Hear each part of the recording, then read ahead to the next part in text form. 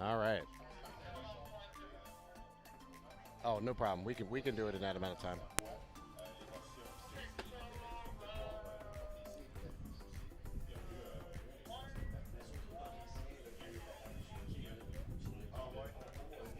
All right. Good morning, ladies and gentlemen. Welcome to day number 2 of 3 of the 86th annual Valleyfield Regatta. I'm John Termy, alongside me, Mr. Nick Allard. Nick, a wonderful day yesterday. We got everything in we wanted to get in. Some really good competitive racing.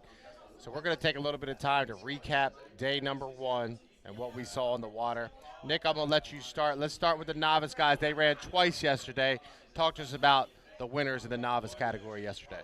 Oui, hier, ça a été l'affaire de Olivier Maisonneuve et de Médéric Guillet. Ils ont roulé qu'une séance de qualification. On les verra 2 fois aujourd'hui chacune, donc vague 2 et 3. Ça a été leur affaire hier, des dominations dans leur cas.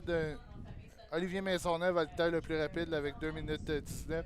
Il sera surveillé. Là, on devrait débuter dans quelques instants avec les novices. Yeah, Médéric Guillet and Olivier Mosenev got the victories yesterday. They're going to run 4 times today. They're going to run heats, I think it's 2A, 2B, and then 3A, 3B. They are in the water over there, ready to go in the old marina, as we call it, ready to go racing with their first heats of today. They're going to start us off about 9 o'clock. We got our rescue team on the water ready to go. So as soon as we get the word at 9 o'clock, we're going to turn it over to Nick and let him call the novice heats. All right, let's go to Formula R. Formula R is our rookies, or our guys and gals that haven't been in the sport too long. Yesterday was a very competitive day, but the 817, the 4MAX Racing team, Nick, did a really great job. They came out with 2 victories. They got 50 points going into today. Talk to us a little about Formula R. Oui, la Formule R hier, ça a été l'affaire de 2 pilotes, soit le 8-17. L'équipe du 8-17, on sait que c'est un partage de volant, et Lucas Desrochers. Les deux ont fait 2 en 2 hier, donc seront à surveiller encore aujourd'hui. Mais Benjamin Léger a terminé ses restrictions. Il sera de plus en plus à surveiller. Donc le R21, le Supernova, a terminé ses restrictions. Attention, il a du pif derrière le volant. Lucas Desrochers, I should say, also had a great day. He had 2 heat victories as well. That's a great shot you see from our drone there with the novice kids getting ready to go. Family affair over there with novice. I mean, everybody along that shoreline there is prepping those boats, getting them ready to go for a great day of racing. You can see they're ready. They'll probably send them out and do a little testing session first. They usually do that, and then they'll go back to the dock to get ready for their 4-minute countdown. Let's move on to Formula F. Formula F yesterday, Eddie Campouche came out on top. He had a great day yesterday. Got 2 heat victories in the qualifiers, and then he won the special Friday final. The Friday final is different. We do that on Fridays in Valleyfield, and they only ran 3 laps yesterday. Today we'll go back to the normal 5 laps, but the question is, does John Shaw have anything for Eddie Campouche? We'll see today, as John is now over 50 points behind in the season championship. He came into the weekend only 22 points. Now he's over 50 points behind. He's got a lot of makeup to do. Oui, hier, John Shaw était impliqué dans une pénalité hier matin, donc ça lui a fait perdre beaucoup de points. Il a quand même réussi hier toute une remontée en finale dans le F92. A terminé 2e, donc il va être extrêmement surveillé. On ne devrait pas les voir ensemble aujourd'hui, peut-être plus demain. All right, real quick, we're going to have to wrap up here in a couple of minutes. They're ready to go. H350, Martin Rochon, the rebound from 2 weeks ago. He wiped out in Brockville, tore the left sponsor off the boat. They spent all week getting it ready. He comes out, has a great Friday, 2 heat victories, wins the Friday final. Some really great competition. We've got 18 H350s here, so looking forward to a great day today with them. Pro Hydro had probably the best heat of the day. Oh, yeah. With Guillaume Charette and Dominic Mosenev. They had a wonderful heat yesterday. So hats off to the Pro Hydro guys. They did a great job. And then, of course, Grand Prix, we had time trials, and the Luptons are on top of the ladder. Jack just beating out Kent by about 4.5 tenths of a second. But it's a great day. We got racing 28 heats to go. We're going to start it off with the novice class. Nick, it's all yours, my friend. Alors donc, officiellement, bonjour tout le monde. Alors, Première qualification, 2A, classe novice. On aura le Little Wild One de Loïc Gauthier. On aura le 4-4-4, le Little Miss Valleyfield de Jaden Théoret, le fils de Marc Théoret. Le 8-17, je ne sais pas si c'est Florence Binette ou Elliott Sauvé, je crois que c'est Florence Binette aujourd'hui. Le 9 de Raphaël Daou, le Dog. Le 3-7-9, le Lady Dog de Béatrice Daou. Alors, duel frère et sœur. Ça va être intéressant d'y suivre. Le Charpentec Toxic Girl de Maïka Léger, qui connaît une excellente saison cette année. Et le Thunderbolt de Médéric Guillet. Alors hier, c'était l'affaire de Médéric Guillet et de Olivier Maisonneuve qui ont dominé leurs vagues respectives. Et là, Guillet sera à surveiller dans cette course. Mais attention quand même à Maïka Léger, la fille de Danny Léger. So Maïka Léger had a great season until right now. They start our season in Sorel-Tracy. They run only one heat in Sorel because of the weather. Ils iront à Erinsville un peu plus tard au mois de juillet ou début août. Ils termineront le tout à Beauharnois. Alors le vent qui vient du côté est ce matin ne devrait pas dépasser plus que 11 km à l'heure. We're perfect condition right now. The wind is on the est directions. On est à 1 minute 45 du départ. Vous apercevez à l'écran le 8-17 de Florence Binette. Ça, c'est l'ancien Abbey's Boat de Noémie Maisonneuve qui a eu une embardée ici l'an dernier. Elle a décidé de se retirer. Thunderbolt, that's the son of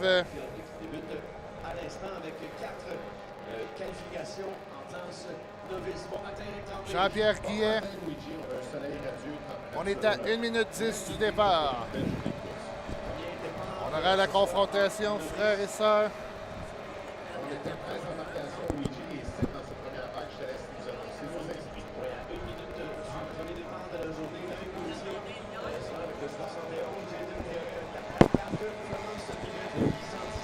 On est à 50 secondes.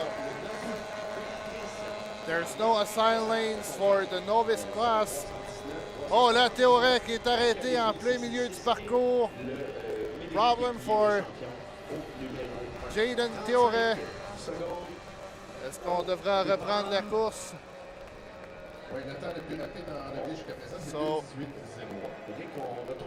flag because Jaden Théoret is on the bad position. Jaden Théoret, so we're gonna have to go back on track. Alors, il ne pourra pas revenir en piste. Donc, stay tuned. I think we're going to go with 2B before the rerun.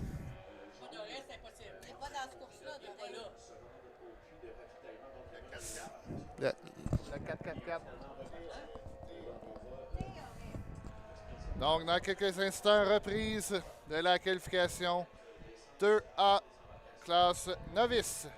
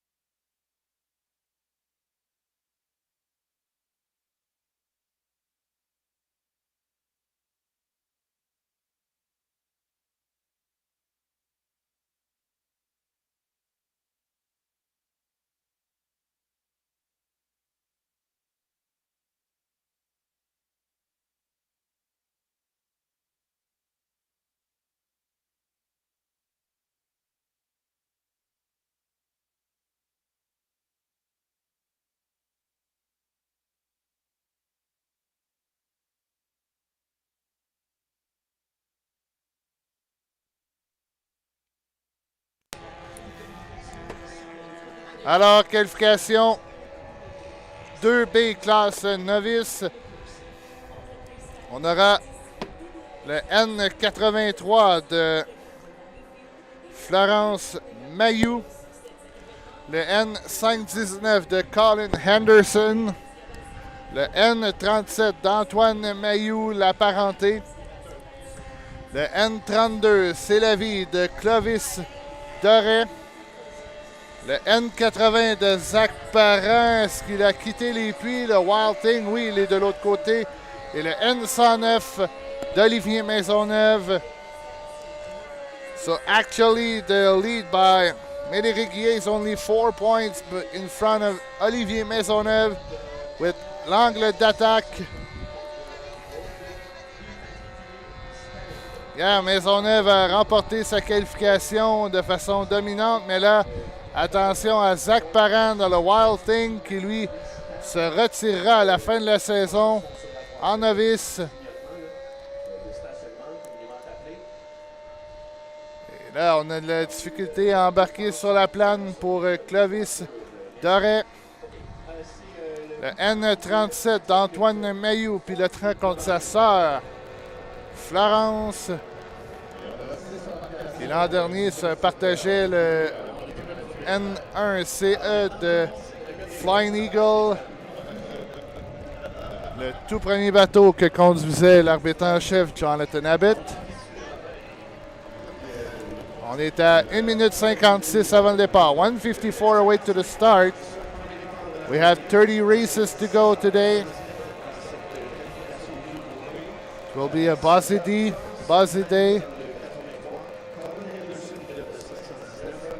1:40 avant le départ. L'angle d'attaque d'Olivier Maisonneuve, ça c'est le fils de Dominique Maisonneuve qu'on verra en Pro Hydro un peu plus tard. Et là, Anderson aussi est arrêté. Problem for the bank connet of Kent Anderson and black. I think we're going to go black flag again. So, black flag again because there's a boat who stopped. I think it's Florence Mayou.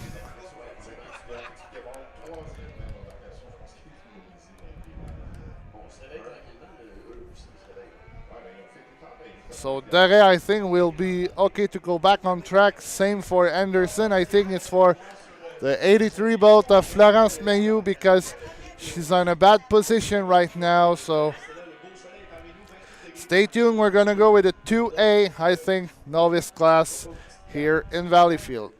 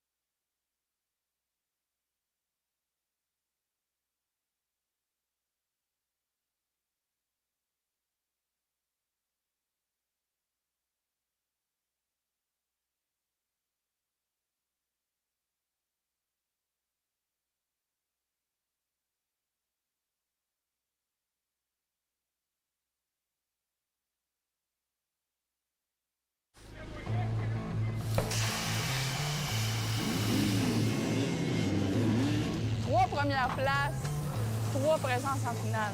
Que des victoires. Faire attention à quoi? À toi, Ignacio. Il y a une saine compétition entre nos deux, c'est le fun. On va-tu le réessayer? Quand ça frotte là, ça glisse. J'ai commencé à courir, j'avais 17 ans. On s'en va en finale!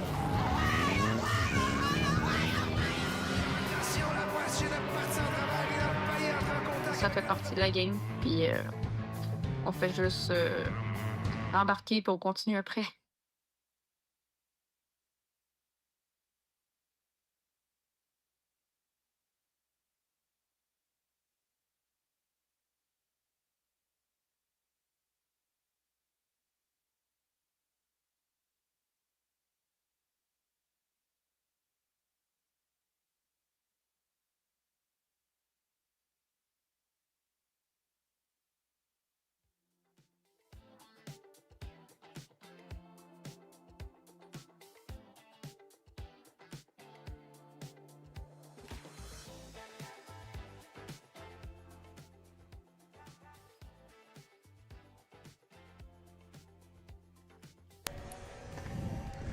Alors, reprise de la qualification 2A, classe novice. On aura le Little Wild One de Loïc Gauthier, très grand fanatique de Andrew Tate. Le 4-4-4, malheureusement, ne peut revenir à l'eau en ayant causé l'arrêt de la course. On aura le 8-17 de Florence Binette, le Formax. Le 9 de Raphaël Daou de Dog. Il aura sa sœur à ses côtés, Béatrice Daou. Alors, maman doit être sûrement très nerveuse. Le Lady Dog, le 666, le Chapatec Toxic Girl, le Make Léger et le Thunderbolt, le N1 de Médéric Guillet. So we are at 2:30 away to the start of this rerun of the E2A. Jaden Theoret cannot come back on the race course because he was the drivers who stopped the race earlier on. On aperçoit Michael Léger à l'écran, le 666. Ça, c'est la fille de Danny Léger qu'on verra un peu plus tard en 350. Et en mortaise, vous avez le Lady Dog aussi de Béatrice Daou. On salue également notre producteur Steven.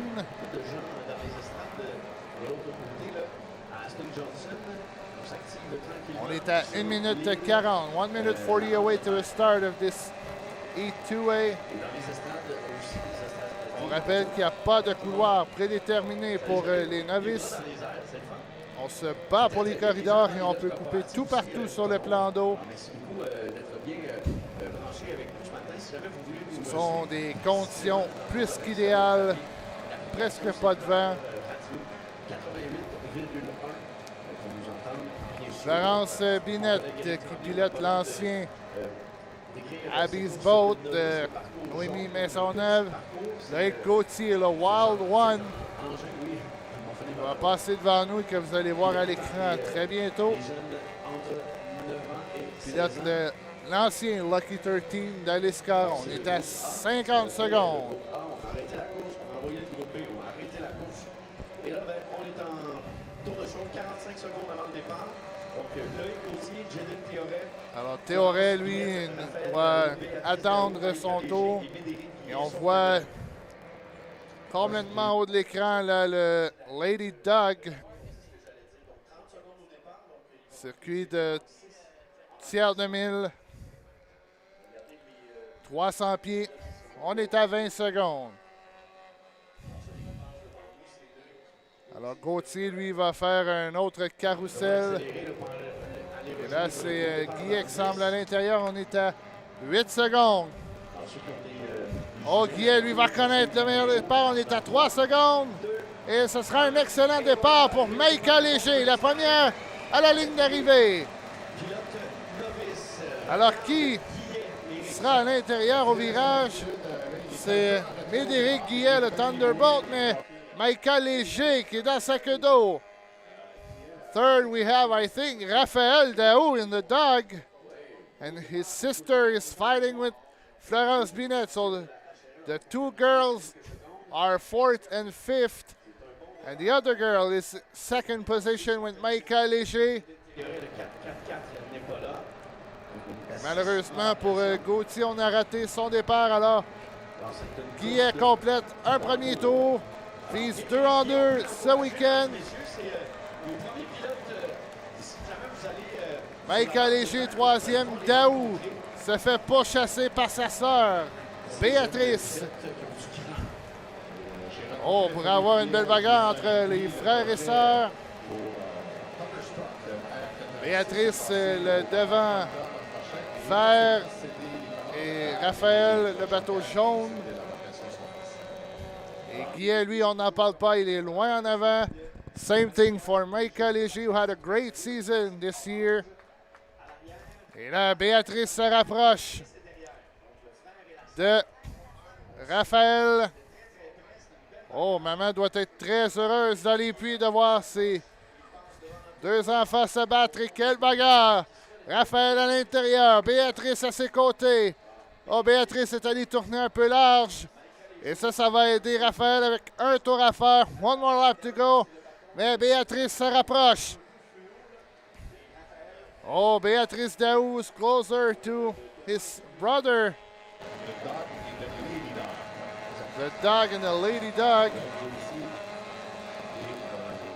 On est presque côte à côte dans le virage. Pendant que Guillet, lui, amorce son dernier virage. Ce sera une deuxième victoire en 2 départs ce week-end. Here's the winner, Heat 2A, first winner of the day, Médéric Guillet. Thunderbolt. Deuxième, ce sera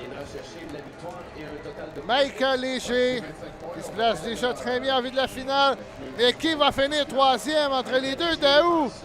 Raphaël semble à l'intérieur, mais Béatrice ne lâche pas. Qui aura le dessus? Est-ce que ce sera le frère? Oui, Raphaël Daou, qui termine troisième devant Béatrice Daou. Loïc Gauthier va terminer cinquième dans le Little Wild One. Et Florence Binet va terminer sixième dans le Formax.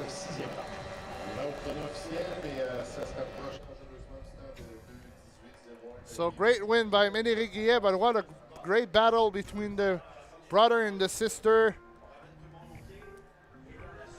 Et coming up next will be the Heat 2B on novice class. Stay tuned.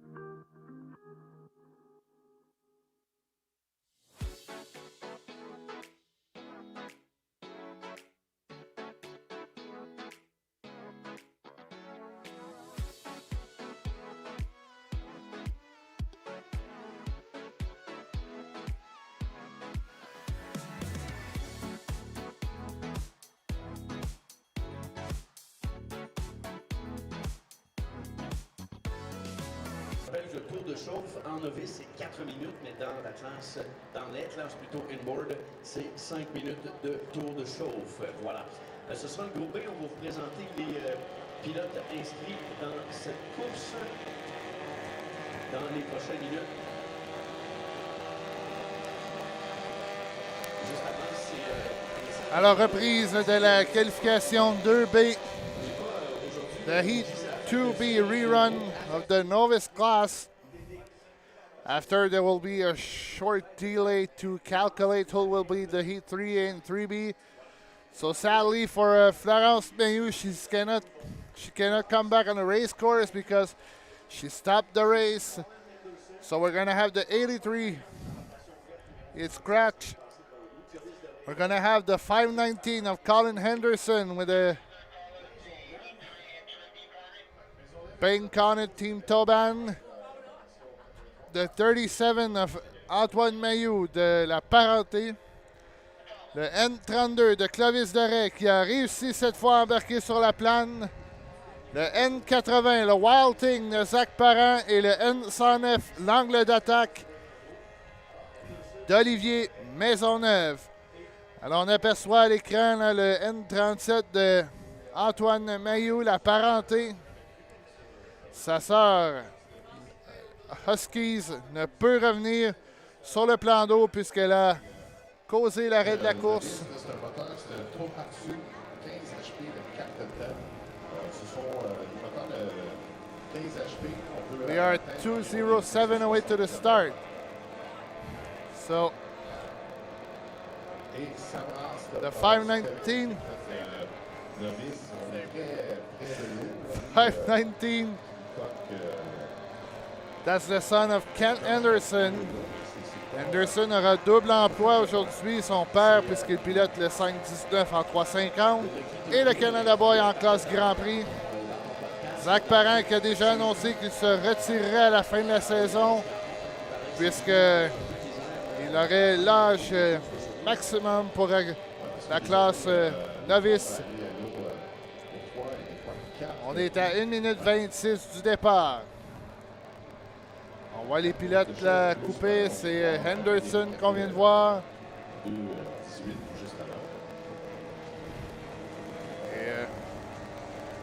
vous rappelle que maintenant Bet99 vous est accessible. Vous pouvez aller gager, comme on dit en bon québécois, sur le gagnant des finales demain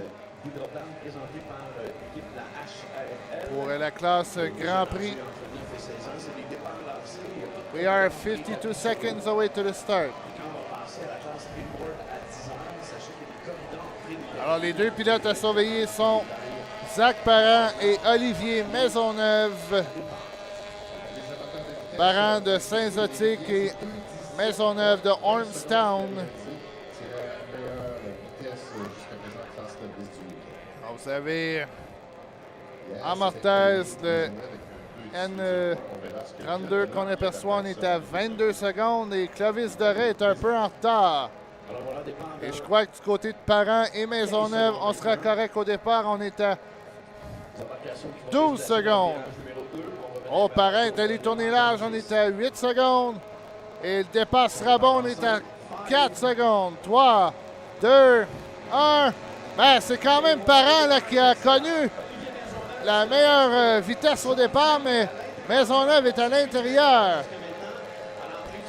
Alors, qui sera en avant? C'est Olivier Maisonneuve. L'angle d'attaque, mais Zach Parent ne veut pas lui céder un pouce et Parent est déjà à l'intérieur. Troisième, on a Anderson. Quatrième, Mayou. Et là, on pourrait avoir une belle bagarre entre Olivier Maisonneuve et Zach Parent. Maisonneuve semble être dans le deuxième couloir, mais Parent rapplique. On est presque côte à côte. Maisonneuve, Parent. Un tour de complété. Maisonneuve en ligne droite semble avoir une meilleure vitesse. Mais attention au Wild Thing. Alors que Anderson est troisième, Mayou fourth, Ndoré is fifth.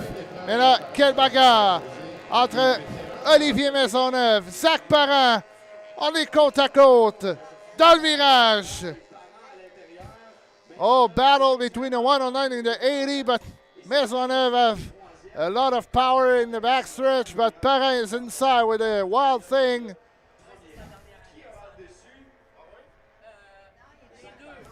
Et là, c'est côte à côte, attention!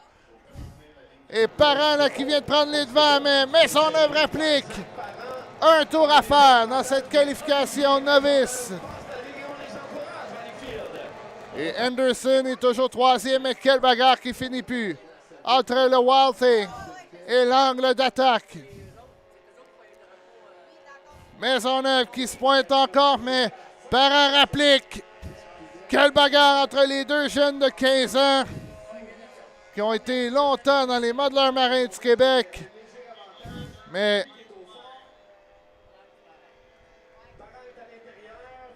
et là, attention, dernier virage, qui aura la chance de l'emporter?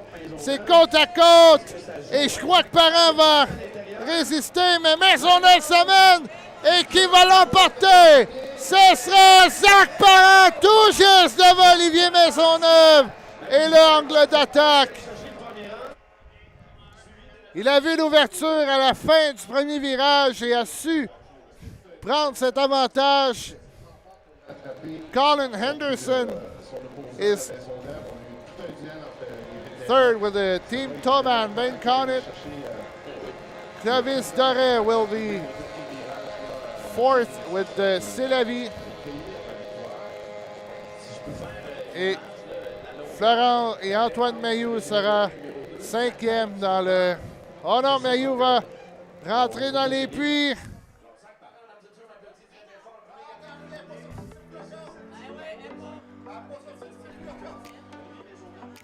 Oh, est-ce que Mailloux a réalisé? Et ça, c'est Antoine Mailloux qui va aller chercher les points.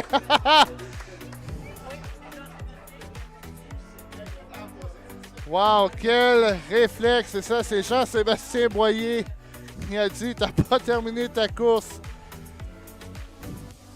Et next up will be the Heat 3A on the novice class. Stay tuned here in Valleyfield.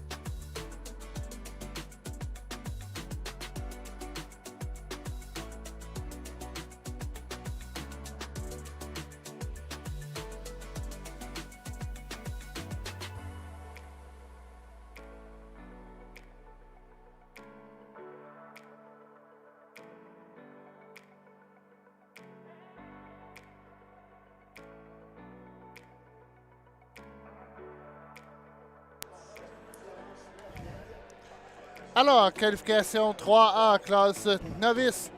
Aïe, aïe, excusez, pardon. On aura le N83, le Husky de Florence Mayou. Le 8-17 de Florence Binette qui passe devant nous, vous l'apercevez à l'écran. Le N32, c'est la vie de Clovis Doré. Le Little Wild One de Loïc Gauthier. Le 379 de Lady Dog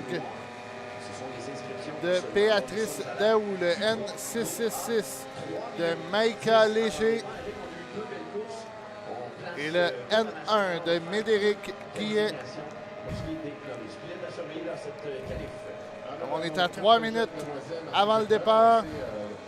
The drivers who had 2-on-2 this weekend, it's Médéric Guillet is the only driver who had 2-on-2 this weekend. The Little Wild One. Là, on aperçoit Maïka Léger, le 666. Le Chapantec Toxic Girl, qui est actuellement, après 2 rondes de qualification,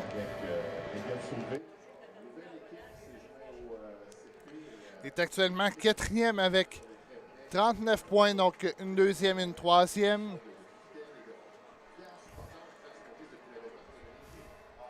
Médéric Guillet qui a décidé de délaisser le 66 pour prendre le N1 cette année. C'était son droit puisqu'il est le champion défendant des novices. On aperçoit Florence Binette avec Béatrice Daou derrière elle. 2 des 3 femmes dans cette qualification. On sait que l'an dernier, on avait Noémie Maisonneuve et Alice Caron, mais Noémie a décidé de se retirer. Alice est maintenant rendue en 2,5 litres.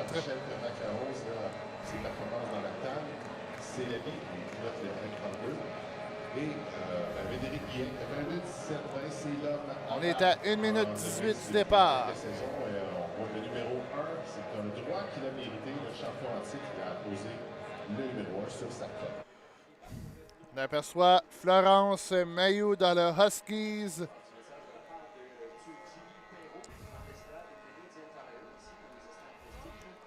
On est à moins d'1 minute avant le départ.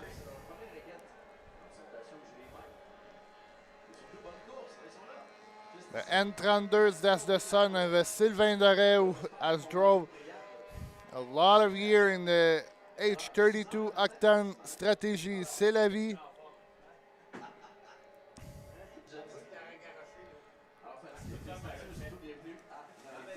On est à 32 secondes. Alors on voit, je crois, Binette et Daou faire le rituel. Et là, on est à 20 secondes. Binette devra ralentir. On est à 15 secondes. 10 secondes, Binette aura raté son départ, mais on est à 5, 4, 3, 2, 1. Et encore une fois, Maïka Léger qui a connu le meilleur départ. Mais Guillet a saisi l'opportunité. Lui vise 3 en 3 ce week-end. Et c'est lui qui est en avant. Le Thunderbolt, alors que Léger est la 3e. On a Doré et Gauthier. The 71 and the 32 are batting for the 3rd place. Béatrice Daou is 5th. Et on va compléter le premier tour. On va doubler Florence Mayou dans le Huskies. Et la belle bagarre à 3 pour la 3e place entre Daou à l'intérieur, Doré dans le 2e et à l'extérieur, le 71 de Lauric Gauthier.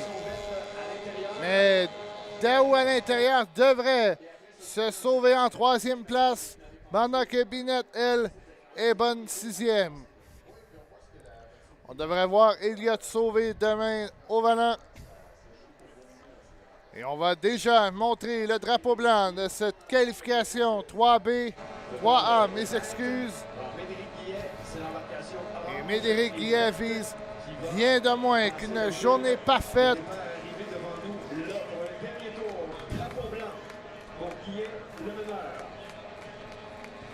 Deuxième, c'est toujours le 666. Et Daou s'est installé confortablement en troisième place, suivi de Loïc Gauthier. Doré est cinquième. Et Mayouen, malheureusement, elle est un tour de retard.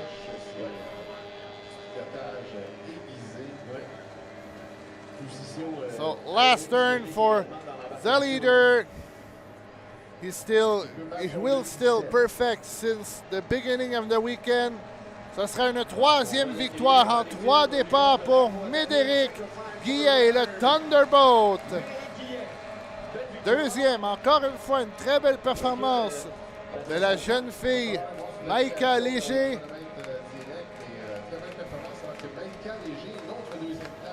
Troisième, Béatrice Daou, qui conclut sa journée avec une troisième et une quatrième.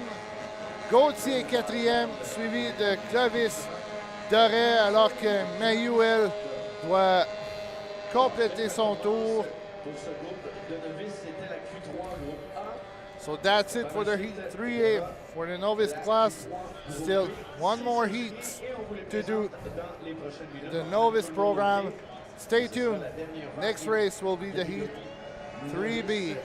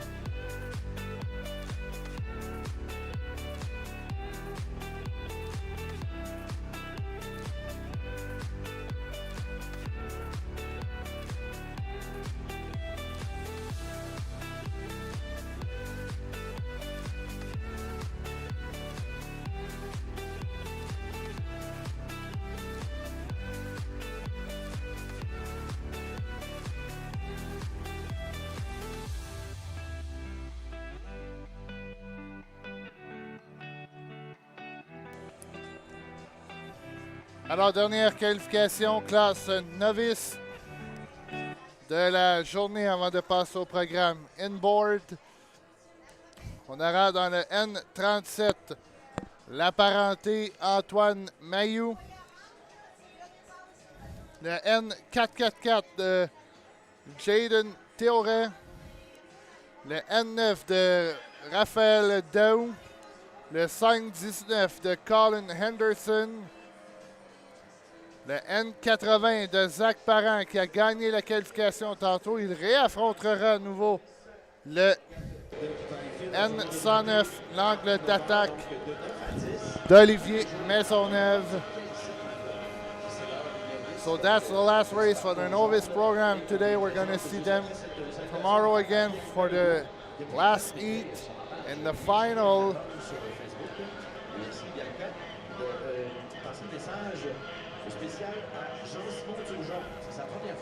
On est à 2 minutes 4 du départ. On se répète toujours de cette première fois.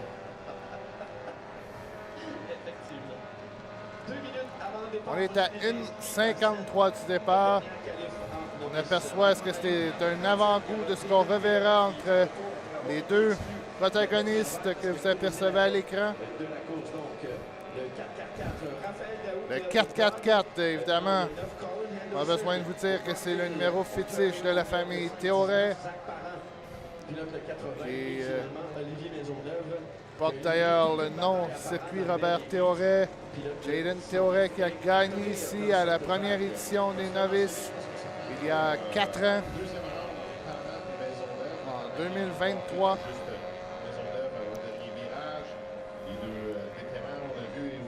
On aperçoit Raphaël Daoud, le Dog, qui a les mêmes couleurs que son père Mathieu a déjà porté pendant une saison, je crois. On est à 1 minute avant le départ.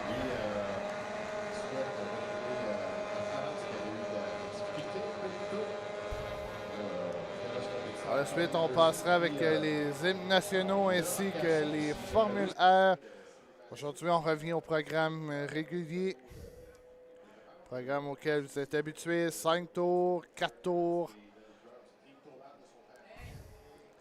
Oh là là, Théoret là, qui est presque venu frapper le N80 de Zach Parent.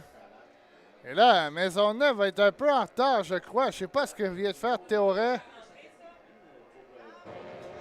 On est à 15 secondes. Oh, Maisonneuve will miss a start. We are 10 seconds. On est à 5. Et ce sera un excellent départ. Et là, surprise! Maisonneuve est actuellement dernier au départ. So problem for Maisonneuve at the start is actually last. Alors en avant, c'est Zach Parent dans le Wild Thing.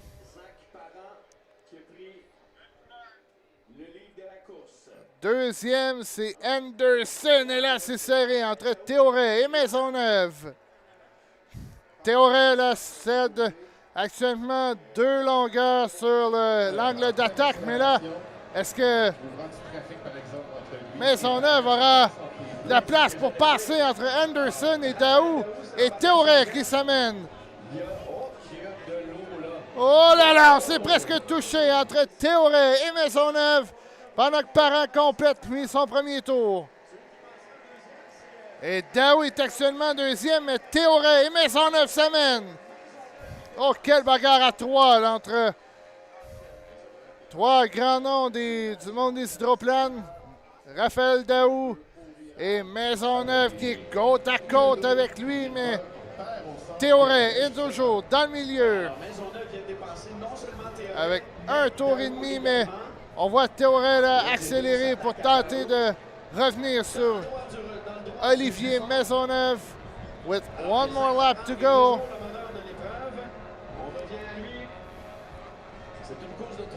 Last lap, white flag for Zach Parent. Maisonneuve is second, but Daou and Théoret side by side with the 444 and the 9, the Little Miss Valleyfield. Théoret qui a piloté l'an dernier le 144, le Miss. Mais on dirait que la puissance se rapproche, mais seulement 3 tours par an. The Little Valleyfield. Et là, c'est le Little Miss Valleyfield. Pendant que Zach Parent, lui, va filer vers une deuxième victoire aujourd'hui. Il affiche ses couleurs en vue de la finale qui sera disputée demain matin. Victoire de Zach Parent et le Wild Thing. Deuxième, quelle belle remontée de Maisonneuve qui a raté son départ. Troisième, Jaden Théoré with the Miss Valleyfield. Fourth will be Raphaël Daou. Colin Henderson will be fifth. And sixth will be Florence Mayou with, plutôt Antoine Mayou with La Parenté. So that's it for the novice program. We're going to see them tomorrow for the last heat and the final at 9 a.m. On va les revoir demain matin dès 9 h avec la dernière ronde de qualification ainsi que la grande finale pour les novices. Dans quelques instants, on passe au programme inboard. On a 26 courses pour vous aujourd'hui en programme inboard.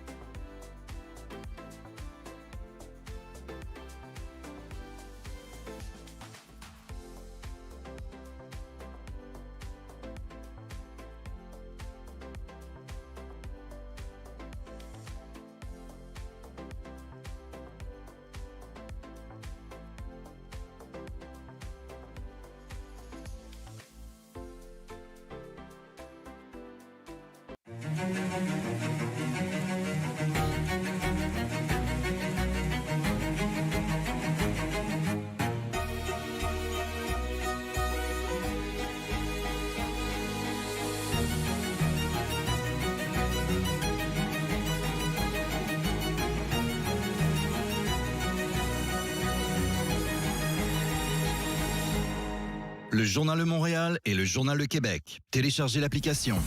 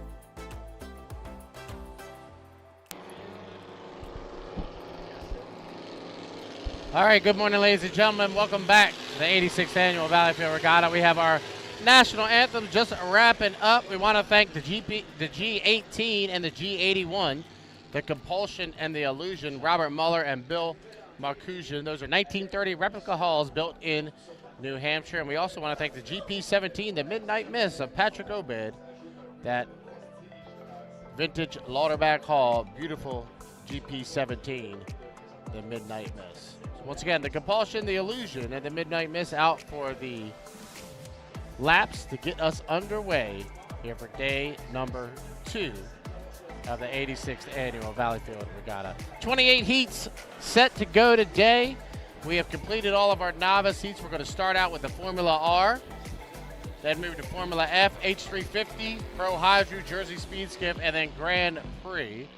So if you're looking for Grand Prix, I would assume, if everything goes well, right around 12 or 12:30 should be our first heats of Grand Prix. And after yesterday with the Luptons sitting at the top of the chart, they'll both have an inside lane for their first round of qualification heats today.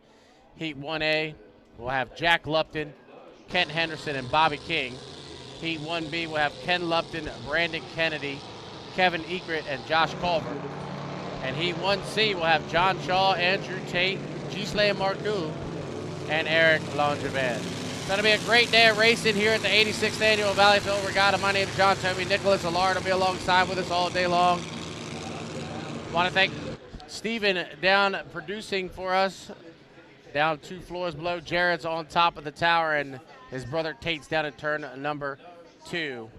Great day of racing set to go. Beautiful shots from our drone team, catching all the action live on the Robert Theoret Racecourse. There we are in the tower right there. You can see us.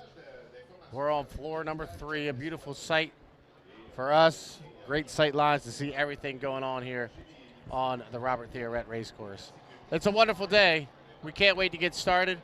And as soon as we get these boats back to the pit area, we're going to have our first heat of the day, which will be Heat 3A for Formula R. So stick around. We'll be back in a few as we got 28 heats of racing for you today here at the 86th Annual Valleyfield Regatta. We'll be right back.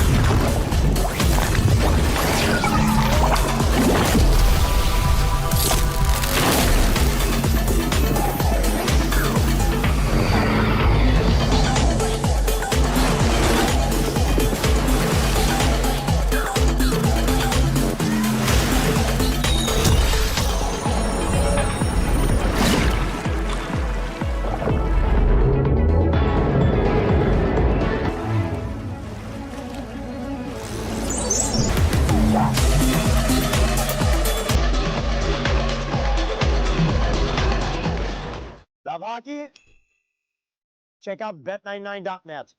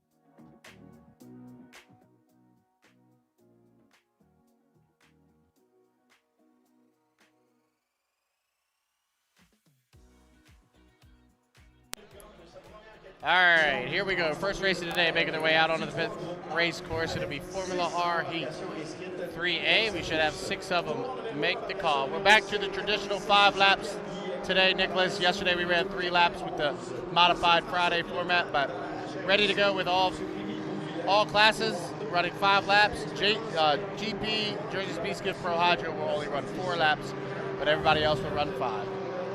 First heat of the day, Formula R.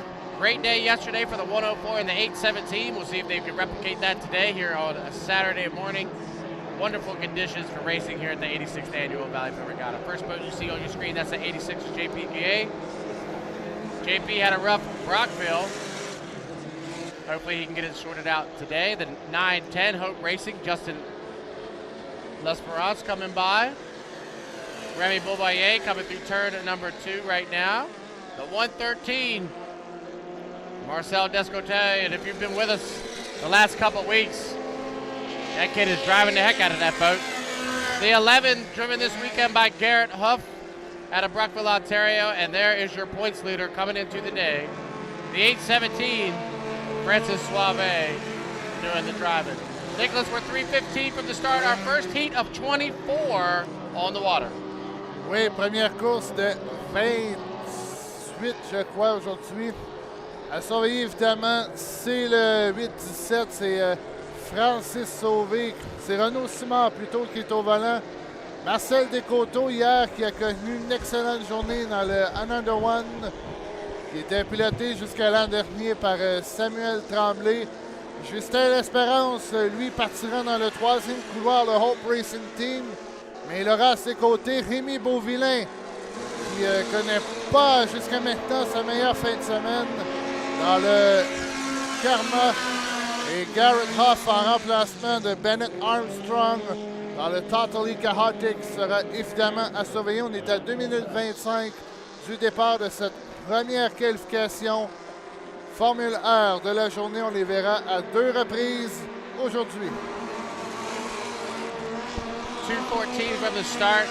And I just got to update. The 817 has Renaud Simard in there today. I apologize. I thought Francis Suave was driving, but it's Renaud's driving today. So those guys switch back and forth. They confuse me all the time who's going to be driving. So Renaud is getting the drive here today. He actually won the Brockville final 2 weeks ago.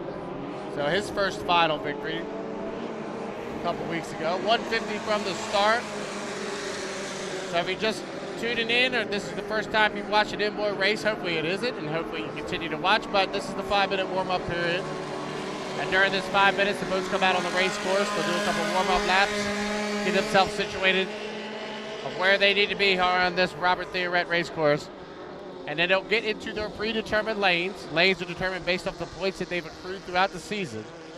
So everybody is going to be lined up in their predetermined lanes based off of those points. So the top point getters here in 3A and 3B will actually be towards the outside.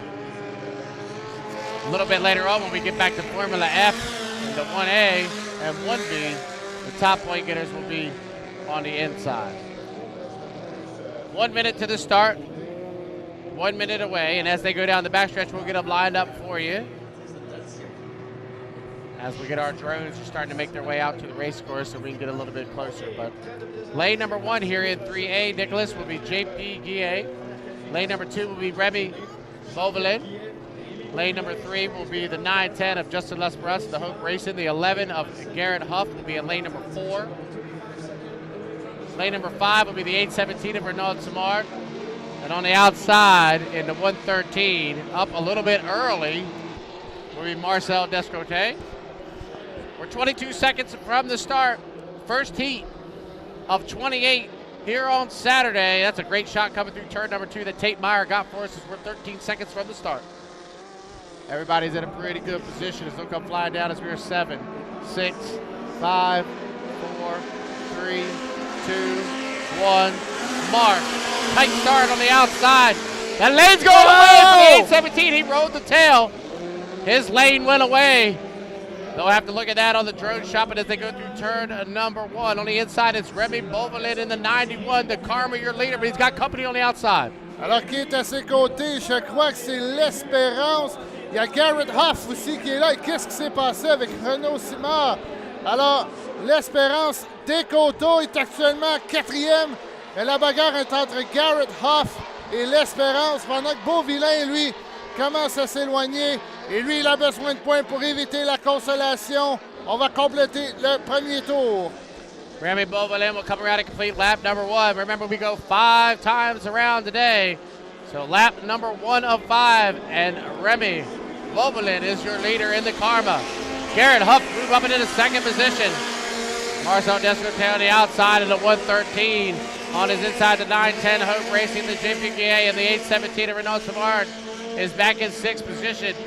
Remy Beauvillain is up by 2 Rooster Tails, Nick, as they go off the exit of 1. Oui, mais je crois que Garrett Huff a devancé le départ.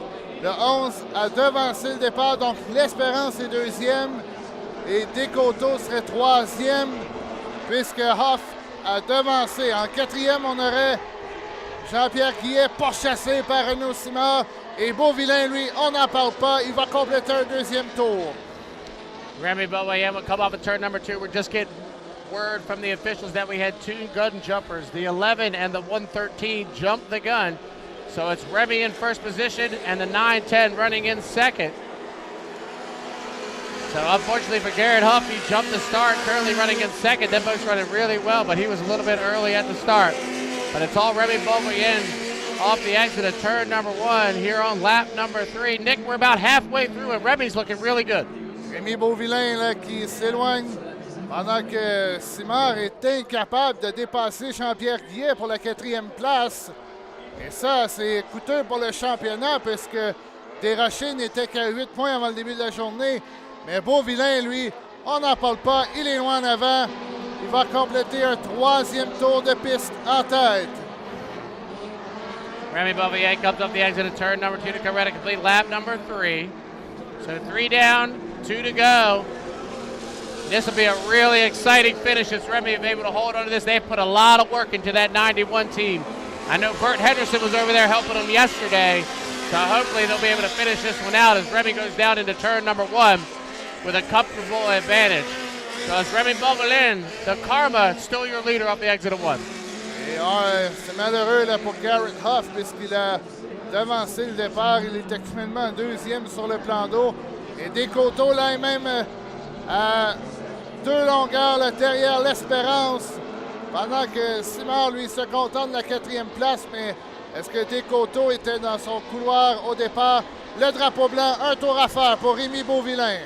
Remy Beauvillain comes off the exit of turn number 2 to get the white flag this time by. So 4 down, 1 to go for Remy, and he's got a comfortable advantage with the half a straightaway here in Heat 3A for the Formula R.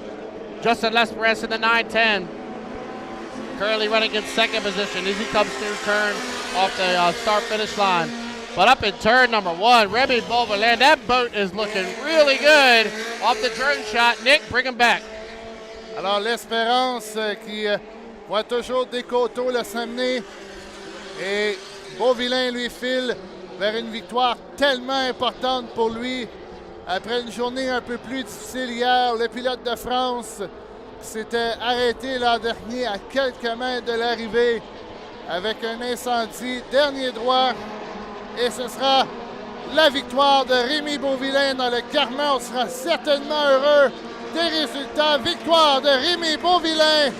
On le voit prendre sur le point dans le cockpit. Et là, pour la 2e, est-ce que Descoteaux va venir chercher l'Espérance? Descoteaux, l'Espérance, Descoteaux! Tout juste devant l'Espérance. 4e, ce sera Renaud Simard dans le Ford Max. Mais attendons, est-ce qu'il pourrait avoir des pénalités? Guillet termine 4e. Plutôt 5e. Congratulations to Remy Beauvillain. As I was saying during the heat there, they worked late into the night last night on that boat. Bert Henderson was over there helping them with their skid fin angle. They were a little bit off on that. So congratulations to them, get a nice victory. Unfortunately, jumped the gun for the 11 and the 113. And I think the 113 is going to get another penalty, as I saw coming down across the start-finish line. So that kid's going to get a disqualification there in that heat. So that's good news for the 817 team. They finished 5th, but they're going to move up to 3rd. Oui, ça va aider Francis Sauvé, Renaud Simard, suite à ce qui s'est passé au départ. va monter troisième puisque malheureusement Descoteaux également devancé le départ, tout comme, comme Garrett Huff. Donc, dans quelques instants, la vague 3B avec Alexandre Leduc, Aiden Sauvy, Benjamin Léger, Lucas Desrochers, Alice Caron et Gustave Hembourg.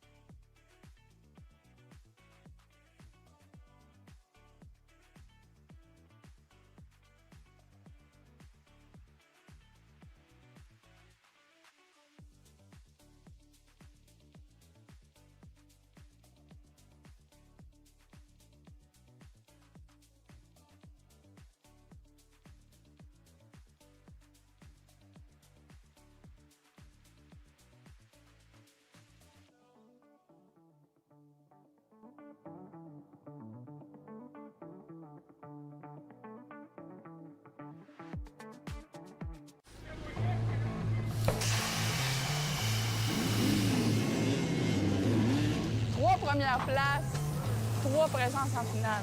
Que des victoires. Faire attention à quoi? À toi, Innocent. Il y a une saine compétition entre nos deux, c'est le fun. On va-tu le réessayer? Quand ça frotte là, ça glisse. J'ai commencé à courir, j'avais 17 ans. On s'en va en finale!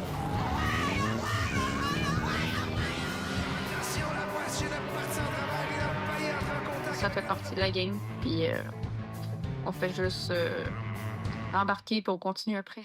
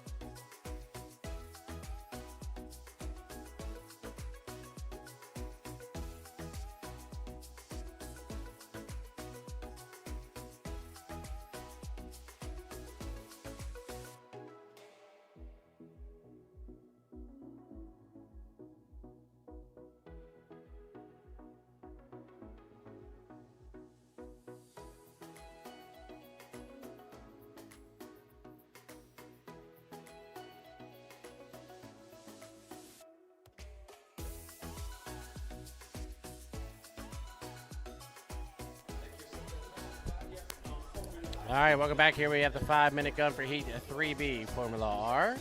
They'll be making their way out of the pit area. Should have 6 of them make the call.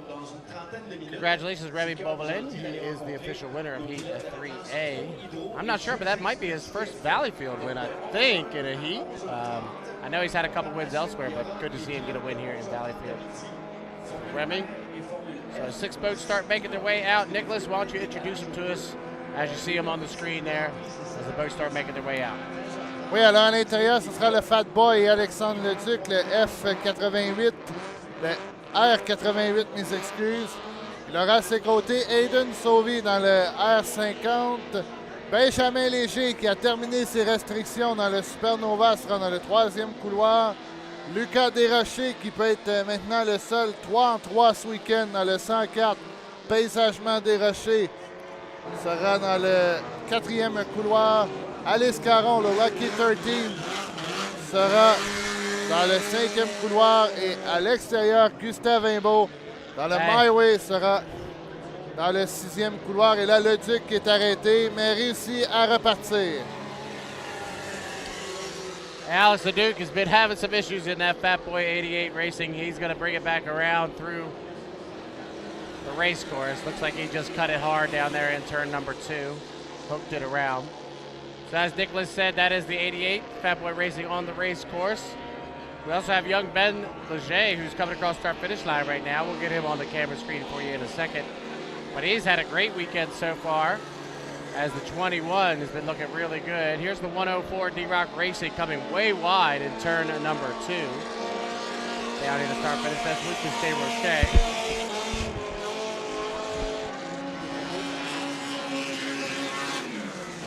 Again, this is Formula R. We are 250 from the start. Coming through turn 2 right now, that's Alice Caron in the 13. She's one of our drivers that started in the novice class and has moved up to the Formula R class. It looks like the 88 is broken down there in turn number 1. As Alice comes across the start finish line, here comes Aiden Sovey right behind her in the 50. See him flash through your screen right there. Back on the 104 going down the backstretch. The only other boat that we haven't mentioned is the 55, Gustav Hembo in the 55 to My Way. So those are the 6 boats expected to make the call here for 3B, and we're 210 from the start. Alors évidemment, Benjamin Léger qui sera surveillé dans le Supernova, lui connaît une très belle saison recrue. Lucas Desrochers qui connaît jusqu'à maintenant une très belle fin de semaine. Il a eu 2 victoires hier, mais là, attention, puisque Aiden Sauvy sera à l'intérieur, vu qu'Alexandre Leduc est rentré dans les pluies. Et Gustave Imbeau dans le My Way, qui connaît une excellente saison recrue. Lui sera à Beauharnois à la fin du mois d'août, ne sera pas à Tonawanda dans le My Way, le R55. Et on s'attend à une chaude lutte entre Sauvy, Léger et Desrochers qui fait le carrousel, lui, à l'entrée du virage 1. Et on est à 1 minute 15. Je vous laisse au bon soin de mon bon ami John Tomey pour la description de la qualification 3B classe Formule R. 105 from the start. Everybody will start to conjure up down here in turn number 1. For qualification heat 3B for the Formula R. These guys are going to run twice today, 1 more qualification tomorrow, and then their final. So they'll have run 6 times here during the Valleyfield weekend. 45 seconds to the start. We'll get them lined up for you in lane number 1. Will be the 50 of Aiden Sovey, but the 88 haven't broken down. Aiden will slide over 1 lane. He'll go in lane number 1. Lane number 2 will be the 21. Ben Leger going to get his first taste of being inside. He's been starting up on the outside as he's been on restriction, so he's finally off restriction. So young Benjamin Leger will be in lane number 2. Lane number 3 will be the 104, Lucas Desrochers. Lane number 4 will be the 13 of Alice Caron, and on the outside will be Gustav Hembo. As we're 14 seconds from the start, Formula R qualification 3B. 7, 6, 5, 4, 3, 2, 1. Mark. It's a clean start. The 104 will lead him across from lane number 3. Lucas Lucas Desrochers, but he's got to look to his inside. The 21, the young driver, Benjamin Leger, is going to hold lane number 2. He'll move up on the inside of the 104, and he'll take the lead off the exit of 1. And here on lap number 1, we got a clean start, and the 21 is your leader down the backstretch. We'll call it a 2 length advantage over top of Lucas Desrochers as they go down here into turn number 2. So young Benjamin Leger in the Supernova is your leader on lap number 1 of 5. He's going to try to tiptoe it through that tight turn number 2 here in Valleyfield. He'll come off the exit pit at 2 to come around and complete lap number 1. So 1 down, 4 to go. 2 young drivers from right here in Valleyfield going side by side in the Formula R qualifier 3B. Leger on the inside and Desrochers on the outside. Third position, Gustav Hembo has moved up into third out in lane number 5. Alice Caron in the middle and Aiden Sobey on the inside in the Senseless Racing back in third position. So off the exit pit of turn number 1 here on lap number 2. Benjamin Leger is your leader.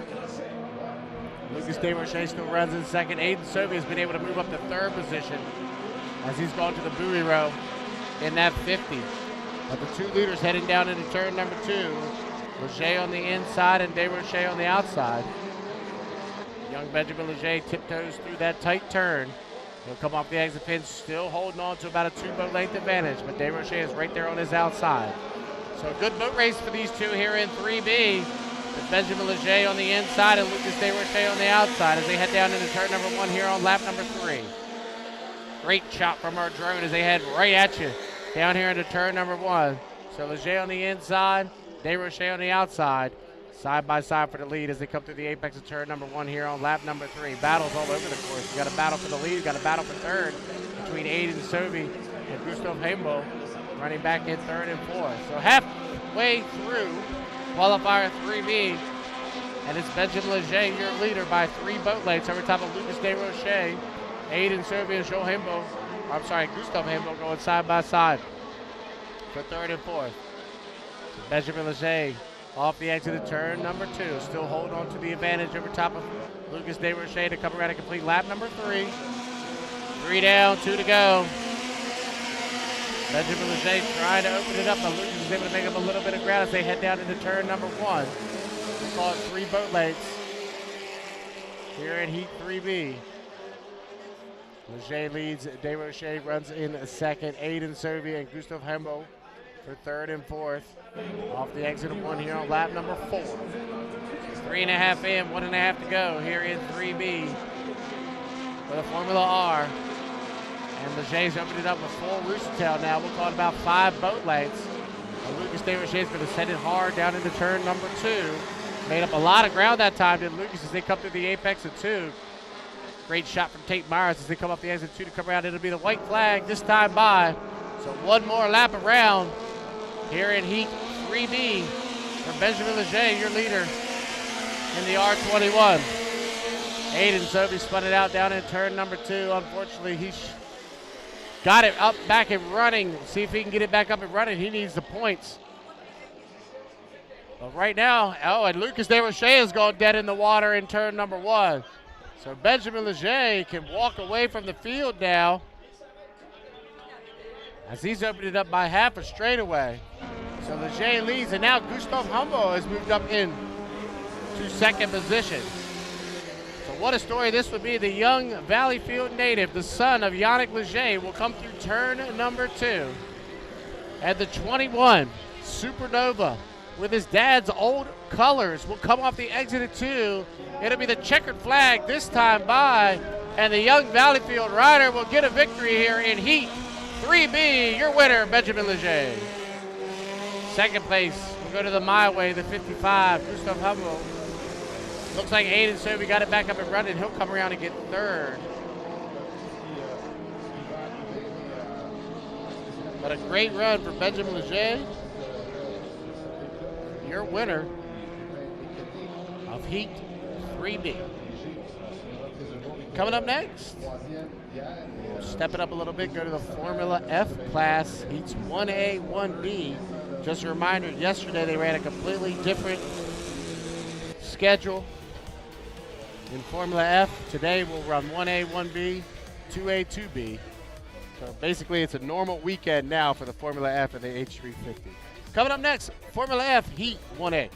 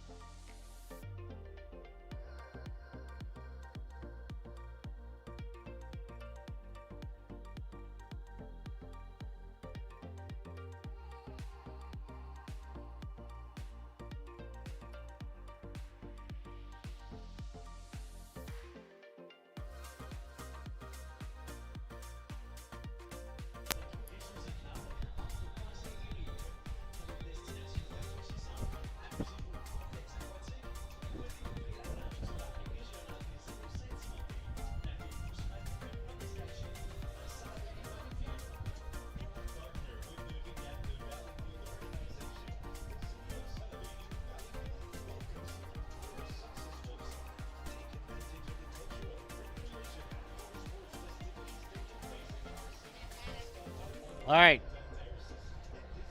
Heat 1A, Formula F, making their way out onto the race course. As we said a little bit ago, completely new weekend for the Formula F and the H350s.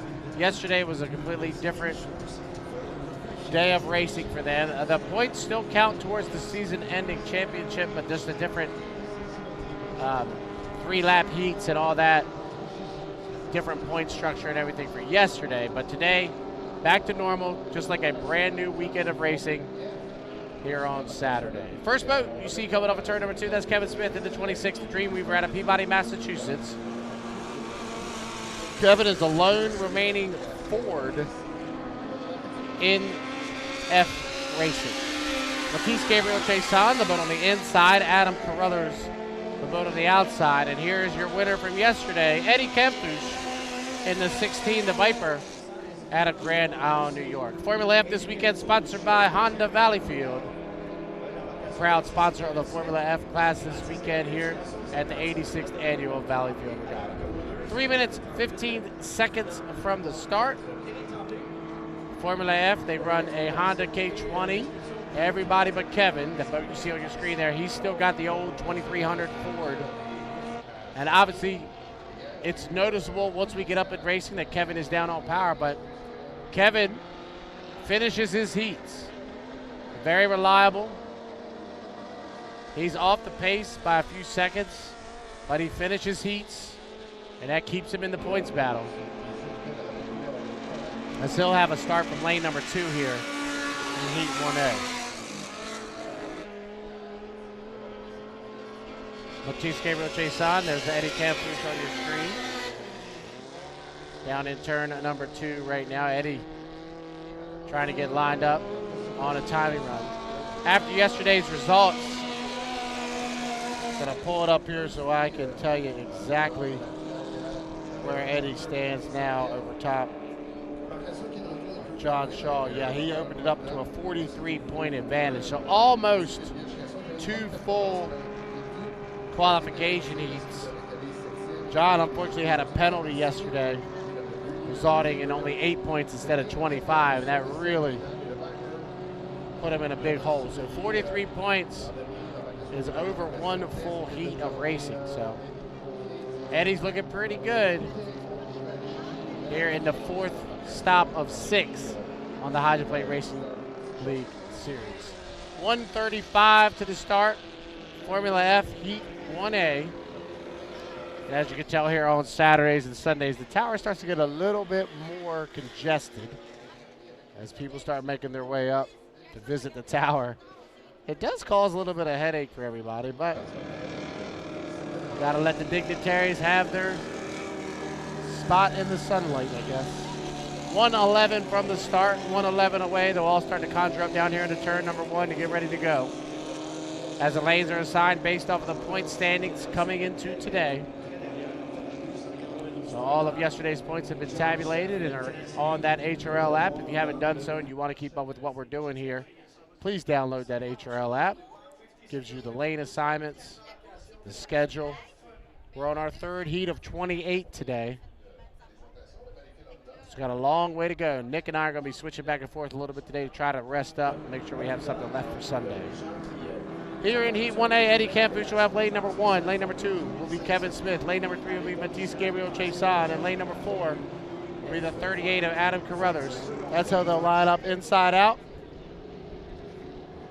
As we are 21 seconds to the start, Formula F Heat 1A, 15 seconds away. Campus, Smith, Chason, Carruthers. That's how they line up as they come down here to start finish line as we are 6, 5, 4, 3, 2, 1. Mark. He took a clean start from here as they head across start finish line. Eddie Campus at the 16. The Viper will lead him down into turn number 1. Watch for Matisse Gabriel Chason on the outside from lane number 3. Everybody going to hold their lane all the way through the apex of turn number 1, but it is Eddie Campus out of Grand Island, New York in the F16. The Viper as he comes off of turn number 1 with the lead. Nice battle. Shooting for second between the 26 and the 57. Just got word it's a clean start, so Eddie is legal as they head down into turn number 1. So turn number 2. Campus leads by 2 Rooster Tails, with the battle between Kevin Smith and Matisse Gabriel Chason for second. Come around a complete lap number 1, so 1 down, 4 to go here in Formula F Heat 1A. Campus leads. There's the battle on the screen between the 57 and the 26. They run side by side for second position. So Eddie Campus is checked out from the field, but it's Chason and Smith.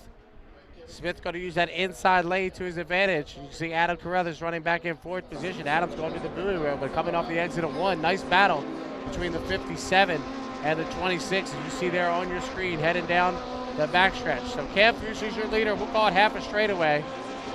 Nobody's going to touch Eddie here in qualifier 1A as he got a nice turn through turn number 2. That battle for second between Smith and Chason is Kevin Smith really threw it hard down into turn number 2. 2 down, 3 to go here in Heat 1A for the Formula F, but it's Matisse Gabriel Chason and Kevin Smith side by side for second. Adam Carruthers in 4th position. So Campus is still your leader. Matisse Gabriel Chason has moved up into second. We'll call it a 2 boat length advantage over top of Kevin Smith, who's back in 3rd. We're halfway through qualifier 1A for the Formula F class. And look at Adam Carruthers hugging the buoy row, trying to make up some ground. And that 38, 3 boats within about a rooster tail and a half of each other, fighting out for second. Every point matters to try to get a better lane for that final tomorrow. So Campouche leads lap number 3, so 3 down, 2 to go. But Adam Carruthers has moved up on the inside of Kevin Smith to take over third position. Adam Carruthers is hunting down Matisse Gabriel Chasson for second. A great drive by Adam from lane number 4. He's all the way up to third. He's got 2 laps to try to get up into second as they head down into turn number 1. But it's all Eddie Campouche as he heads down the backstretch with the comfortable advantage. But that battle is still for second between now. It's Adam Carruthers and Matisse Gabriel Chasson. So Carruthers hugging that buoy row. You can see as he comes off the exit of 1. As Eddie Campouche comes through turn number 2. Nice, comfortable advantage. Great boat ride for that F-16. Great shot by Tate Meyer. And here we go back to battle for second between Chasson on the outside and Adam Carruthers on the inside. Here's where Adam Carruthers can make up the ground as he comes through the turn number 2. Carruthers really hugging the buoy row. That tight turn number 2, they get really close. They almost touch as they come to the exit of 2. White flag being displayed on the race course. Eddie Campouche has got a half of a lap advantage as he walks away from the field. But I'm going to go back to that battle for second. Chasson on the outside and Carruthers on the inside. Down into turn number 1 here on the 5th and final lap. Matisse Gabriel Chasson holding his line out in lane number 3. Adam Carruthers, they get tight again! And they almost touch. Looked like Carruthers might have gotten on top of Chasson that time, but your winner off the exit of 2 is going to be Eddie Campouche, your winner of Heat 1A. But let's go back to that battle for second between the 38 and the 57. As Carruthers once again slams it down into turn number 2. Chasson on the outside, Carruthers on the inside, side-by-side battle off the exit of 2, but it will be the 57, and Matisse Gabriel Chasson will hold on to second. Third position, we'll go to Adam Carruthers in the Heron Choker Racing, the 38, and Kevin Smith will end up in 4th. We'll see if there's any calls for that. There was some contact between the 57 and the 38. We will wait and see. But once again, the 16 walking away from the field here in Heat 1A. He's going to be tough to beat if he's got the inside. Coming up next, Heat 1B.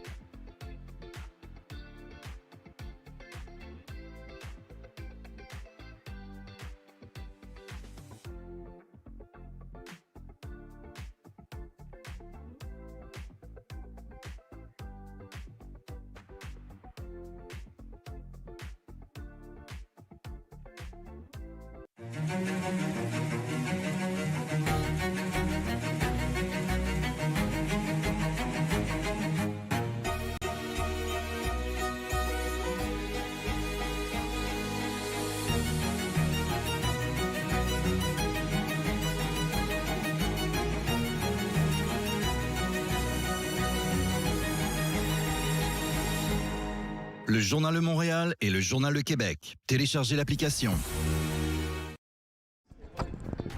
Qualification 1B, classe Formule 2500. On aura le Tenacity, John Shaw dans le F92. Kenneth Brody III dans le 50. Carl Hayes qui est de retour après son avarie hier et Marc Lecomte dans le 555. Dans le Happy Sunny sera à l'extérieur dans le 4e corridor. Alors on vient justement de voir Eddie Canfouche gagner sa qualification. John Shaw doit faire la même chose pour rester avec le même nombre de points. Mais attention à Kenneth Brody and John. We are so happy to see that the 35 is back on track with the barrel roll yesterday. Yeah, I was able to talk to Kyle briefly last night. Talked to Brandon a little bit this morning. They basically said there was no damage at all to the hull, which is great. All they had to do was run the motor for about 5 or 6 minutes, get all the water out of it, and hopefully they said nothing's bent and we're good to go. So these Honda motors are very reliable at times, and if they get out of this 1B unscathed, they should be good to go for the rest of the weekend. I want to thank Honda Valleyfield for sponsoring the Formula F class this weekend. As you see Kyle there on your screen coming through turn number 2 with Ken Brady III right there on his inside. You can just see a little bit of damage to the Callan right there on your screen. You can see it. But that's it. That's all they suffered yesterday of that blowover. But good to see the Jones Junction presents the TM Special back out on the race course here today. There's John Shaw. We said coming into the day, Nick, he's 43 points down on Eddie Canfouche, and Canfouche just picked up another 25, so John's going to have to replicate that if he wants to stay in the season-long points championship. And we should have the 555, but I do not see Mark Lecomte making his way out of the pit area yet. So hopefully we get 4 votes here, but if not, good opportunity for these guys to get some points. We're 2:58 from the start. Nick, I'm going to let you have it this time. Oui, alors on manque toujours Marc Lecomte dans le Happy Sunny, le 555. Mais de toute façon, à 8 pilotes, on sera les 8 pilotes en finale. Kenneth Brody qui est le fils de Ken Brody. Et on attend toujours Marc Lecomte qui arrive. Marc Lecomte qui va changer de siège pour s'en aller en Hydro 350 dans 2 courses. The Tenacity's boat at the blowover 2 weeks ago in Brockville. We want to say thank you to Jacob Henault and Richard Henault to share the engine of the old F2 last year to run to race the Sunday morning and the Sunday afternoon. And now they had a new engine. Marc Lecomte cette année qui remplace Michael Tremblay dans le 555. Jusqu'à l'an dernier, c'était Tremblay au volant, mais là, on a décidé de faire un changement de pilote pour le Happy Sunny. Carl Hayes, qui a gagné le championnat l'an dernier en hydro en 2,5 litres. On est à 1,18 avant le départ. Par la suite, on aura 4 qualifications classe hydro 350. Belle zone de caméra là, prise par le drone.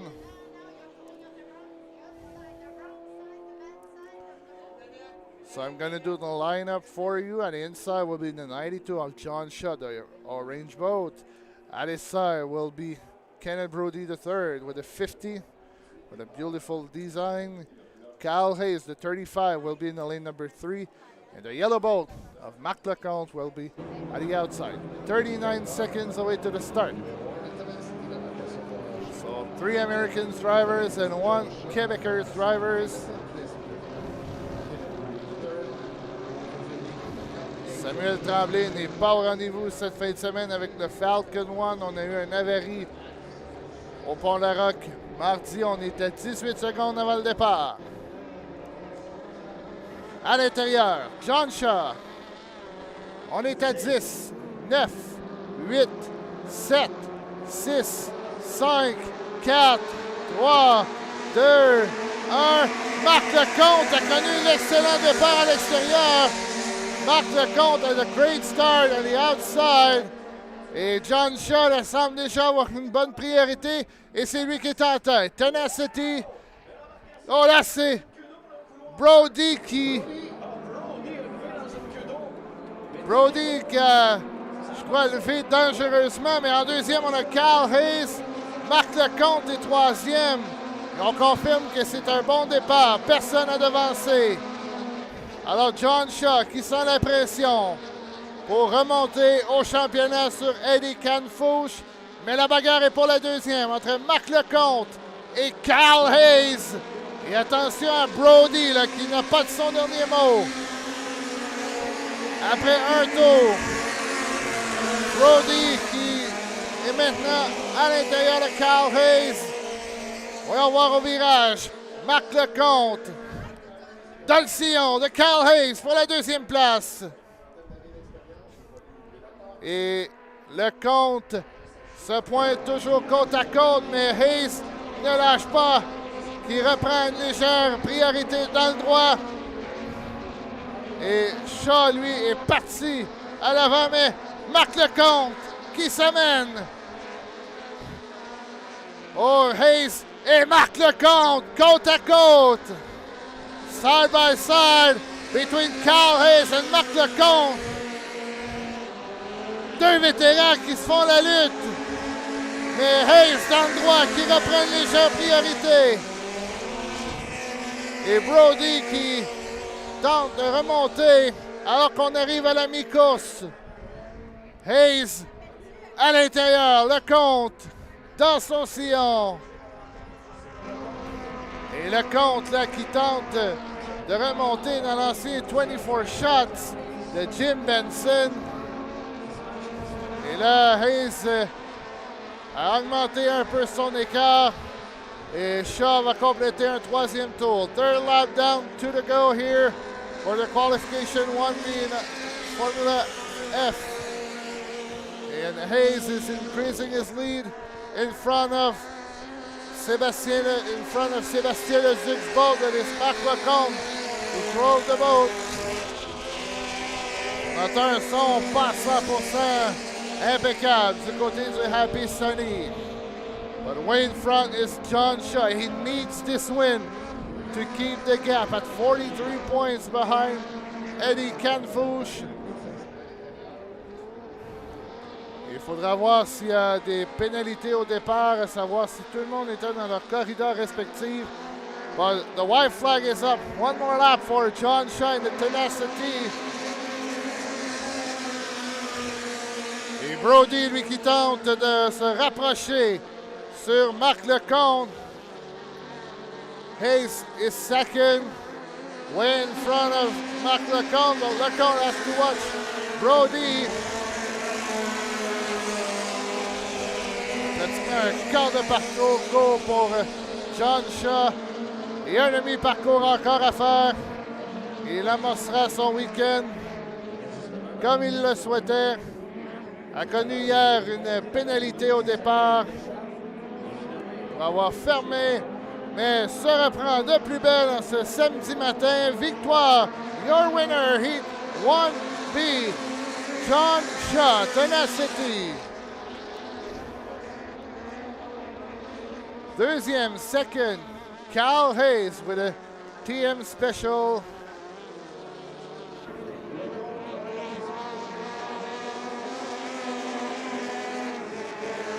Troisième, Marc Lecomte. And fourth will be Kenneth Brody III. Alors, la classe Formule F vous aura été présentée par Valleyfield. On les remercie pour leur commande de cette année. Dans quelques instants, la classe Hydro 350 présentée par Grace Canada.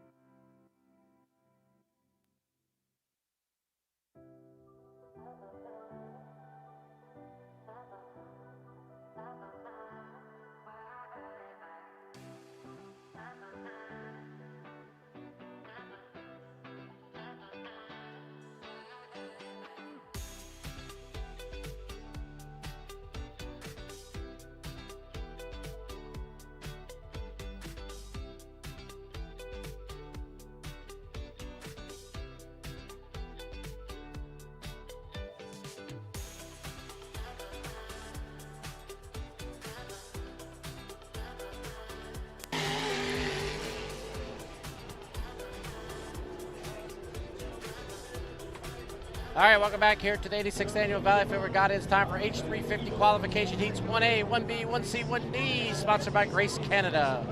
How do I know I'm in Quebec? They're playing Vanilla Ice on the loudspeakers. We're going back 30 years.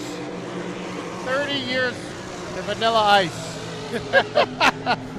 I always joke about it. It's like they're 20 years behind up here sometimes, I feel like. Anyway, it's time for Heat 1A, H350. See on your screen there, Frederick Gutierrez was talking to him a little bit yesterday. They have had some electrical issues, and then it turned out to be a fuel pump issue yesterday. Good to see them back out. Here's Eddie Campus coming by on your screen right now. And the 999, the Black Beast. The 751, the Mark Lalonde. Good to see them out. I know they've had some issues since Cambridge where they went through a couple motors. On your screen right now is the 306, the Dog Nasty. Your points leader coming into the day, Tommy Shannon in that 306. And that is Donald LeDuc in the 48. The Cannonball. That's Tyler Cadet's old boat. So all five, Nicholas, have made the call for Heat 1A, sponsored by Grace Canada, 2:35 from the start. Évidemment, surveiller ici le meneur au classement. Tommy Shannon dans le Dog Nasty sera à l'intérieur. Frédéric Couturier, on a trouvé hier pour possiblement le problème, c'est la pompe à essence qui était supposément toute crassée. Marc Lalonde, est-ce qu'on pourrait enfin savourer une première course depuis Sorel Tracy? Hier, des problèmes d'aileron latéral pour le Lalo Racing. Et là, on souhaite vraiment le voir à 100%. Un favori de plus pour la finale. On sait que tout repart à zéro. Eddie Canfouche dans le 999, la bête noire, en remplacement de Rémi Leblanc / Éric McKenna. Et attention à Donald Leduc, qui prend beaucoup plus d'assurance. Dans le New Cannonball, on est à 1 minute 42 du départ. About a minute and 38 seconds away from the start of Heat 1A, Hydro 350 qualifier. Just like we talked about in Formula F, it's a brand new weekend for Hydro 350 after yesterday's 3-lap qualifiers and their one final that Martin Rochon won. It's a brand new day, even though they're basing the lane assignments off of the points that they've accrued throughout the season. So yesterday's points did count, but today is like a brand new weekend of racing for Hydro 350.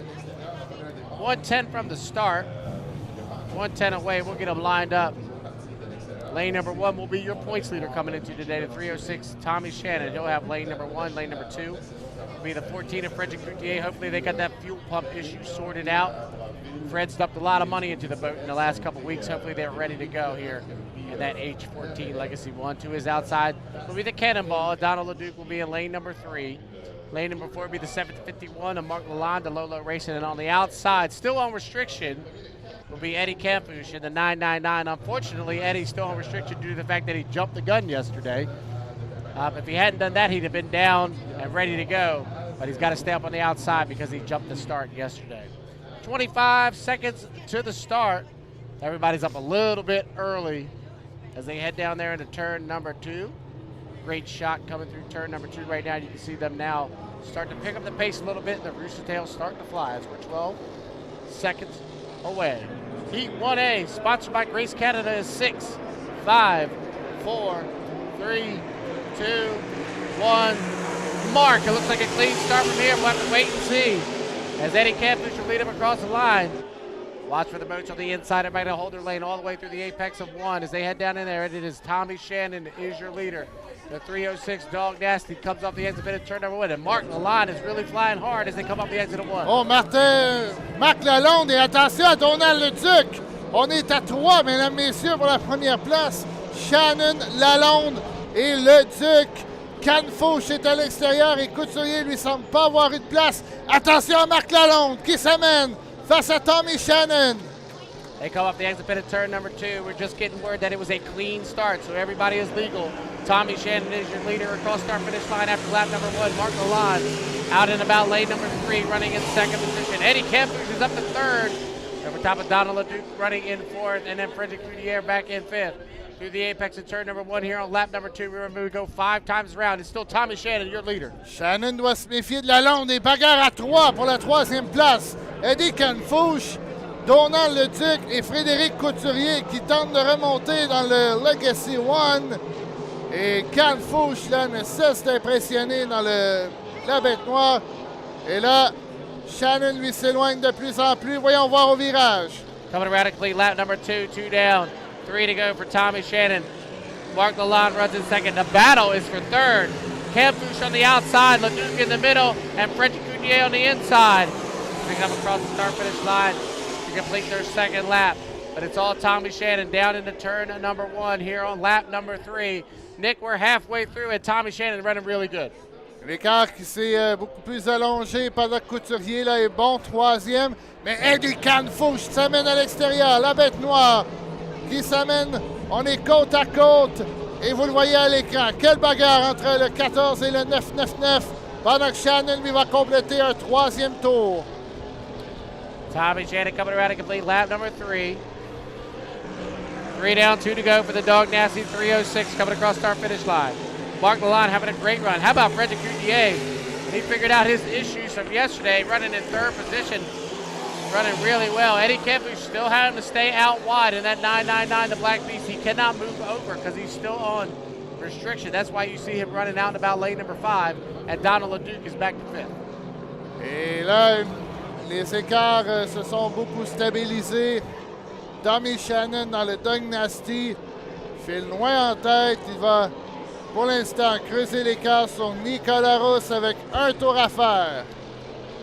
White flag being displayed on the race course. One more lap around for Tommy Shannon as everybody starts to get a little evenly spread out here in qualifier 1A, sponsored by Grace Canada. Shannon leads. Lalonde runs in second. Coutier runs in third. Canfouche runs in fourth. And Donald Leduc runs in fifth. Why don't you go ahead and bring them home. Tommy Shannon, your leader on the exit of 1. Et Couturier, là même, semble se rapprocher de... Oh, là, j'ai entendu des ratés du côté de Donald Leduc. Est-ce qu'on va rentrer dans les puits? Non, on poursuit. Mais ce sera une belle victoire pour Tommy Shannon dans le Dog Nasty. Il avait l'intérieur. Il a réussi sa mission. Et on sait que le plus haut dans les points passera directement en finale. Victoire de Tommy Shannon, Dog Nasty.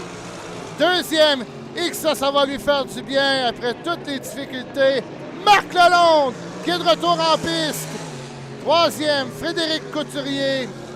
Et malgré tout, une très belle quatrième place pour Eddie Canfouche dans la bête noire, le 999, suivi de Donald Leduc. Mais tout ça sur toute réserve s'il n'y a pas de pénalité. Just for those fans that were wondering back home why Eddie Canfouche was not able to move over, that is considered his second heat, because yesterday would have been his second off a restriction. So he had to stay outside. He was not able to move over. I think if Eddie was able to move over, he might have been finished a little bit better there, but had to stay out in lane number 5 for that entire heat. Coming up next, Heat 1B, sponsored by Grace Canada. We'll have 4 boats make the call for Heat 1B.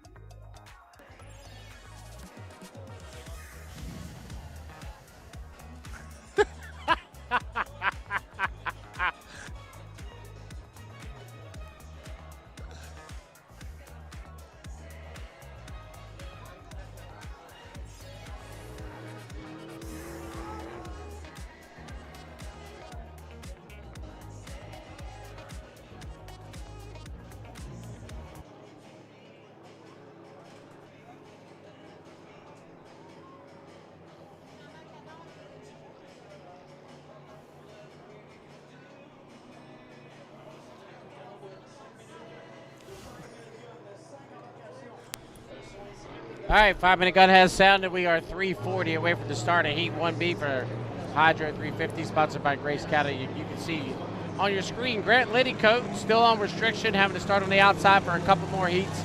And that 97 descended. There goes Joe Less going by in the 600. Two boats down here in a turn number 2. Nicolas Rousse in the 225 and Matthew Brown in the 74. As we have a black flag.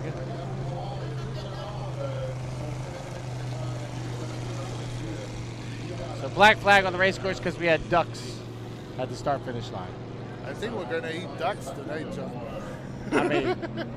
Non, c'est une blague.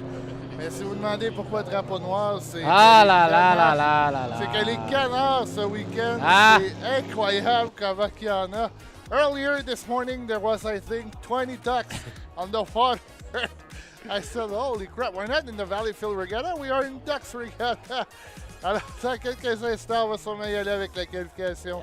Jared Meyer getting a good shot of why we are under a black flag. Those ducks, we're going to try to get them off the race course. So we'll come back with a rerun of 1B. Stick around. We'll be right back.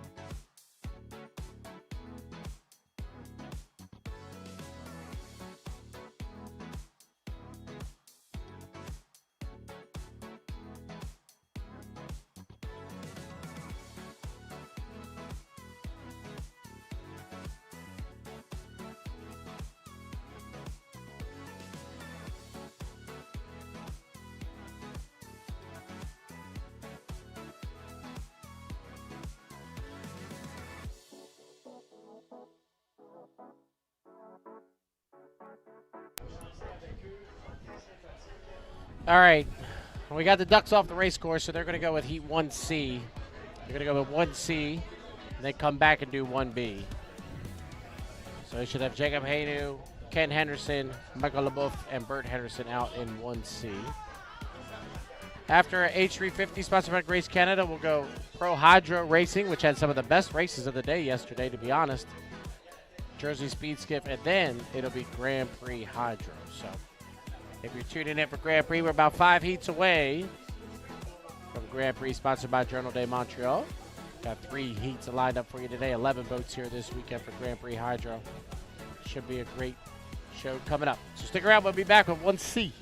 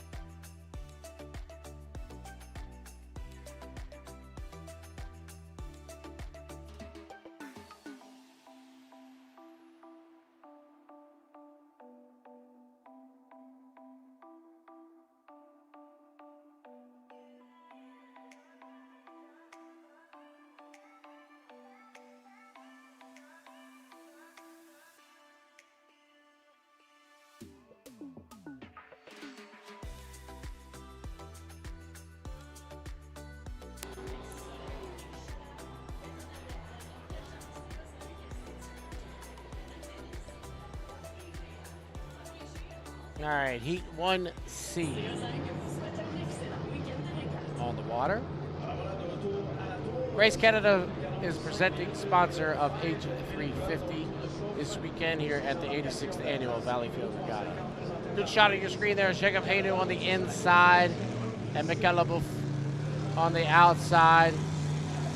Jacob had a great day yesterday. So did LeBoeuf, got a victory in one of the qualifiers yesterday.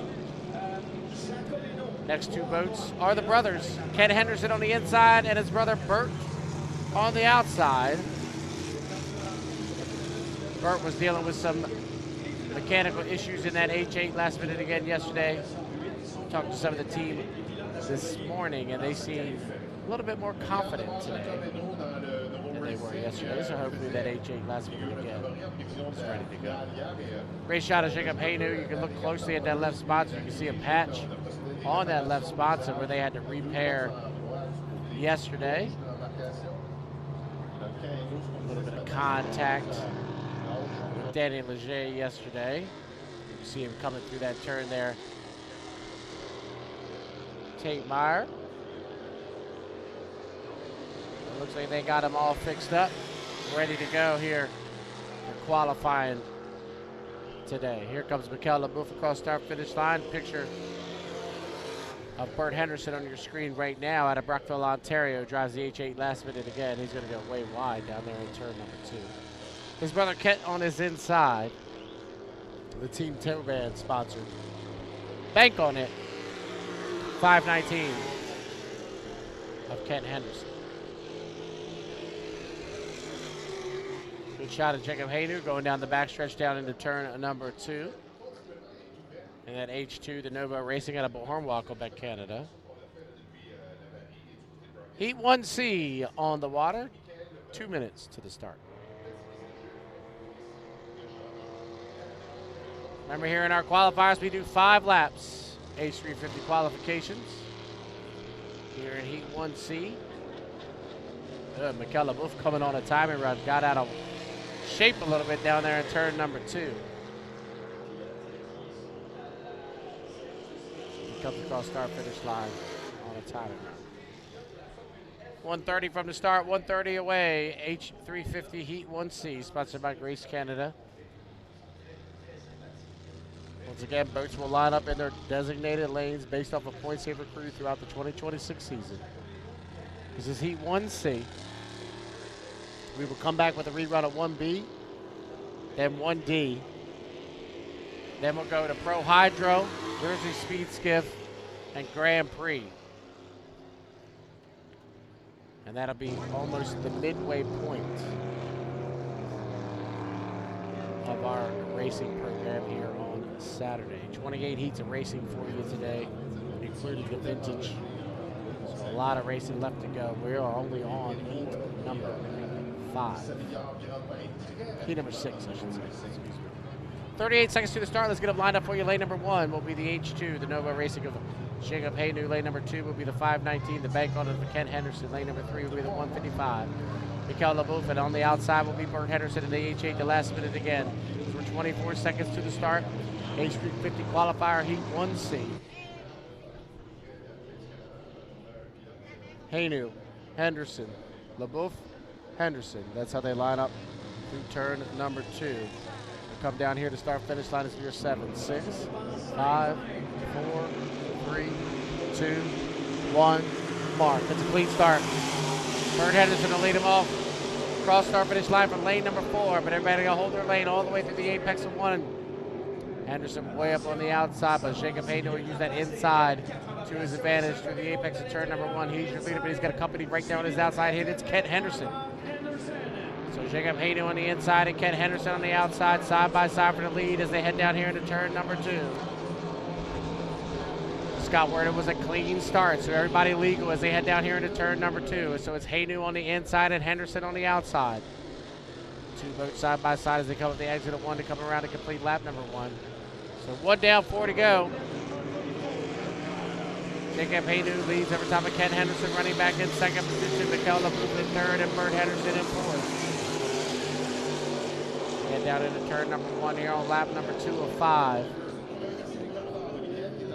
Jacob Haynu still leads. Ken Henderson runs in second. Mikel LaBouffe has moved to the inside. He's moved to the buoy road to make up a little bit of ground. 1.5 in, 3.5 to go, and everybody's starting to get a little bit spread out here in 1C, sponsored by Grace Canada. And it's Jacob Haynu, your leader, down into turn number 2. Great shot of Jacob as he comes to the apex of 2 there. Coming around to complete lap number 2. So it'll be 2 down and 3 to go. And Jacob Haynu leads. Ken Henderson still running in second position. Mikel LaBouffe running in third. And Bert Henderson running in 4th. They head down there into turn number 1. And Jacob Haynu running out lane number 2. Got off the buoy road just a little bit as we are halfway through qualification 1C and H350, and it's all Jacob Haynu. He's opened up by about 2 to 3 rooster tails on the rest of the field as Kent Henderson runs in second, Mikel LaBouffe runs in third, and Bert Henderson runs in 4th.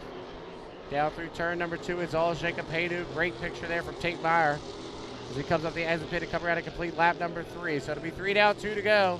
Haynu leads, Henderson runs in second, LaBouffe runs in third, and Bert Henderson runs in 4th. As we begin lap number 4. Jacob Haynu came into the weekend in 3rd place points for the season High Point Championship. The young driver in his first year full-time in H350 has been running really well here in 2026. We're 3.5 in, 1.5 to go. And it's Jacob Haynu down into turn number 2 with a comfortable advantage over top of Kent Henderson, Mikel LaBouffe, and Bert Henderson. Through the apex of 2, it'll be the white flag this time by. 1 more lap around. So Jacob Haynu in the H2, the Novo Racing got up on her. Welcome back. Kent Henderson running in second. You can see Bert Henderson, if we get a picture on that battle for 3rd. Bert has moved to the buoy row, trying to make up ground on Mikel LaBouffe.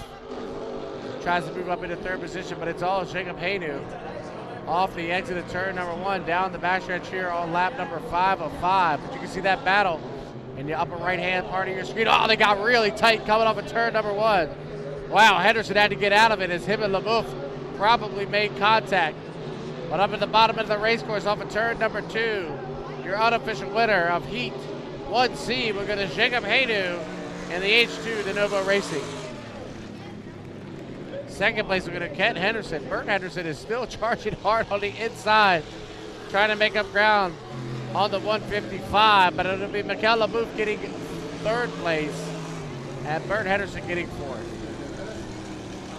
We'll have to wait and see if there was any calls that got tight between the 155 and the 8 off the exit of turn number 1 on lap number 5. Coming up next, I think we're going to go back to the rerun of 1B. I'm going to let Nicholas have the call of 1B. It's a beautiful day. You can see on our drone shot there, the kids are having some fun on the opposite side of the race course. Coming up next, Heat 1B, the rerun of H350, sponsored by Grace Canada. Stick around. We'll be back.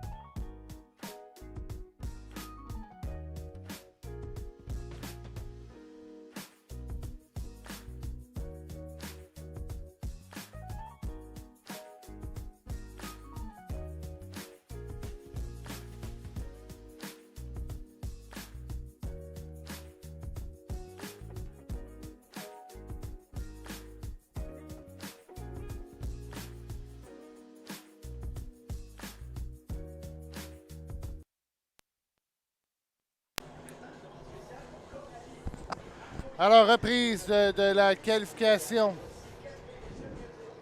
1B, classe Citro 350. Suite, la raison de sécurité des canards. On aura à l'intérieur le H225 et Nicolas Rousse, qui a vu tantôt Tommy Shannon remporter sa qualification. On aura le H600, le Senseless 12 de Joles, le groupe SFK de Mathieu Brown, de Gestion Unique de Marc Lecomte et le Sendit de Grant Lidicote.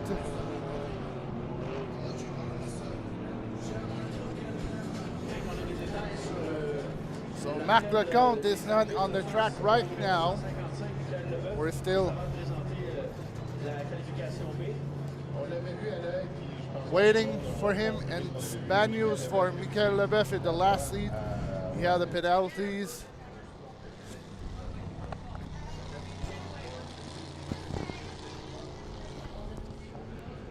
Alors, le pilote à surveiller, c'est Nicolas Rousse dans le Rousse Motorsports qui hier a réduit un peu l'écart au classement.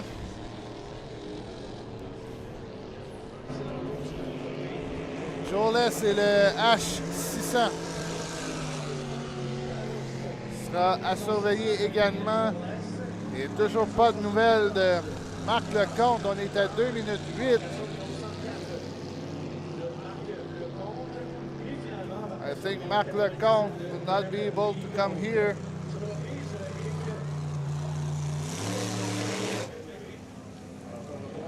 Bon, Mathieu Brown qui a eu des problèmes. Alors hier, Nicolas Rousse a connu toute une journée dans le Rousse Motorsports, a terminé 3e, je crois, en finale, derrière Martin Rochon et Andrew Tate. Tate qu'on verra dans la prochaine épreuve. Et Mathieu Brown semble rentrer dans les puits. So problem for Mathieu Brown and Marc Lecomte will not be able to go back on the water. So it will be a 3-boat race between Nicolas Rousse, Joles, and Grant Lidico. We are 1:15 away to the start. Belle prise de caméra là, avec Nicolas Rousse et Joles. Passe devant nous. Nicolas Rousse qui est avec l'ancien H999 d'Éric McKenna.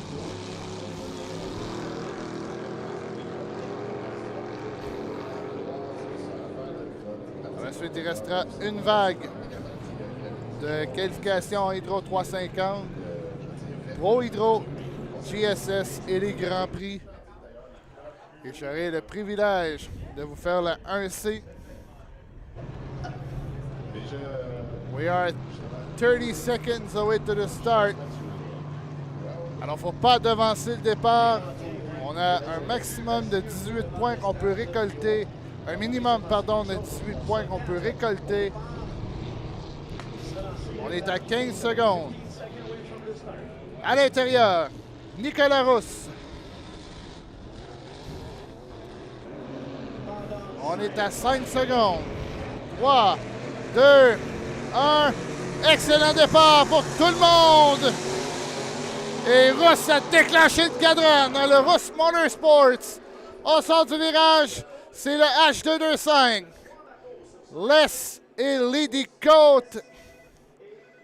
I think it's a clean start. Alors, Lady Coat là, qui s'amène aux côtés de Joe Les. Et Rousse est déjà parti loin en avant dans le H225. Et attention à la bagarre pour le deuxième entre Joe Les et Grant Lidicote. Laisse un peu plus de difficulté à tourner. Lidicote on his side. Un tour de complété pour le H225. Lidicote pourchassé par Joe Les et le Senseless. Et Rousse est parti loin en avant dans le 2-2-5. Et nullement inquiété, on verra son père Denis Rousse un peu plus tard. Et Lady Code is now second in front of Joles. Rousse will be completed another lap. 2 laps down, 3 to go for the 225. Lui qui a 2 championnats en banque, un en 2,5 litres et un en 3,50. Et Lady Code still in front of Joe Les. Et Rousse qui ne lâche pas l'accélérateur. Les meilleurs temps sont importants. Hydro 350. Combien de finales on a vu se jouer par les temps pour le choix des couloirs? 3 laps down, 2 to go for the 225 of Nicolas Rousse. Et Lady Cote qui là, laisse presque frapper la bouée. C'était limite. Mais il n'a pas heurté la bouée. The gap still same between all three boats. Rousse qui valse un peu là, du côté ouest. On va sortir le drapeau blanc. The white flag is up for Nicolas Rousse in the 225. L'écart va rester le même entre lui et Tommy Shannon. And Lady Coat will try to keep the tempo between him and Joles. Un demi-parcours pour Nicolas Rousse, qui disait qu'il allait course par course cette saison, mais sans le vouloir, il est dans la course au championnat à Valleyfield. Dernier virage. Et va venir l'emporter. Victoire de Nicolas Rousse, H225. Deuxième, ce sera Grant Ladycoat du H97. Et là, il faudra suivre la vitesse de Nicolas Rousse face à Tommy Shannon. Les va terminer troisième dans le Senseless H600. So still one more heat to come for the Hydro 350. We're going to have Danny Léger, Martin Rochon, Francis Côté, and Andrew Tate. It's going to be a great heat. This race is sponsored by Grace Canada. See you in a few moments for Hydro 350 Heat 1D.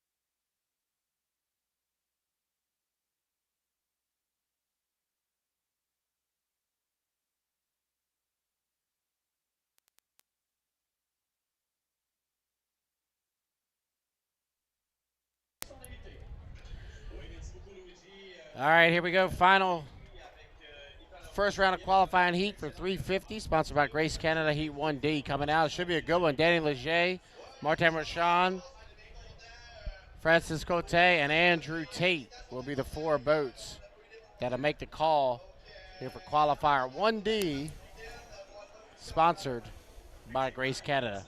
Just for our fans listening back at home, we are currently on 1D for H350. Coming up after that would be Pro Hydro, their first heat of the day. Pro Hydro Heat 3A. That'll be Jersey Speed Skiff Heat 2A. And then we're getting the Grand Prix qualifiers.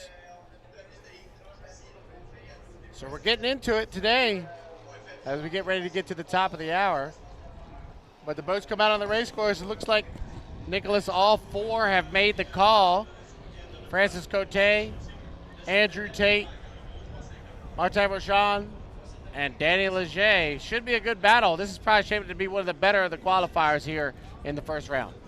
Oui, jusqu'à maintenant, on a eu des qualifications un peu en deçà de la classe Hydro 350. Mais là, attention!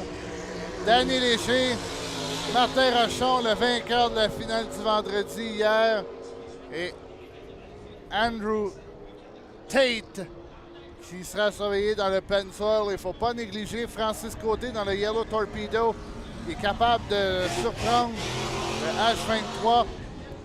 Danny Léger, hier, qui a une journée un peu plus difficile dans le Charpentec, a eu une pénalité hier pour avoir touché à Jacob Hainaut. Et là, attention, il voudra très certainement se reprendre. On est à 3 minutes avant le départ. John Andrew Tate will be a driver to watch in this seat. Yeah, Andrew's going to start on the outside here in 1D from lane number 4 due to the fact that the boat doesn't have the points, but they have found the speed that we're used to seeing from that Pennzoil team. So I expect Andrew to be a factor here.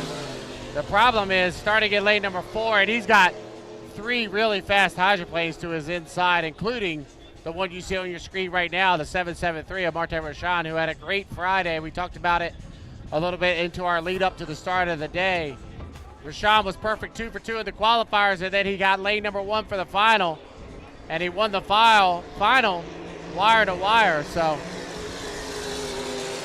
be interested to see how he does today from lane number 2. As we're 2 minutes and 5 seconds to the start, 2:05 away. Hydro 350 qualifier 1D sponsored by Grace Canada. Alors Andrew Tate qui, on le reverra dans 4 courses en Grand Prix. Dans le Wild One, un double emploi ce week-end. C'est un des 3 pilotes qui a double emploi avec Marc Lecomte et John Shaw. Hâte de voir Martin Rochon. Est-ce que la gang des vainqueurs du vendredi vont se poursuivre? Si je dis ça, c'est que rappelez-vous, il y a 2 ans, Carl Saint-Vincent avait remporté la finale du vendredi. Par la suite, la journée du samedi, ça avait été difficile. L'an dernier, Paul Barber. Et là, Martin Rochon était très content hier. Il sera évidemment à surveiller. On est à 1:12 du départ. Les corridors, Danny Léger à l'intérieur, Martin Rochon dans le deuxième corridor, Francis Côté dans le Yellow Torpedo que vous avez percevé et Andrew Tate dans le Pennzoil. Et on verra Tom Huganier à Tonawanda dans l'embarcation. 55 seconds away to the start. Inside 1 minute to go to the start of qualification heat 1D for the Hydro 350, sponsored by Grace Canada. As Nick said, we'll get them lined up for you as they head down the backstretch. In the inside will be Danny Leger in the 666, the Carpentech. To his outside in the RTX-sponsored 773 will be Martin Rochon. Lane number 3 will be the Yellow Torpedo of Francisco Che, and on the outside would be the Pennzoil, the 300, Andrew Tate, the Budget Buster Racing Team out of Cinemaston, New Jersey. Andrew comes to us from Wild Lake, Michigan. Those would be the 4 here for Hydro 350 qualifier 1D. We're 18 seconds from the start. Going to be a great start. Everybody right together as they come through turn number 2 down here to start finish line as we are 7, 6, 5, 4, 3, 2, 1. Mark will go on a clean start from here as Martin Rochon will lead him across start finish line. Everybody got to hold their lane all the way through the apex of 1. Rochon gets there first from lane number 2. He'll be your leader through the apex with Danny Leger on his inside, Andrew Tate and Francis Côté on the outside. They come up the exit of 1. Martin Rochon leads. Martin Rochon est en avant, pourchassé par Danny Léger. Andrew Tate est déjà 3e et on confirme que c'est un bon départ. Alors attention au virage, Rochon, Léger, Andrew Tate qui s'amène à l'extérieur. Dans le virage, tout le monde passe bien. Oh, des difficultés pour Léger. Off the exit of 2, covertically lap number 1. Martin Rochon is your leader. Danny Leger and Andrew Tate side by side for second as they head down here into turn number 1 on lap number 2. Rochon leads, still leaving room to his inside for Danny Leger as Danny tries to hug the buoy row. But Andrew Tate on the outside has moved up in second position. We'll call it about a rooster tail advantage for Rochon. Quelle bagarre entre les deux bateaux jaunes. Andrew Tate et Danny Léger. Tate qui est là pour brasser les cartes, ne fait pas tout le championnat. Maintenant, Martin Rochon semble reprendre là où ce qu'il a laissé hier. Va compléter un deuxième tour. Off the exit to shoot to come radically. Lap 2, 2 down, 3 to go here in Hydro 350 qualifier 1D. It's Martin Rochon, your leader. Andrew Tate runs in second. Danny Leger runs in third. Francis Côté runs in fourth. That's how they run as they come across start-finish line as they head down into turn number 1 here on lap number 3. Rashawn gets about a rooster tail and a half advantage over top of Andrew Tate, but you can see the speed of the 300 from lane number 4 all the way up to second. Oui, là, Tate est rendu toujours à l'extérieur, mais semble vouloir se rapprocher de Martin Rochon, pendant que Côté, lui, se contente pour l'instant de la 4e place. On va compléter déjà le 3e tour pour celui qui a été le plus rapide hier tout au long de la journée. Martin Rochon comes around to complete lap number 3. The 773 team completes lap 3, 3 down, 2 to go. Andrew Tate comes across in second. Daniel Leger in third. Francis Cote in fourth. Great shot from our drone as Martin comes through turn number 1, and that's 773, the RTX sponsored H773. But he's opened it up by 2 full rooster tails. Nick, he looks like this one's in the bag. Il veut démontrer qu'il sera à battre ce week-end. Il est passé du 12e au 5e rang au championnat après hier.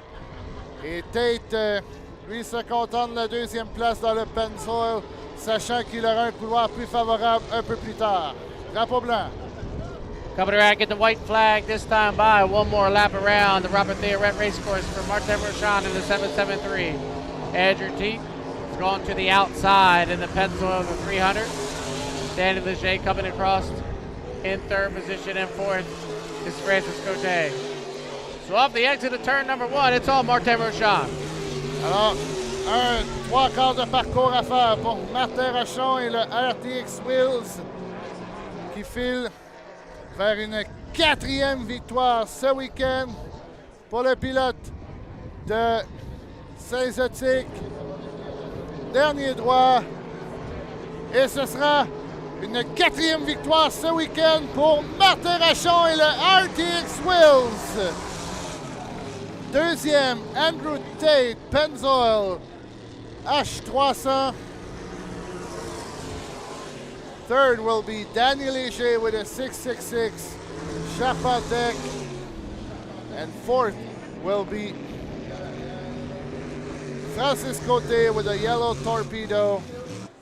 So that's it for the morning session for the Hydro 350. Presented by Grace Canada. We're going to see them later on this afternoon. Next up will be the Pro Hydro Heat 3A. Stay tuned, a lot of action. Et je vous rappelle que vous pouvez également aller télécharger l'application HRL qui vous donne toutes les données supplémentaires pour les embarcations, les pilotes, les groupes de qualification, les résultats, ainsi que les sites de course. Et n'oubliez pas également de faire le petit pouce bleu et de vous abonner à la page Hydroplane Racing League sur YouTube. Et nouveauté cette année, vous pouvez également aller voter ou better, comme on dit en bon français, sur bet99.net pour les champions des finales de demain. Dans quelques instants, vague 2A, 3A, classe Pro Hydro.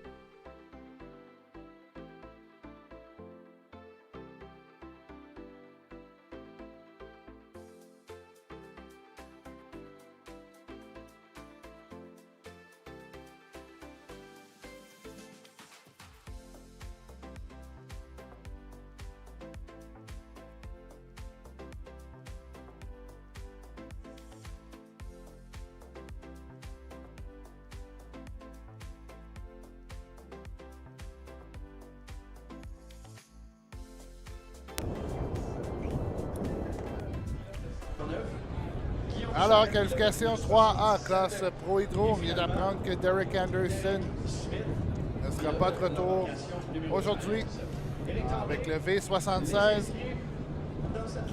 On aura à l'intérieur le V19, le Do It de Éric Labelle.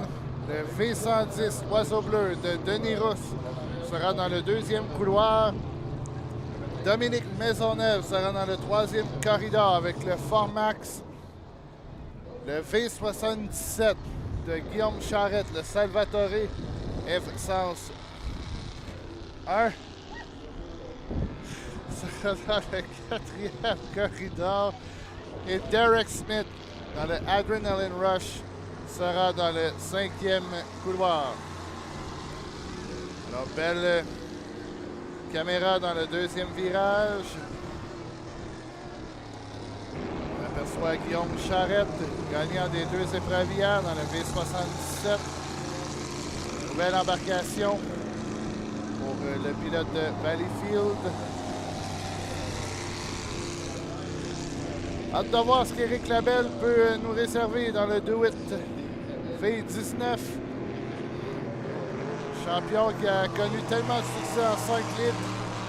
On le voit là ouvrir l'embarcation dans la ligne droite arrière. Denis Rousse just saw his son, Nicolas Rousse. One is eating the Hydro 350. They run 2 times yesterday. They're going to run 2 times today, 1 times tomorrow for the qualification. And then we'll have their final. Alors, le V19 qui est l'ancien Oiseau Bleu de Denis Rousse. Dominique Maisonneuve de Ormstown. Have a lot of success in the 2.5 liters with the CS 109. Derek Smith still has an Hydro 350 in his shop, but he wants to go in the Pro Hydro. But the former Stealer of Jay White Hair, that's the former V146.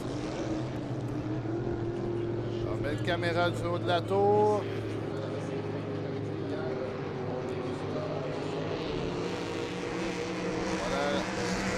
On est à 1:35 avant le départ. 1:33 away to the start of this first heat of the day in the Pro Hydro.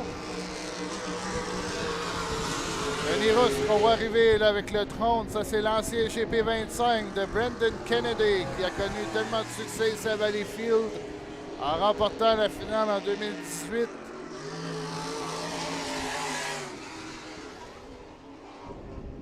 One minute, 7 seconds away to the start. Direct split, as you can see at the back screen.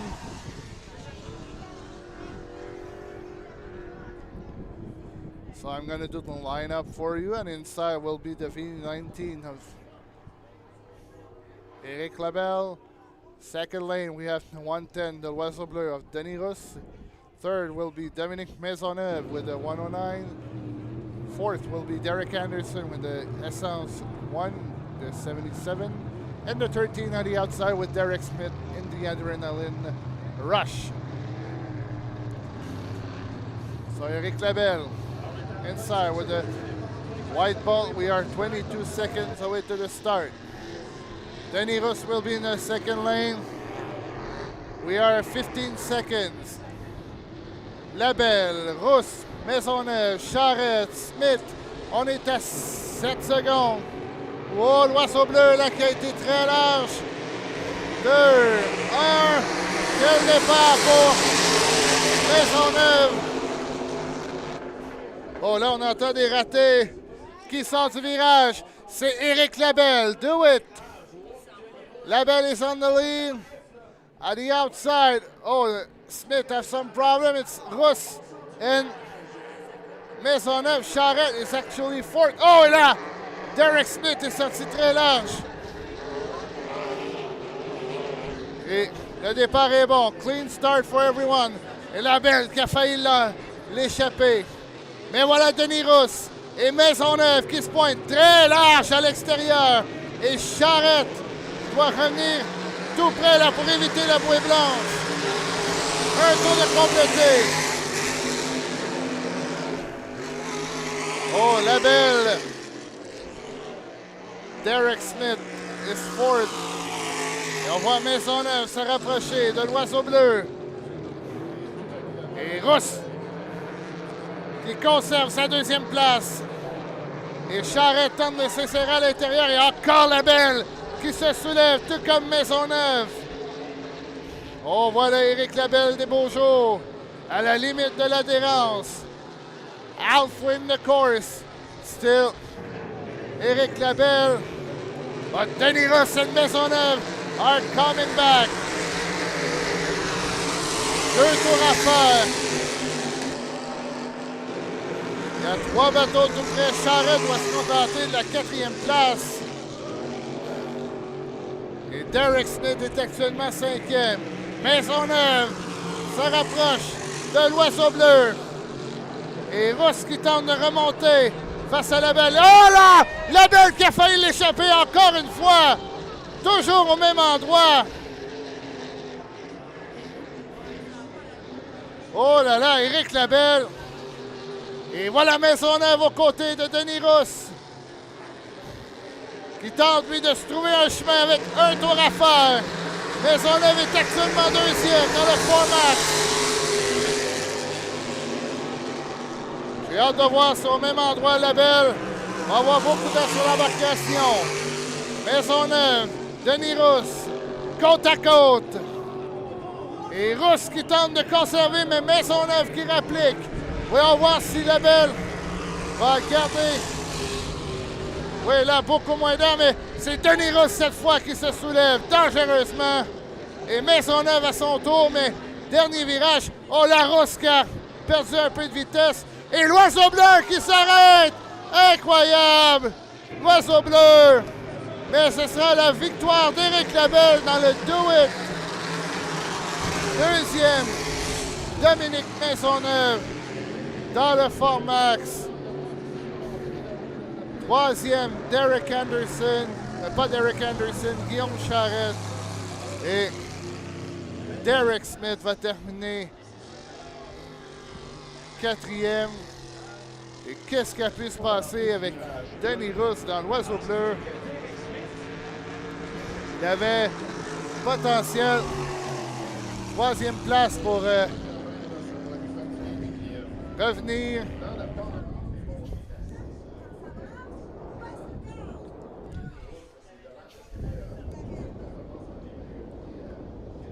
Et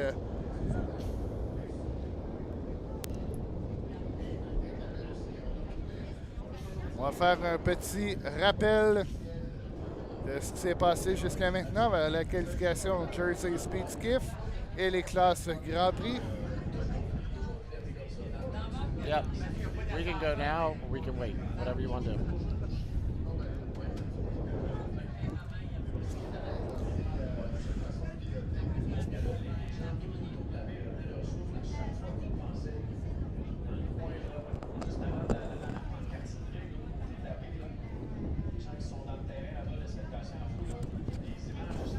Time for it. Just let me know.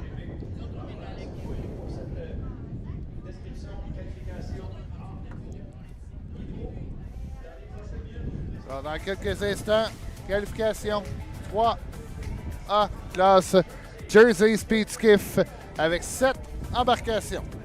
Restez là.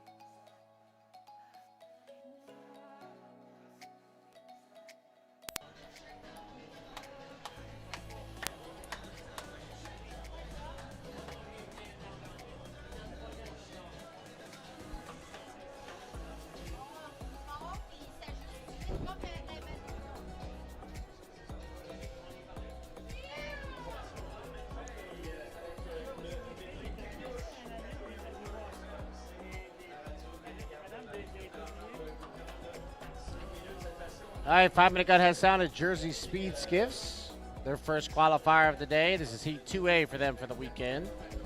They'll be starting to make their way out of the pit area. Jersey Speed Skiffs have a 283. They'll have speeds upwards of 75 to 85 miles an hour down the straightaways here in Valleyfield. We got 7 of them. They came up to race with us here at the 86th Annual Valleyfield Regatta. Hopefully they'll all make the call as they come out of the pit area. It looks like they're all coming out right now. We'll give you the rundown when they come by for the first time for Jersey Speed Skiff qualifier. 2A. Just a reminder, everybody, that's after Heat 2A for Jersey Speed Skiff, we're going to go Grand Prix Hydro Racing. So Grand Prix making their way into the water right now for their first qualification heats of the weekend. As they come through turn number 2 right there on your screen, you can see the JS45 in the red. That's Samantha and Jerry Awancio. They're followed up by the 99, Dave Greenlaw. Dave Greenlaw Jr. There's a JS10, Yumpin' Yimini and Jimmy Stewart, Peg Awancio.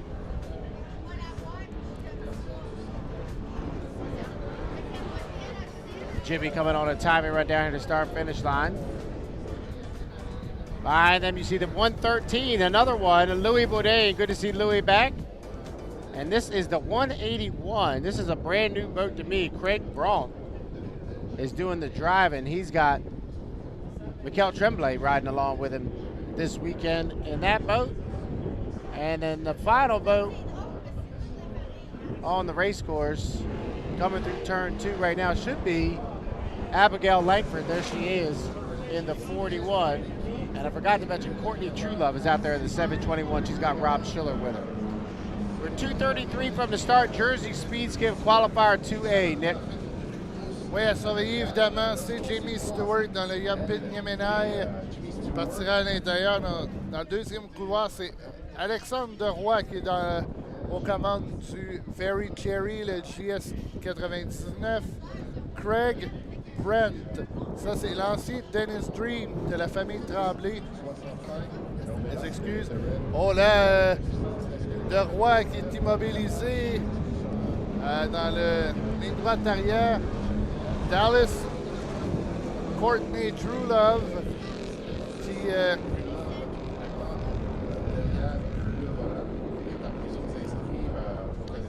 subi un accident assez sérieux l'an dernier avec le JS 721, le Going Skiffin' Crazy.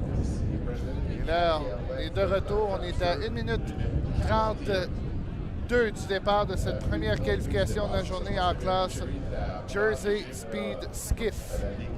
1 minute, 25 seconds from the start, 125 away. As you see, everybody's up really early on the backside there, slowing down as they get ready to come down here to start-finish line. We'll get them lined up for you. Lane number 1 will be the 99, the Very Cherry, Dave Greenlaw Jr. Lane number 2 will be the 10, Jimmy Stewart and Peg Awancio. Lane 3 will be the 721. Courtney Truelove and Rob Schiller will be at lane number 3. Lane number 4 will be the 113 of Louis Bourdain. Samantha Awancio will be in lane number 5. Abigail Langford will be in lane number 6. And the 181 will be in lane number 7. Craig Braun will be in lane 7. As we're 40 seconds from, they are way early. 40 seconds from the start. They're all the way through the apex of turn 2 right now. Watch at 45.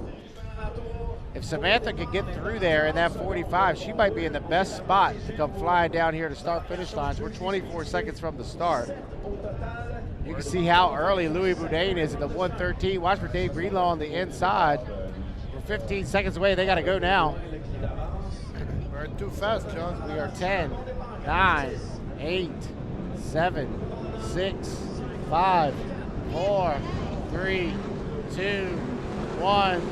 Mark, it's tight with the 99 and the 113, but wait and see if there's any gun jumpers.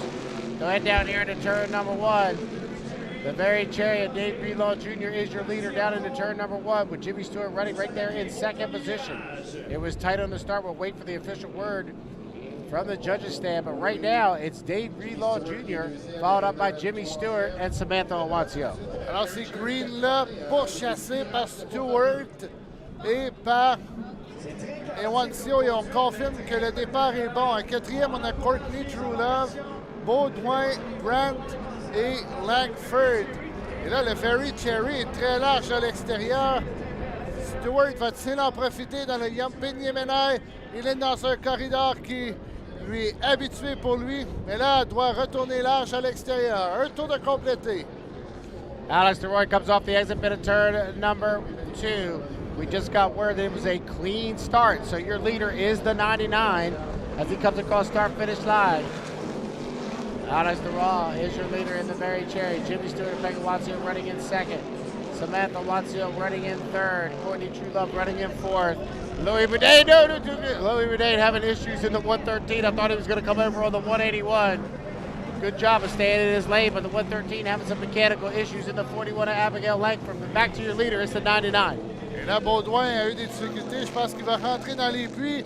Et même chose pour Ewancio, qui semble avoir des problèmes, mais Stewart devrait là, prendre les devants face à Davy Green là, dans le Very Cherry.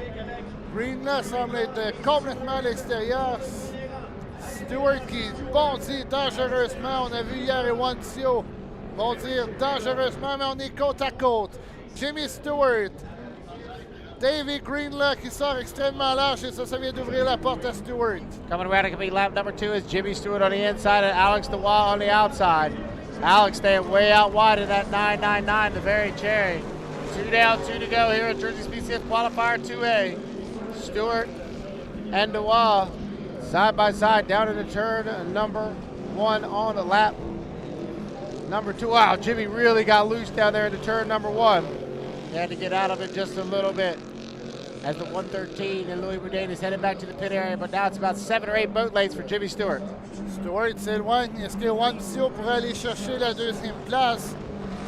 Elle est un peu loin pendant que Greg Brandt, lui avec Michael Tremblay là, comme copilote, est actuellement 6e. Baudouin est rentré dans les puits et Stewart vise rien de moins qu'une deuxième victoire ce week-end à Valleyfield. Il est le pilote à battre depuis qu'il a mis fin à la séquence de Tom Pacradoni. Un tour à faire. Off the exit 2 will be the white flag this time by. 3 down, 1 to go for Jimmy Stewart, the Yumpin Yemeni. The JS10 out of Annapolis, Maryland. Jimmy Stewart and Peggy Watsio have opened up about 15 boat lengths over top of the JS99 of Alex DeWall and Dave Greenlaw. As they run in second position. Third place, Samantha and Jerry Watsio in the JS45 in the red. Courtney Truelove runs in fourth position with Rob Schiller, her riding mechanic. Abigail Langford runs in fifth, and Gabriel Braun runs in sixth. But off the exit of 1, Jimmy Stewart's got this one wrapped up. Alors Stewart s'éloigne et sera en quête d'une deuxième victoire. Et là, Green là, qui est passé à l'extérieur de la bouée blanche. Alors ça va donner la deuxième place à Sam Ewancio, puisque normalement, ça, c'est une pénalité. Quelle erreur de Davy Green là. Il avait la deuxième à sa portée. Dernier droit pour Jimmy Stewart dans le Yumpin Yemenai. Off the exit of turn number 2 to be the checker flag this time by. And your unofficial winner of Heat 2A for the Jersey Speed Skiffs are going to Jimmy Stewart and Peggy Watsio on the JS10 Yumpin Yemeni. Second place on the water will go to the 99 of Alex DeWall and Dave Greenlaw. Third place, Samantha and Jerry Awancio in the JS45 in the red. Courtney Truelove and Rob Schiller will come around and get fourth. And the JS721 going skipping crazy. Abigail and Brendan Langford will come around and get fifth. And the 181, Gabriel Braun will come around and get sixth. Jersey Speed Skiffs will head back to the pit area. We'll get the 110 towed in as well, as he's on a tow rope, headed back to the pits. And while we do that and get ready for Grand Prix Qualifier 1A, 1B, 1C, Nicholas, why don't you say we kind of go down and recap what's happened today once we get the boats to the pit area.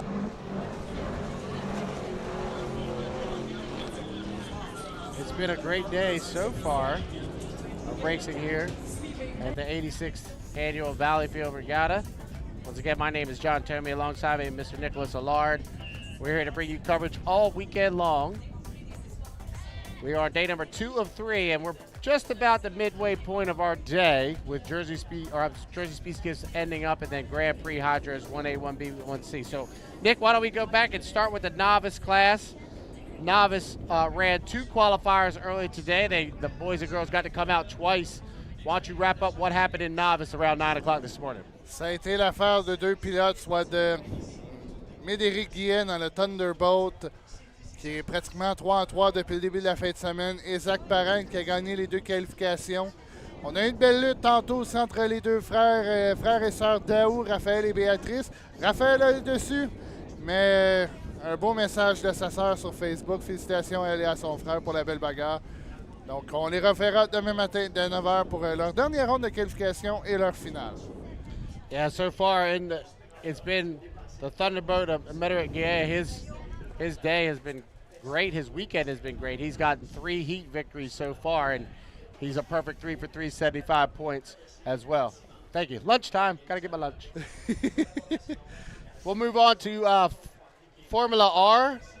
And so far this weekend in Formula R, it's been a mixed bag. There's been a bunch of different winners, but so far the 817 4MAX Racing is currently leading over top of Benjamin Leger by 1 point after their 3 rounds of qualifying heats that they've had so far.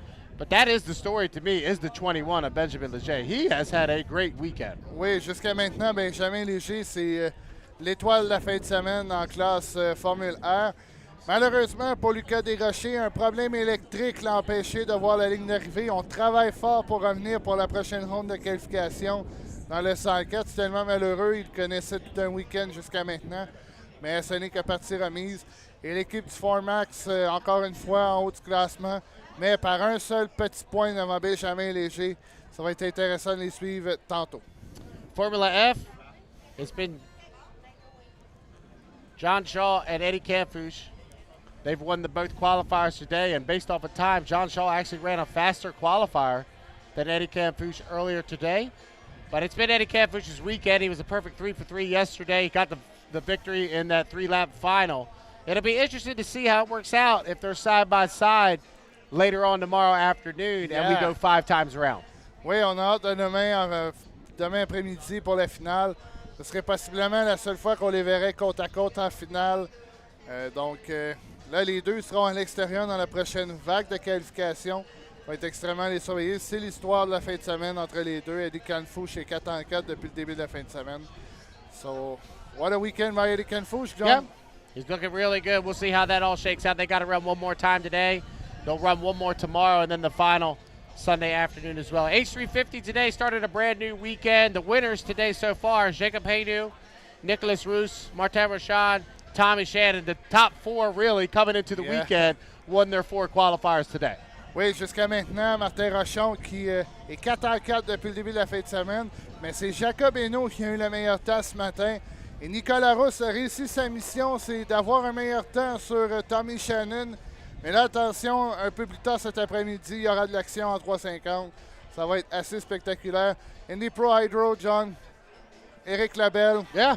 Resolved all the problem he had yesterday, and he's leading the race and won the race. I'm telling you, I've been pleasantly surprised by Pro Hydro. They have done really well so far this weekend. They've gone out for 3 heats, and we started with 6 spokes. I think yesterday we were down to 4 at the end of the day, but come back today, 5 of the 6 made the start. As you said, Eric Labelle got the victory today, but it was a great battle between the 110 and the 109 in that first round of qualification heats earlier today. Oui, quelle bagarre entre Denis Rousse, qui a malheureusement été appelé, ainsi que Dominique Maisonneuve. Et en Jersey Speed Skiff, c'est l'histoire de Jamie Stewart. Donc, now, John, it's going to be JP. Yeah. 1A, we're going to have Jack Lupton, Brendan Kennedy. You told me earlier this morning Brendan Kennedy has some electric issues yesterday. Yeah, they had to change the mag on the 35 after the time trials yesterday. Talked to Brandon a little bit. He just said I just didn't have any power coming off the turn. So they changed the mag out. They switched it out. Hopefully they're good to go today. We'll see them in Heat 1B. But 1A, like you said, is going to be Jack Lupton, your top qualifier with a 31.95 second lap yesterday. He'll also have the 757 Canada boy in there with him and the 50 of Bobby King. So it'll be Lupton, Henderson, and King in the heat 1A. 1B will be the 577 of Ken Lupton, your second qualifier yesterday. Yeah, it's true. Kennedy's with Ken. Yep. I'm sorry. It'll be Ken and Brandon in the 35. The Jones Junction presents the TN Special. And then our two GVA boats, the 10 and the 17, will also be in 1B with Kevin Ekert and Josh Culver. And then in 1C, it'll be the surprise, really, that everybody. Yeah. The 135 had so many issues in Madison. It was great to see them come back with a nice run yesterday. John Shaw was the third qualifier. He'll lead Heat 1C. It'll be John Shaw, Andrew Tate, the 101 of Gisela Marcoux, and the 212 of Eric Langevin will be in Heat 1C.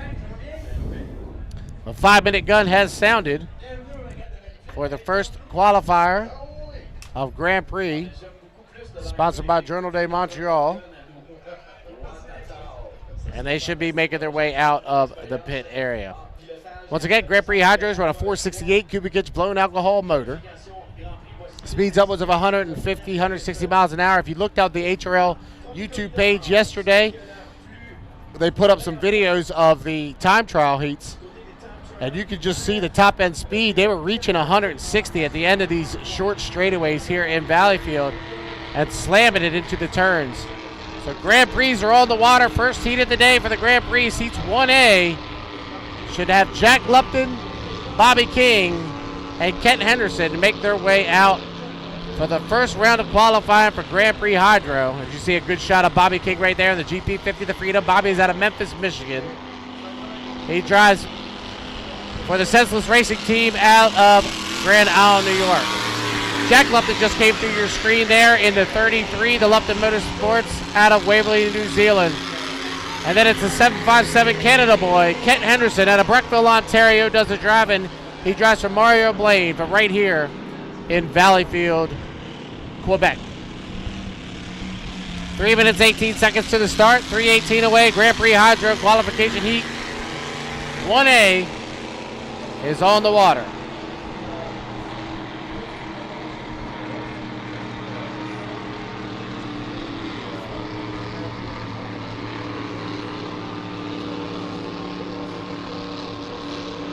Bobby King on your screen right there in the GP50. As he comes through turn number 2. The all-white hull coming down here on a timing run. Followed up by Jack Lupton doing a run as well.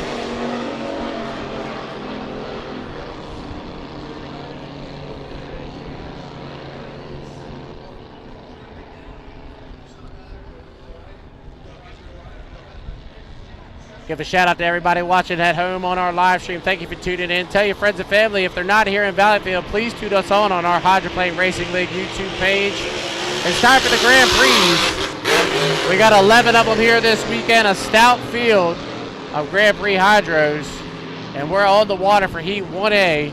Sponsored by Journal de Montreal, it's the Grand Prix Hydros. As you can see here, Bobby King out and about lane number 4. Jack Lupton on his inside. Bobby doing another timing run in that GP50 to Freedom. 1 minute, 49 seconds to the start. Jack Lupton coming by start finish line. You just saw him there briefly on your screen. That is a brand new Henderson hydroplane. It was finished the Friday before Brockville. Went out in Brockville. They had some mechanical issues. The boat is great. They fixed the canard. They had some canard issues as well in Brockville, but the boat is running really well here. And Jack was your top qualifier yesterday. So that Lupton Motorsports team is very excited for today. Here's the 757 Canada boy on your screen, Kent Henderson, out of Brockville, Ontario. This is the final Valleyfield regatta for that Canada boy team. So they are looking to end it on a good note. And they've got a shot. That boat is fast. The question is, can Ken keep it running up front with the rest of the field here in Grand Prix Hydro? 58 seconds from the start. See Lupton on the inside, King on the outside. Don't go down here and conjure up down into turn number 1. Plenty of time. As you saw yesterday, we were doing laps in the mid 30-second range. We'll go 4 times around. Grand Prix Hydro, sponsored by Journal de Montreal. You can see a great shot on your screen there from Jared up top of the tower here. Inside lane number 1 will be the 33, the Lupton Motorsports, and Jack Lupton out of Waverly, New Zealand. To his outside in lane number 2 will be the 757, the Canada boy, and Kent Henderson, and then it'll be Bobby King on the outside in lane number 3. We're 18 seconds from the start. Grand Prix Hydro Heat 1A. Lupton, Henderson, King. That's how they'll line up, as they are 8, 7, 6, 5, 4, 3, 2, 1. Mark. Great start for Bobby King. The lead will cross to the 50, but watch to his inside as Ken Henderson's going to get down to turn number 1 first. Henderson in the 757 Canada boy leads him through the apex of 1. Look at that turn by Jack Lupton. Wow, what a turn. Lupton really turned it hard down there in turn number 1. The 33 and the 757 are side by side down into turn number 2. Lupton on the inside and Henderson on the outside flies hard down in this tight turn number 2 here in Valleyfield to come around and complete lap number 1. It'll be 1 down, 3 to go, and Jack Lupton is your leader. Ken Henderson runs in second, Bobby King runs in third. Lupton Motorsports leads it down into turn number 1. We just got word from the officials it's a clean start, so your battle is for the lead between the 33 and the 757. Great run for Jack on the inside. Lupton leads off the exit of turn number 1, but Ken Henderson is only about 3 boat lengths back. Bobby King runs in third. What a turn by Jack Lupton on turn number 1 of lap number 1, and now he's opened it up by 3 boat lengths as they head down here into turn number 2. Jack Lupton can really hold that boat close to the buoy line as he comes around to complete lap number 2. It'll be 2 down and 2 to go. And the 33 Lupton Motorsports is your leader. Canada boy Ken Henderson runs in second. And Bobby King runs in third in the Jeep of Freedom. Here on lap number 3 of 4, it's Jack Lupton down the backstretch. We're 2.5 in and 1.5 to go, and it's a rooster tail and a half now for Jack Lupton over top of Kent Henderson as they head down here into turn number 2. Lupton's going to hold it tight to the buoy row, come out to about lane number 2. All leaders, he controls the race course from that lead position. 3 down and 1 to go here in GP Qualifier 1A. It's all Jack Lupton. We'll call it 2 full rooster tails. Over top of Ken Henderson running back in second position and Bobby King running in third. As they go through the apex of turn number 1, Jack Lupton will bring it off the end of turn 1 with a comfortable 2 full rooster tail advantage. Down the backstretch here on the 4th and final lap here in GP Qualifier 1A. It's all Jack Lupton, your leader. Still opening up by 2 full rooster tails over top of Kent Henderson as they come down here into turn number 2. Lupton will get a much-deserved victory if he's able to pull through the apex of turn number 2, and he does. He'll fly it down here to start-finish line. And what a story this 33 team might be this weekend. Jack Lupton, Waverly, New Zealand, your winner of Heat 1A. Second place, they're going to the 757 Canada boy and Kent Henderson. And Bobby King will be the GP50, the Freedom, down to start-finish line for a third-place finish here in 1A.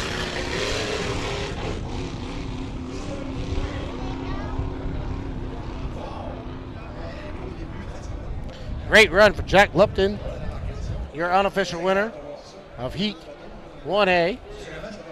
Final time, 2 minutes, 22 seconds for Jack Lupton to complete the 4 laps in 2:22.9 seconds. That's always important when we get to the latter part of the weekend, because if there is a tie going into Sunday's final, your lane assignment will be determined based off of points.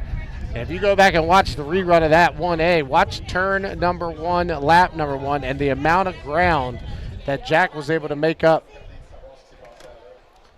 Just got the word is official, no calls in qualifier 1A. Coming up next, 1B, it'll be Ken Lupton, Brandon Kennedy, the 10 of Kevin Eckert, and the 17, Miss Renee, Josh Culver. GP sponsored by Journal de Montreal here at the 86th Valleyfield Regatta. Stick around.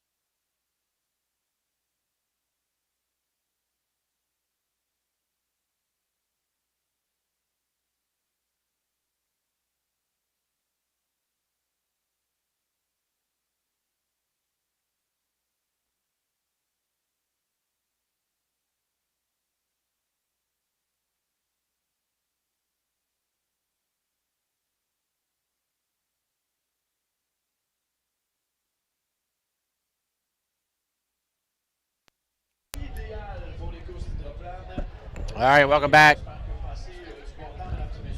86th Annual Valleyfield Regatta. It's time for Grand Prix Heat 1B, sponsored by Journal de Montreal. We should have Ken Lupton, Brandon Kennedy, Kevin Ekert, and the 17 of Josh Culver.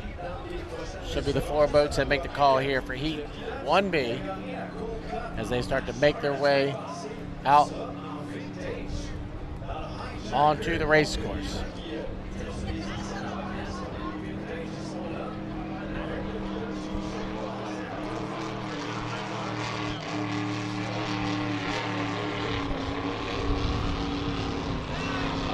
Good to see Brandon Kennedy making his way out. I talked to him a little bit last night, and I heard that they had to replace the mag in the boat, the electrical issues. He just wasn't able to get that boat up and running as high as he possibly wanted to yesterday. I was frankly surprised with his qualifying time in the 33-second range. So hopefully they've gotten that all figured out. That GP35, the Jones Junction presents the TM Special. Brandon Kennedy comes across start-finish line. Here's the 577. And Miss Lucas Oil and Ken Lupton out of Waverley, New Zealand. The Luptons qualified 1-2 yesterday, and our friends watching back home in New Zealand, welcome. I think it's probably about 10 o'clock in the morning or 4 o'clock in the morning. I'm not sure. I think they're 16 hours ahead of us, so 4 or 5 o'clock in the morning over in New Zealand. So welcome if you're up early watching with us today. Right now we got 2 boats now. The third one, the Miss Renee, has made their way out. Now, hats off to that team, the Richard Racing team. I saw Randy coming by on the start on the time run. I saw yesterday they had the bonnet off the top of that boat, and they were replacing something with the blower in between the blower and the motor, so they had the blower completely off the boat of that 17, so hopefully we're good. Here comes Ken Lupton on a timing run.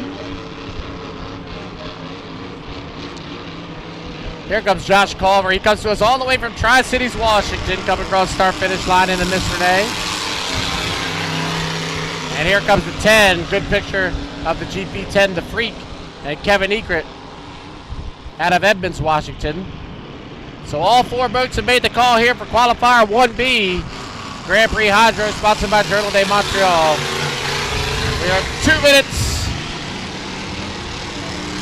2 minutes to the start.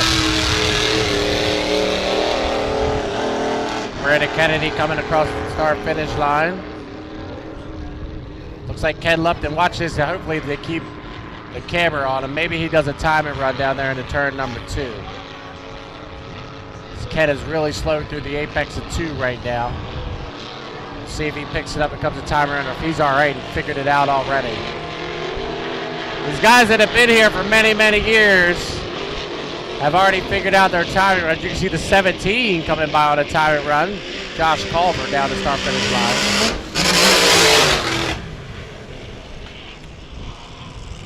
Good shot by our drone team there. It's Culver comes across start-finish line on a timing run. Everybody else following it up right behind. There goes Ken Lupton underneath the drone. Here comes Brandon Kennedy and Kevin Ekert as well.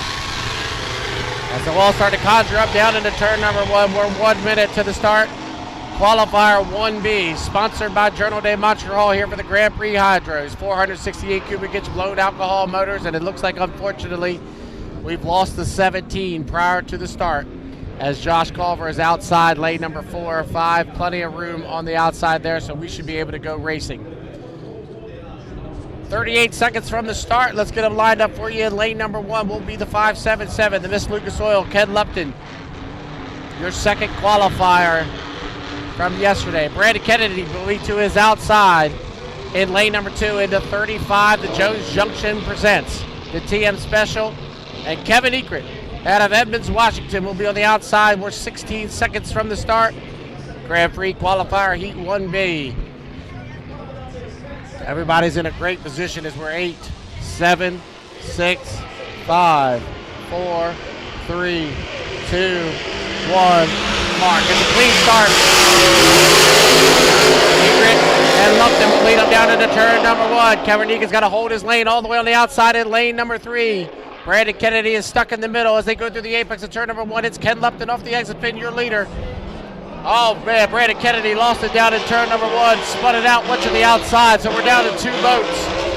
Not sure what went wrong with the 35, but we've lost the 35 as they go through the apex of turn number 2. So it's the 577.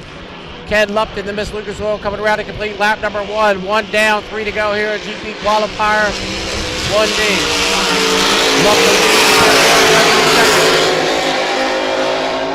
I see the lid going up on the GP 35 as they go down here into turn number 2. So Ken Lupton leads, but here comes Ekert on the outside, pushing that GP10 really hard as they go down the backstretch. Kevin Ekert trying to make a race of this. They'll come within about 3 boat lengths, but now Lupton extends the lead to almost a full tail down into turn number 2. So Ken Lupton is your leader through the apex of 2, with Kevin Ekert pushing really hard in that GP10, the Freak, as they come to the apex of turn number 2 to come around and complete lap 2. 2 down, 2 to go here. Qualifier 1B. Ken Lupton still leads. Got a comfortable advantage now. We'll call it a rooster tail and a half over top of Kevin Ekert running back in second. Brandon Kennedy got the lid up, standing on the deck of that GP35. We'll see what the issues are, but 2.5 in and 1.5 to go. And Ken Lupton extends the lead down here into turn number 2 of the GP5. 7-7, the Miss Lucas Oil. Look up to the apex of turn number 2 to come around and complete lap number 3. It'll be 3 down, 1 to go.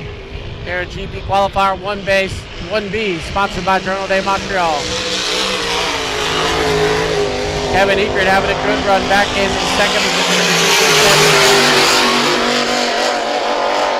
as they head down into turn number 1 here on lap number 404. The Miss Lucas Oil is your leader over top of the GP10 and Kevin Ekert. So Ken Lupton will bring the 577 around turn number 2 to complete the 4th and final lap. And off the exit of 2, checker flag flies. Your winner of Heat 1B, Ken Lupton, the Miss Lucas Oil. Second position, good run for this 10. Richard Rations presents the GP10, the Freak. Good run for Kevin Ekert to get second place points. That will go a long way coming up a little bit later on this weekend. Unfortunate did not finish for Brandon Kennedy and did not start for Josh Culver in the GP17, the Miss Renee. Coming to next Heat 1C, it'll be John Shaw, Andrew Tate, Ghislain Marcoux, and the 212 of Eric Langevin. No calls, clean heat. So congratulations to Ken Lupton. Him and Jack both getting victories at 25 points. We might have 2 Luptons side by side in the final tomorrow. That will be something to see if the Waverly, New Zealand drivers line up together in that GP final tomorrow afternoon. Coming up next, Heat 1C, Grand Prix Hydro.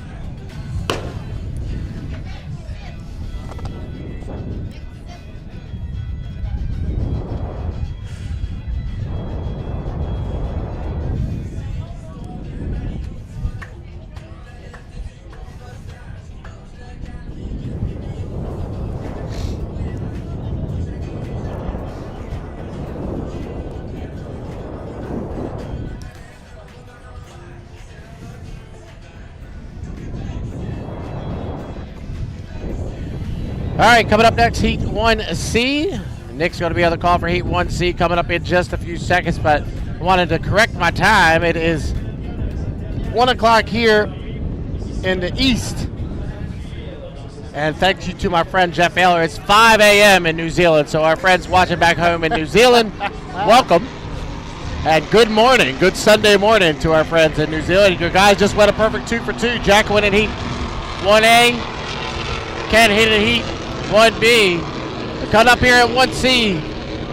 Should be a good one with the 135, the 71, the 101, and the 212.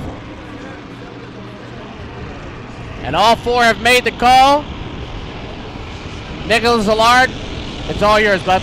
Thank you, John. Alors, surveillez ici John Shaw dans le Cool Cat Motorsports, qui a eu la 3e meilleure vitesse hier. Il aura à ses côtés un des favoris pour la finale, Andrew Tate. Et attention à Éric Langevin et Ghislain Marcoux dans le groupe ABS.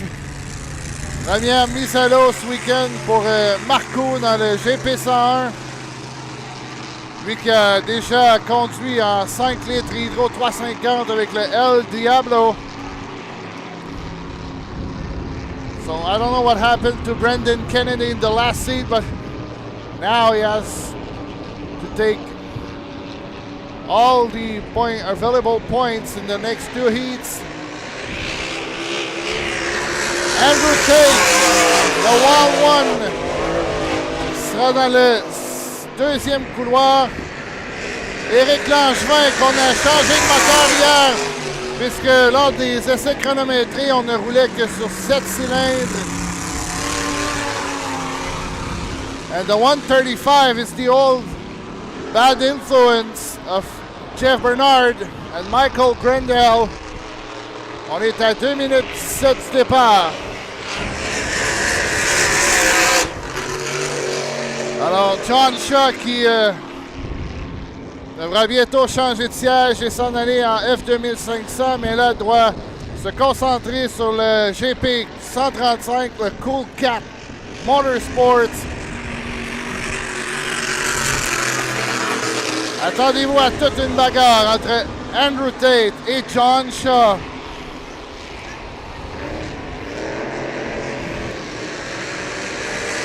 Éric Langevin, c'est l'ancien Miss New Zealand de Jack Lupton.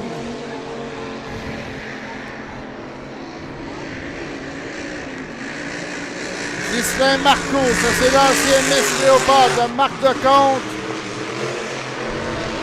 On est à 1 minute 25, 124 away to the start. So inside will be the 135 of John Shaw. On the second lane will be Andrew Tate with this Wall 1 presents by Liberty McCann. Éric Langevin will be in the lane number 4. And Ghislain Marcoux will be in the lane number 3 with the groupe ABS. 1 minute avant le départ. Par la suite, on aura la première vague des Vintage, la classe Grand Prix qui vous est présentée par le Journal de Montréal.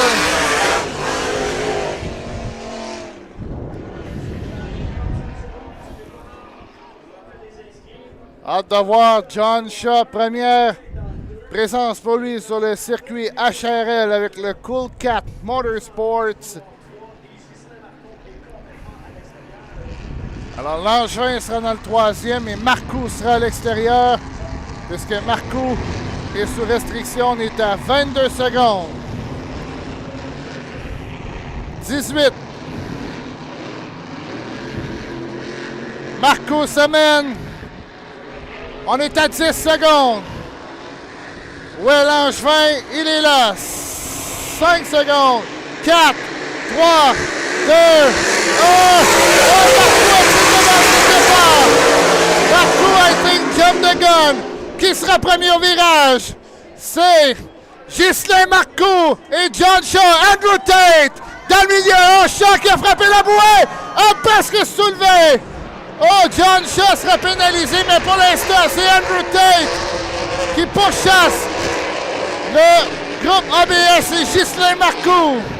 Andrew Tate, Marcoux, très large à l'extérieur pour Marcoux, mais qui remonte sur le GP71. Oh, Langevin, encore une fois! Langevin sera lui aussi pénalisé. On va avoir passé à l'extérieur de la bouée. Et Andrew Tate s'éloigne du GP101 et Ghislain Marcoux, mais Marcoux ne lâche pas. The Wild One is on the lead and Ghislain Marcoux. John Shaw est actuellement 4e, mais tout ça pourrait changer s'il y a des pénalités. Andrew Tate contourne bien les bouées. Marcoux s'amène à l'extérieur. Et Marcoux se lance à nouveau au trou du GP71. Tate lui laisse suffisamment de place pour l'intérieur, mais Marcoux qui réplique. Il va rester un tour et demi à faire et John Shaw, lui, malheureusement, a raté son départ. Il a presque échappé la maîtrise de son bateau. Il va rester un tour à faire pour Andrew Tate. Est-ce que Marcoux va le rejoindre? Langevin est actuellement 3e. Un tour à faire pour Andrew Tate dans le Wild One.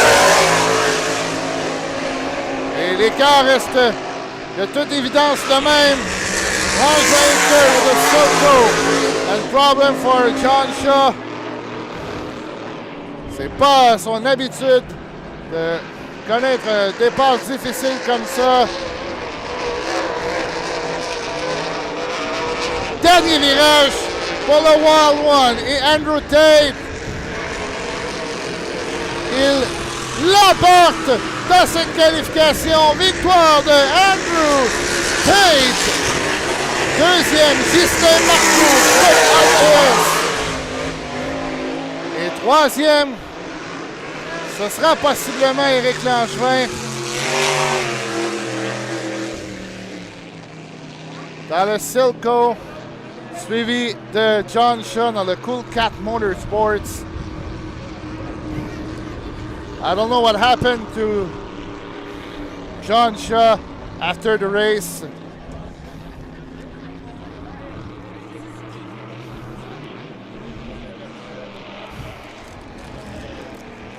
So that's it for the morning session for all the classes. Et là, Marcoux s'est arrêté à l'entrée des puits. So coming up next will be the first run of Vintage. And after that will be the first heat of the Formula R. Stay tuned.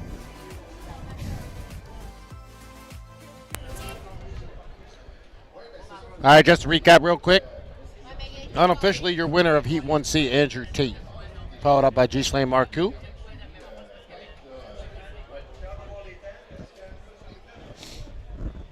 So Heat 1C is in the books.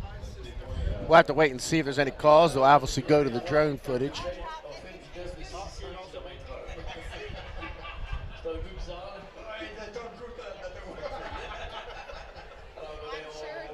Okay. Yeah. We're just waiting to see if there's any calls. Obviously, we saw an issue with John Shaw running over that buoy at the exit pit of turn number 1. The question is, was he forced into that buoy or not? We will wait and see here in just a few seconds. But coming up next, we're going to have Vintage. I know a lot of people like to tune out when they come out, but Jimmy Shane will be driving the S1, the hijacker, for his dad, Stu. Boat built in 1973 and redone over the last couple years by Jimmy Shane. They'll be coming out here in just a few minutes. Once we get the official word from Heat 1C, I'll let you know. I know they're still looking at it right now from the drone footage to recount what happened at the exit of turn number 1 on lap number 1.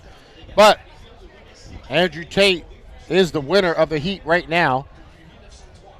Congratulations to Jack Lupton and Ken Lupton, the winners of Heat 1A, 1B. And we're just waiting for the phone call from downstairs to let us know about what happened there off the exit of 1 on lap number 1. So we'll be back once I get you an update.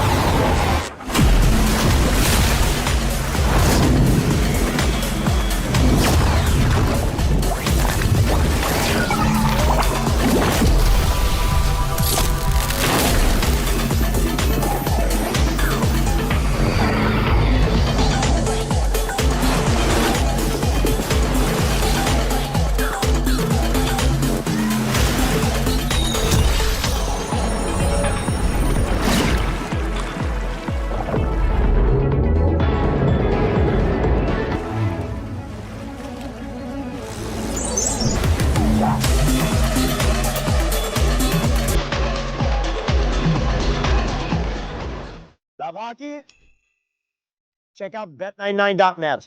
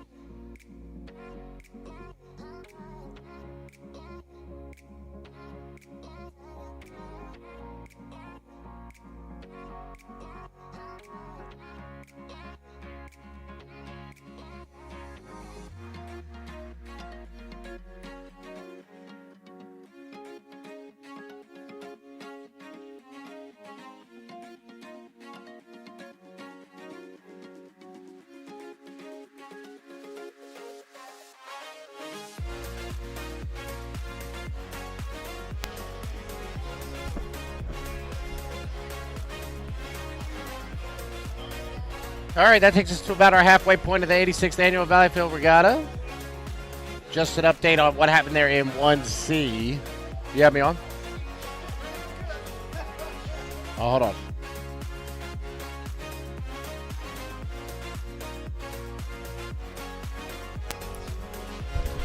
All right, sorry, just to recap what happened there at 1C, the 135 was penalized for destroying a buoy. He was not forced there according to the officials. So John Shaw will be assessed a penalty. Even though he ended up in 4th place, it'll still be points that will be taken away from the 135. So Andrew Tate is your official winner of Heat 1C. And the GP71, the wild one, he does win Heat 1C. All right, coming up next, we'll go vintage. After vintage, we'll go to our second half of the day. Formula R heats 4A, 4B. Formula F heats 2A, 2B. H350 for qualification heats H350. Pro Hydro, Jersey Speed Skip, and then we'll end the day with 3 more qualification heats of Grand Prix. So 1, 2, 3, 4, 5, 6, 7, 8, 9, 10, 11, 12, 13 more qualification heats of racing for you today. And we'll have 2 vintage flights stuck in there as well. So once again, thank you all for coming out. Thank you all for joining us. Tell your friends and family we are live on YouTube, on the Hydroplane Racing League YouTube. And if you haven't done so yet, I suggest you download that HRL app. You can stay up to date with everything going on in the Hydroplane Racing League. As our vintage boats start to make their way out, green flag is on the race course. Excuse me, green flag on the race course as our vintage hydros start to make their way out of the pit area and onto the race course.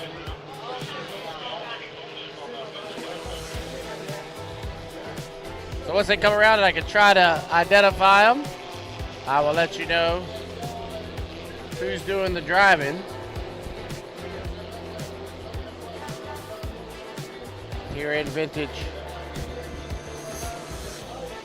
We should have the 222 of Grant Ladycoat behind the wheel of the 222. 78 of Bob Abbott. The 69 of Andre Bergeron. Of course, we talked about it earlier. Jimmy Shane behind the wheel of the S1, the Hijacker. But on your screen right now should be the 69, that's on the outside, that's Andre Bergeron. Then the 105 on the far outside of Jim Benson. The 77 of Wayne Butler. The CS5, Ross McCracken in the Pixie. There's Bob Abbott on the inside. And there's your Gold Cup champion, Jimmy Shane, in the S1, the Hijacker, on the outside. The 166, the OCM Cobra coming by of Michael Perrette. I was told that was a gift from Mike Grindell to Mike Perrette. And then the 222 of Grant Liddycoat. So really cool to see last weekend's Gold Cup winner from Madison, Indiana, Jimmy Shane, driving the S1 Hijacker. His father, Stu, drove that to many national championships back in the early 1970s. That boat was built in 1973. And Jimmy and his family redid it a couple years ago for Stu. And Jimmy's getting an opportunity to drive here on the Valleyfield Racecourse in his dad's S1 Hijacker. The 77, the Pixie 2, built in 1986 by Wayne Butler. He was just on your screen, and there you can see Jimmy Shane in the S1 getting a rough ride on the outside there as he comes through turn number 2 in that S1 Hijacker. As I said, boat was built in 1973, and Jimmy's driving it here. There is Bob Abbott in the Double Eagle, the 78. That's the first Sui cab over, from what I'm being told.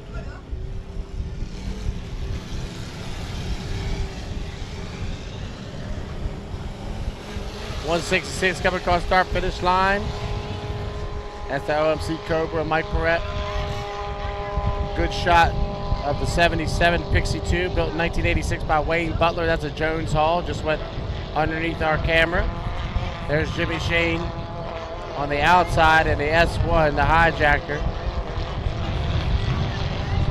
On the inside, Ross McCracken into CS5, the Pixie 1. That's a 1985 Hayworth Hall.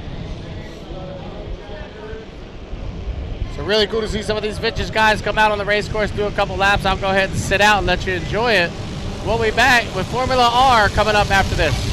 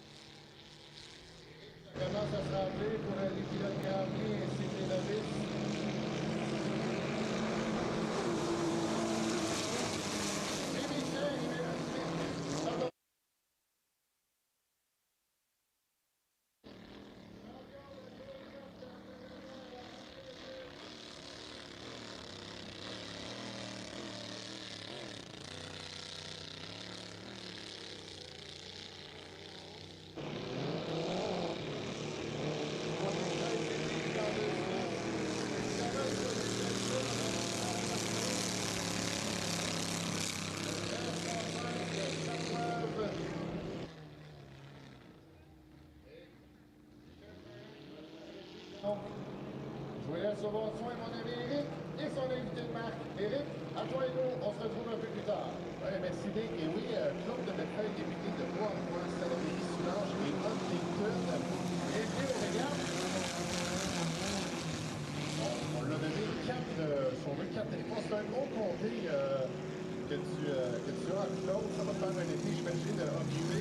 Oui, c'est tellement beau, cette construction, mais aujourd'hui, là...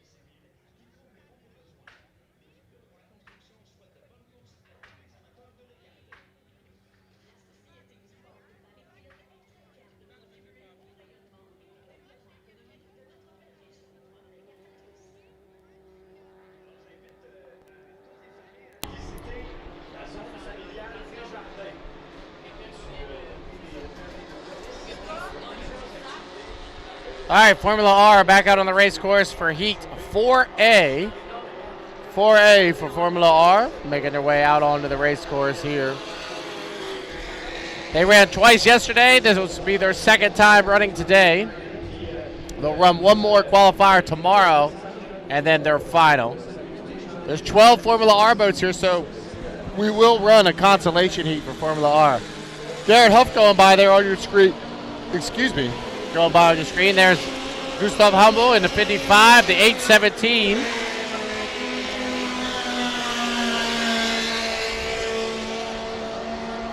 Driven by Renaud Simard. The 910 on your screen. That's Justin Leperez. Let me make sure it is. Yeah, Renaud Simard is listed to drive the 817 here in Heat 4A. Justin Leperez coming through turn number 2 right there.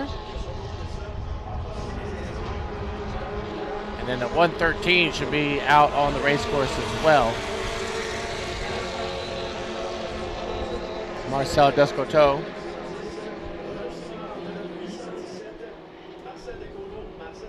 So it looks like 5 of the 6 will make the call. The 88, Alexandre, not going to make it out. Alex Leduc in the 88 Fat Boy Racing. Unfortunately, he had some mechanical issues earlier today. Doesn't look like he's going to make the call. He's the qualifier 4A for the Formula R.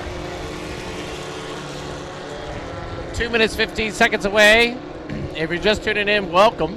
This is the 86th Annual Valleyfield Regatta here in the beautiful Robert Theoret Race Course in beautiful Valleyfield, Quebec, Canada. And if you're out there listening on the live stream and you have not had the opportunity to come to Valleyfield, you need to put it on your bucket list and make a trip out here. We have 78 heats of racing for you this weekend, 28 heats today, and we are at the midway point of that. Garrett Huff driving this weekend for Bennett Armstrong. Garrett out of Brockville, Ontario. He came through turn number 2 just a second ago. You saw him on your screen. There's the 817, the points leader coming into the weekend on the inside, driven today by Renaud Simard. The 4MAX Racing, the boat on the outside, the 113. Another one driven by Marcel Descoteau.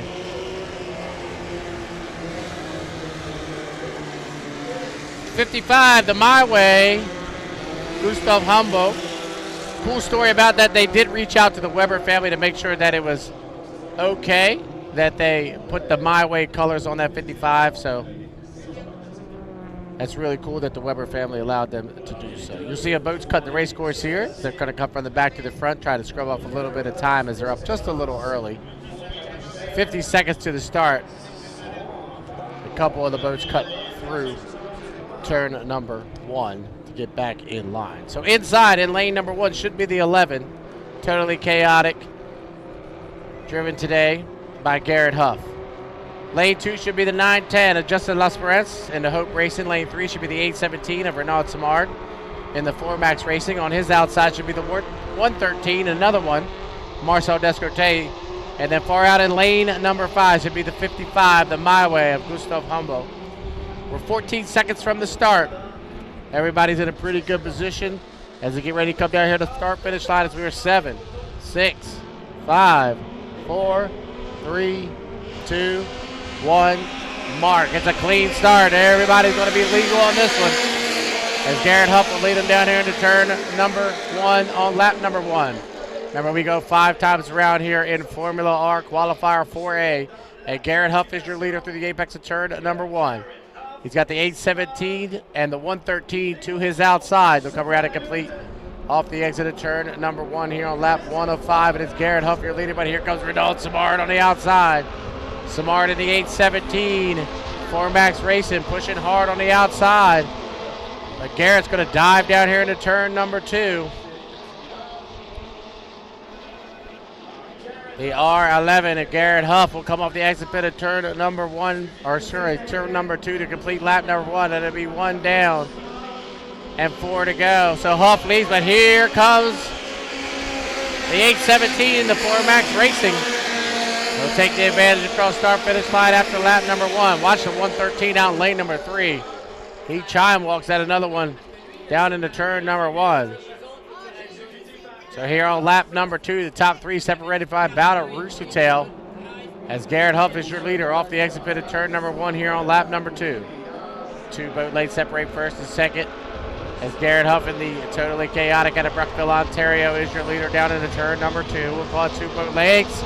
Over top of Renard Simard running back in second. He got really loose as he heads down here into turn number 2. The 113 of Marcel Descote moving up on the outside. So Garrett Huff will come off the exit of 2 to come around and complete lap 2. 2 down, 3 to go. We'll call it a rooster tail and a half advantage for Garrett Huff in the totally chaotic. The R11 comes across start finish line to complete lap number 2 and start lap number 3.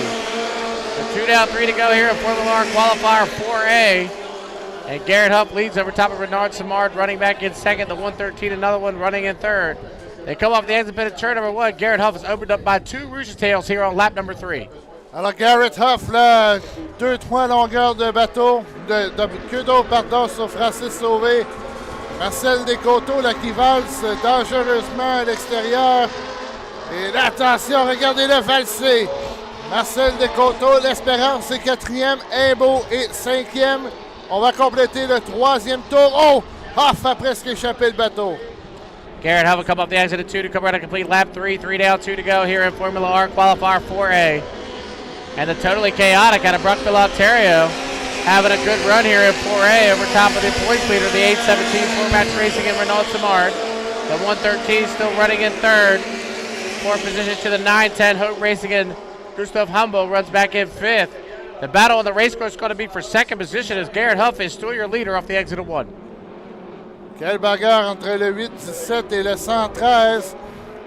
Simard veut garder la tête main mise sur le premier couloir en vue de la finale, mais là, avec une deuxième, va ouvrir un peu la porte là, à pêche à main léger. The white flag will be showing up. 1 more lap to go. Off of 2 to come around and complete lap number 4. It'll be 4 down, 1 to go. White flag being displayed on the race course, so 1 more lap around. For Garrett Huff in the R11, totally chaotic. Opened it up by 2 full rooster tails down over top of the 4-match racing, the 817. Renault Simard. 3rd position to the 113, another one. 4th place to the 910, Hope Racing in the 55, the My Way, in 5th position. But off the exit of 1, Garrett Huff still got a 2 full rooster tail advantage. Un demi-parcours pour Garrett Huff, et ça va lui faire du bien. Avec sa disqualification de ce matin, Simard va terminer 2e dans le 8-17 à moins de pénalité. Et là, le 113 qui valse dangereusement. Dernier virage pour Garrett Huff. Off the exit of 2 for the 5th and final time. It'll be the checker flag this time by. And this will be a great win for that 11 team as the 9-10 spun it out. But Garrett Huff, your winner in the R11, totally chaotic. 2nd position to the 817 4-match racing. 3rd will go to the 113, another one. 4th will go to Gustav Humble, but unfortunately for the 9-10, Justin Lesperance, he spun it out down there in turn number 2 as he was coming around to the checker flag. Coming up next, Heat 4B, Formula R.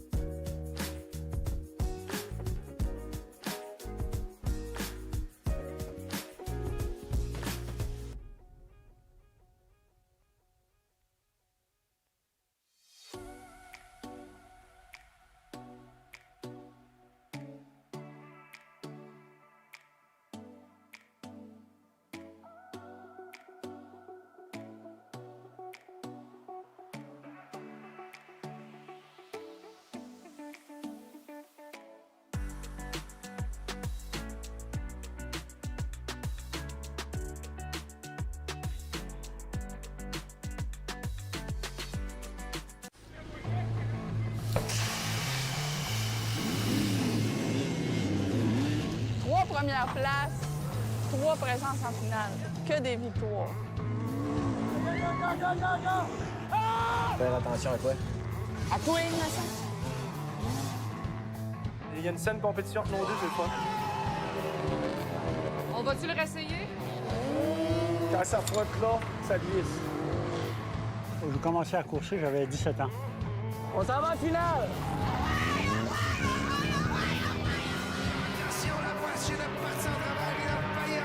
Ça fait partie de la game, puis on fait juste embarquer puis on continue après.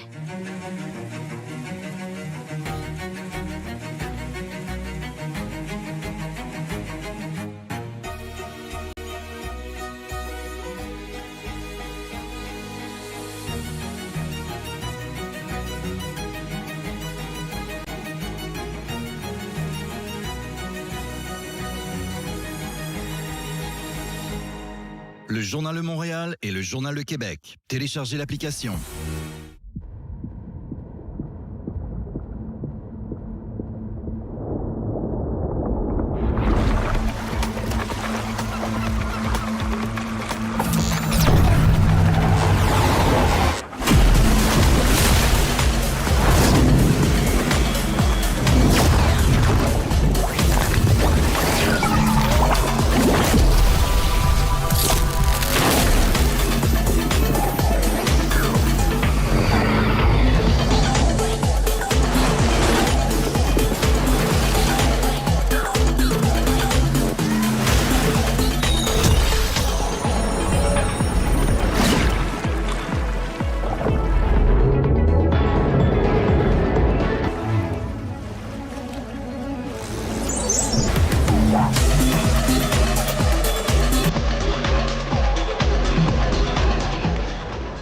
Love hockey?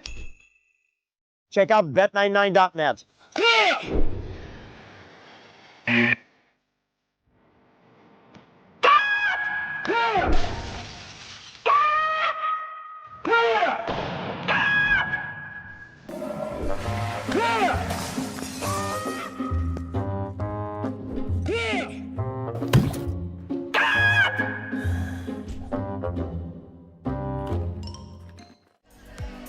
Pardon, avoir des bonnes nouvelles dans son cas.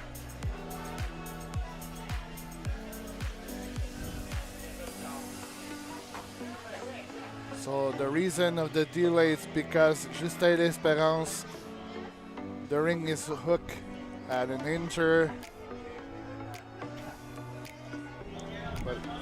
but he's still okay.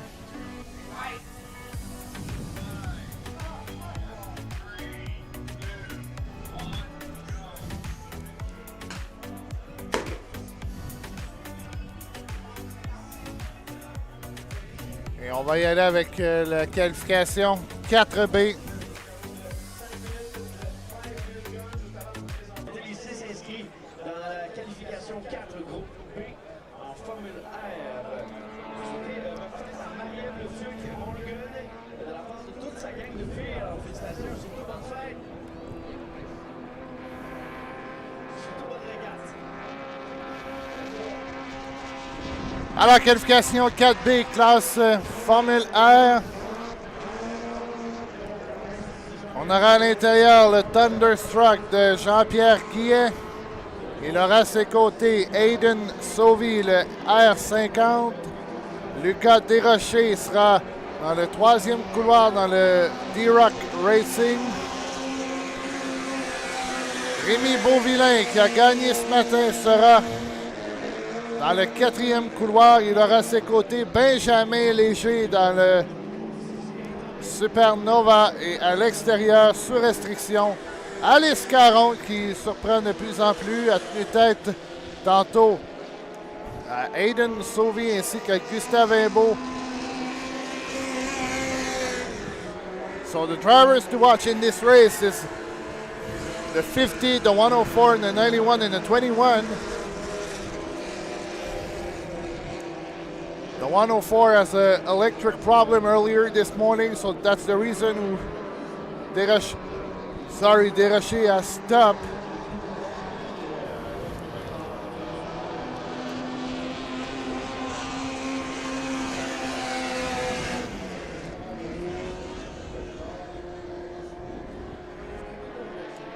On est à 3 minutes du départ. Rémi Beauvillain de la région de Nantes en France. On a une belle prise de caméra là, dans le virage ouest avec Benjamin Léger, Alice Caron et Hayden Sauvy.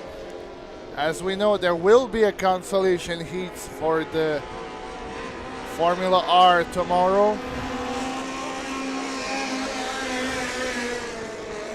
Alors, il y aura une finale consolation demain pour la Formule R.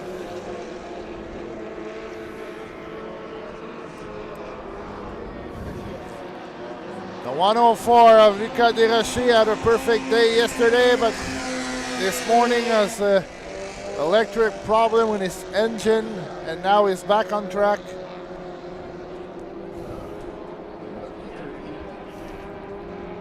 On est à 2 minutes avant le départ. Jean-Pierre Guillet, l'ancien bateau de Bobby King, le R86.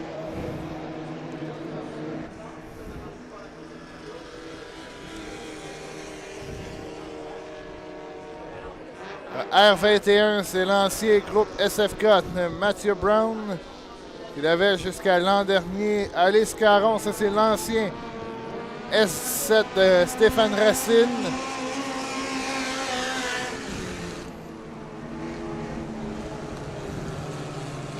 Son idole a été la même idole que probablement pour plusieurs femmes, Stéphanie Blain.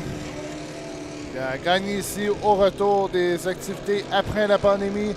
On est à 1 minute 5 du départ. 1:05 away to the start. So I'm going to do the lineup for you after the turn. On the inside will be Jean-Pierre Guillet with the ALE6. Hayden Sauvy will be in the second lane with a 50.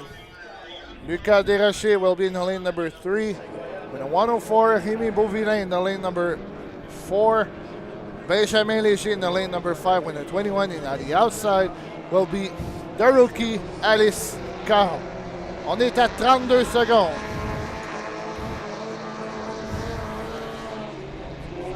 « 25 secondes avant le départ.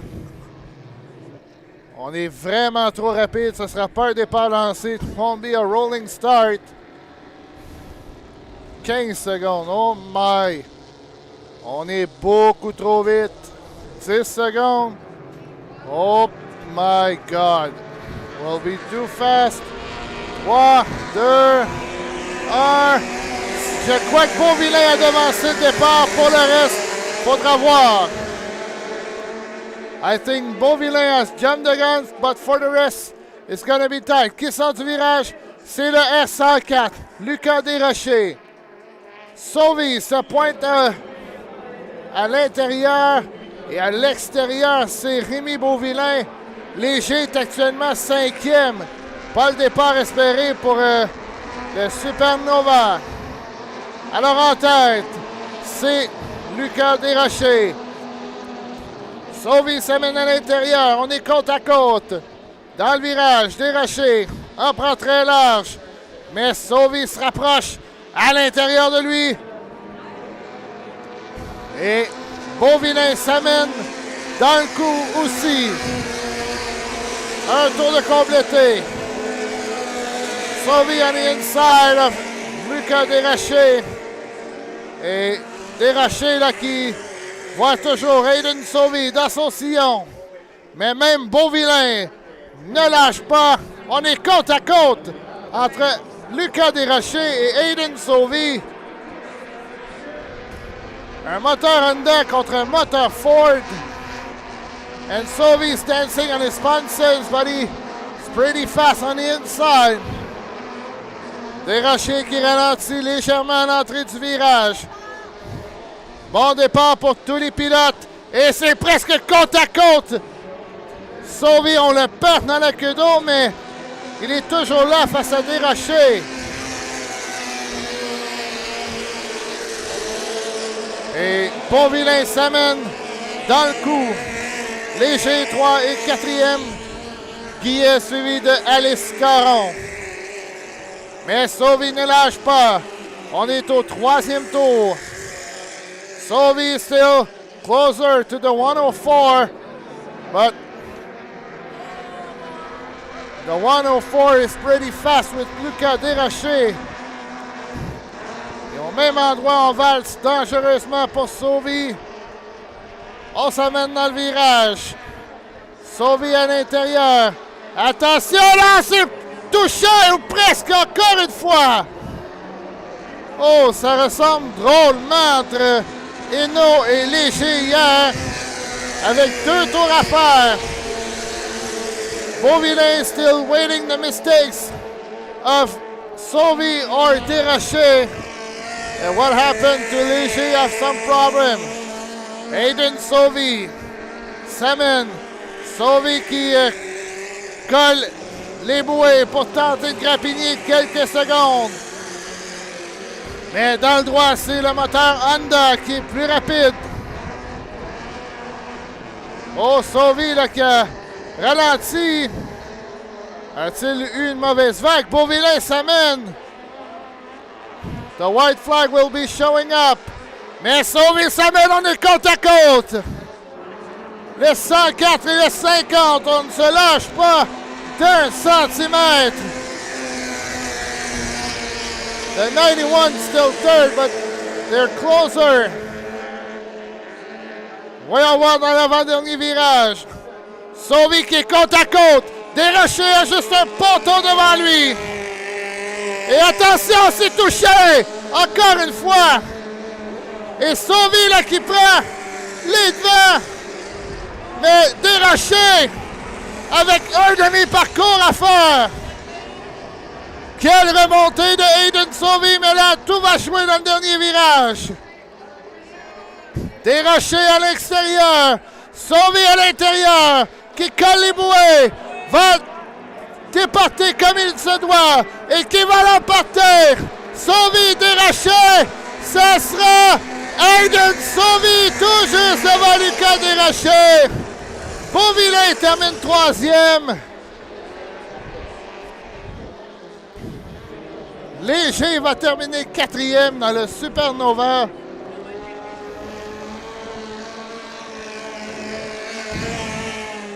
Et 5e, ce sera Jean-Pierre Guillet dans le Thunderstruck R86, suivi de Alice Caron dans le Lucky 13. Coming up next will be the Heat 2A of Formula F.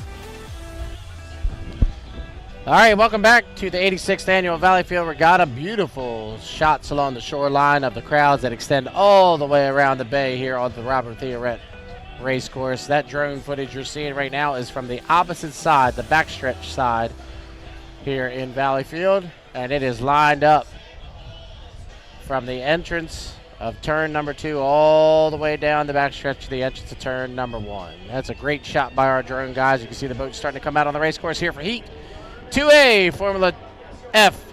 Heat 2A will be making their way out onto the racecourse right now. As I said a few minutes ago, if you've never had the opportunity to come here to Valleyfield, Quebec, you need to do it at least one time in your life. So thank you for tuning in today on our live stream. Want to thank Steven, who is down doing all the controls, Jared and Tate on our turns, on our cameras. Jared is up top on the tower, and Tate's down in turn number 2. And then, of course, our drone team. They do a fabulous job here in Valleyfield, getting you all the shots from the drones.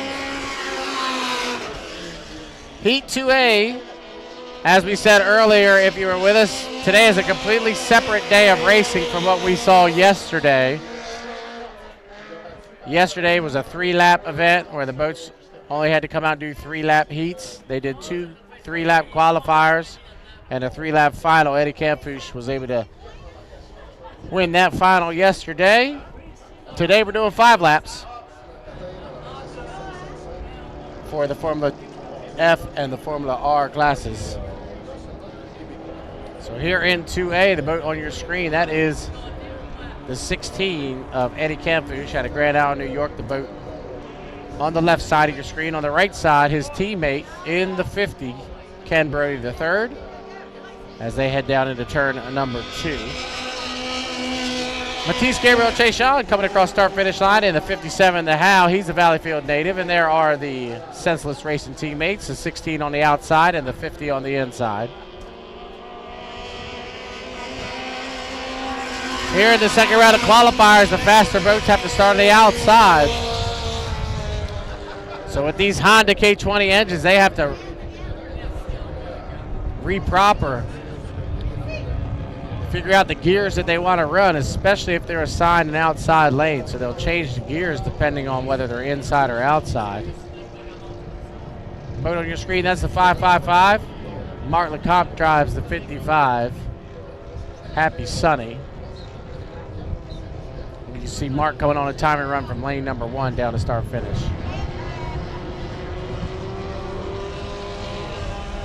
1 minute 42 seconds to the start, 140 away. Start of Heat 2A Formula F here on Saturday, day number 2 of 3 of the 86th Annual Valleyfield Regatta. Thank you so much for tuning in today. You've been with us yesterday and today. We are about halfway through our Saturday edition.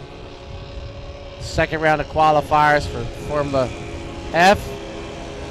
After these 2 qualifications, 2A, 2B, we'll go to H350, 2A, 2B, 2C, 2D, Pro Hydro, Jersey Speed Skiff, and then we will end the day with 3 qualification heats for Grand Prix Hydro. That's a great shot from our drone team as the boats head down into turn number 1, inside 1 minute to the start, 57 seconds. You can see them already getting lined up in their predetermined lanes. As I said, this is based off of points. Earlier today, depending on how many points you had, you got an inside lane. Here in the second round of qualifiers, we reversed that. So the faster boats, or the boats with the most points, as you can see, will be on the outside. So inside out, it'll be the 555, the Happy Sunny, and Mark Lecomte. On his outside will be the 57 of Matisse Gabriel Chasson. Then it'll be Ken Brody III, and then way up on the outside will be the 16 of Eddie Campouche, who's up really early. So he go way out wide as he's got to start out in lane number 4. 20 seconds for the start. Formula F Heat 2A is 12 seconds away. Lecomte, Chasson, Ken Brody III, and Campouche as we are 6, 5, 4, 3, 2, 1. Mark. Looks like a great start for Chasson. And Matisse will break the line first as he heads down here into turn number 1 from lane number 2. Everybody got to hold their lane all the way through the apex of turn number 1. And Matisse Gabriel Chasson, he'll get there first. He'll turn left first. And we got a boat over, or a boat spun out. It's Ken Brody. He's still got it right side up, so we will keep racing The 57 on the inside, the 16 on the outside. It was a good start, so both boats are legal. The 57 on the inside and the 16 on the outside. Head down here to turn number 2 on lap number 1 of 5. Matisse Gabriel chase on. He's got the inside, the shorter way around, but Eddie Camfus flying hard on the outside. That 16, the Viper out of Grand Island, New York, will come around and complete lap number 1. So 1 down, 4 to go. Here in a side-by-side battle in 2A for Formula F. Camfus picks up the right spots just a little bit as they head down here into turn number 1 on lap number 2. So Camfus on the outside and Matisse Gabriel chase out on the inside. You notice Matisse is still holding out in about lane number 2 or 3. Trying to keep Eddie pushed out just a little bit. They come up the exit of 1. It's a side-by-side battle here in 2A. Camfus and Chase Saunders side-by-side down the backstretch. 1.5 in, 3.5 to go here in Formula F qualifier 2A. Eddie Camfus leads over top of Matisse Gabriel Chase Saunders as they head down into turn number 2 on lap number 2 of 5.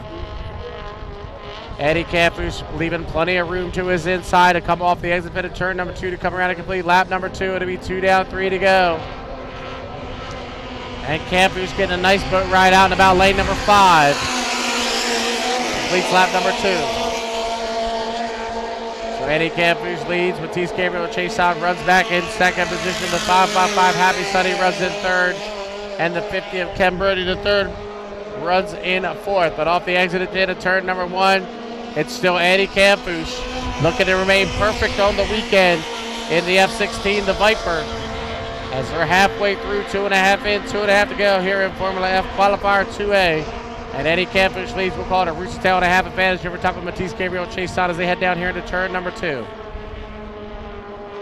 So the 16 comes off the exit pit and come around and complete lap 3. 3 down, 2 to go here in Formula F Heat 2A. And it's Eddie Camfus.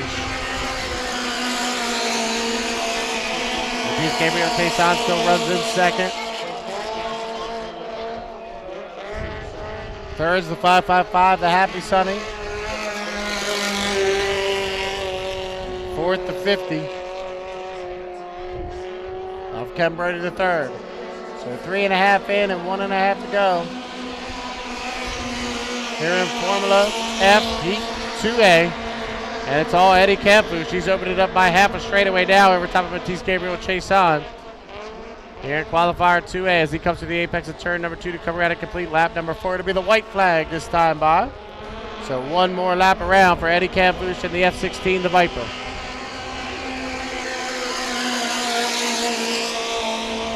Second position still to the 57. Matisse Gabriel chase on in the Howe.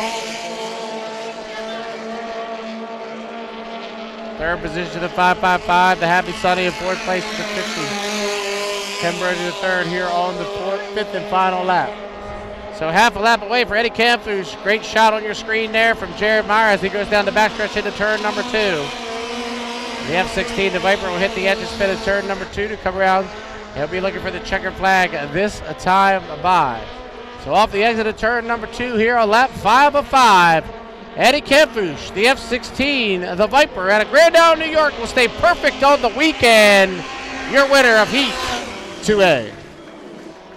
Second position, Matisse Gabriel chase Sam will bring it down to start-finish line. He'll get second place points in the 57, the Howe. Third position will go to the 555. The Happy Sunny and Mark Lecomte. And fourth place after a hook down in turn number 1 on lap number 1. Go to the 50 of Ken Brody the third. Good job for Kenny to just get that thing back up and running. I thought he might have blew over. We saw a lot of water, but he just hooked it and was able to complete the heat in the 50. We'll see if there's any calls or anything like that because it was a lot of white water down there in turn number 1. We will wait and see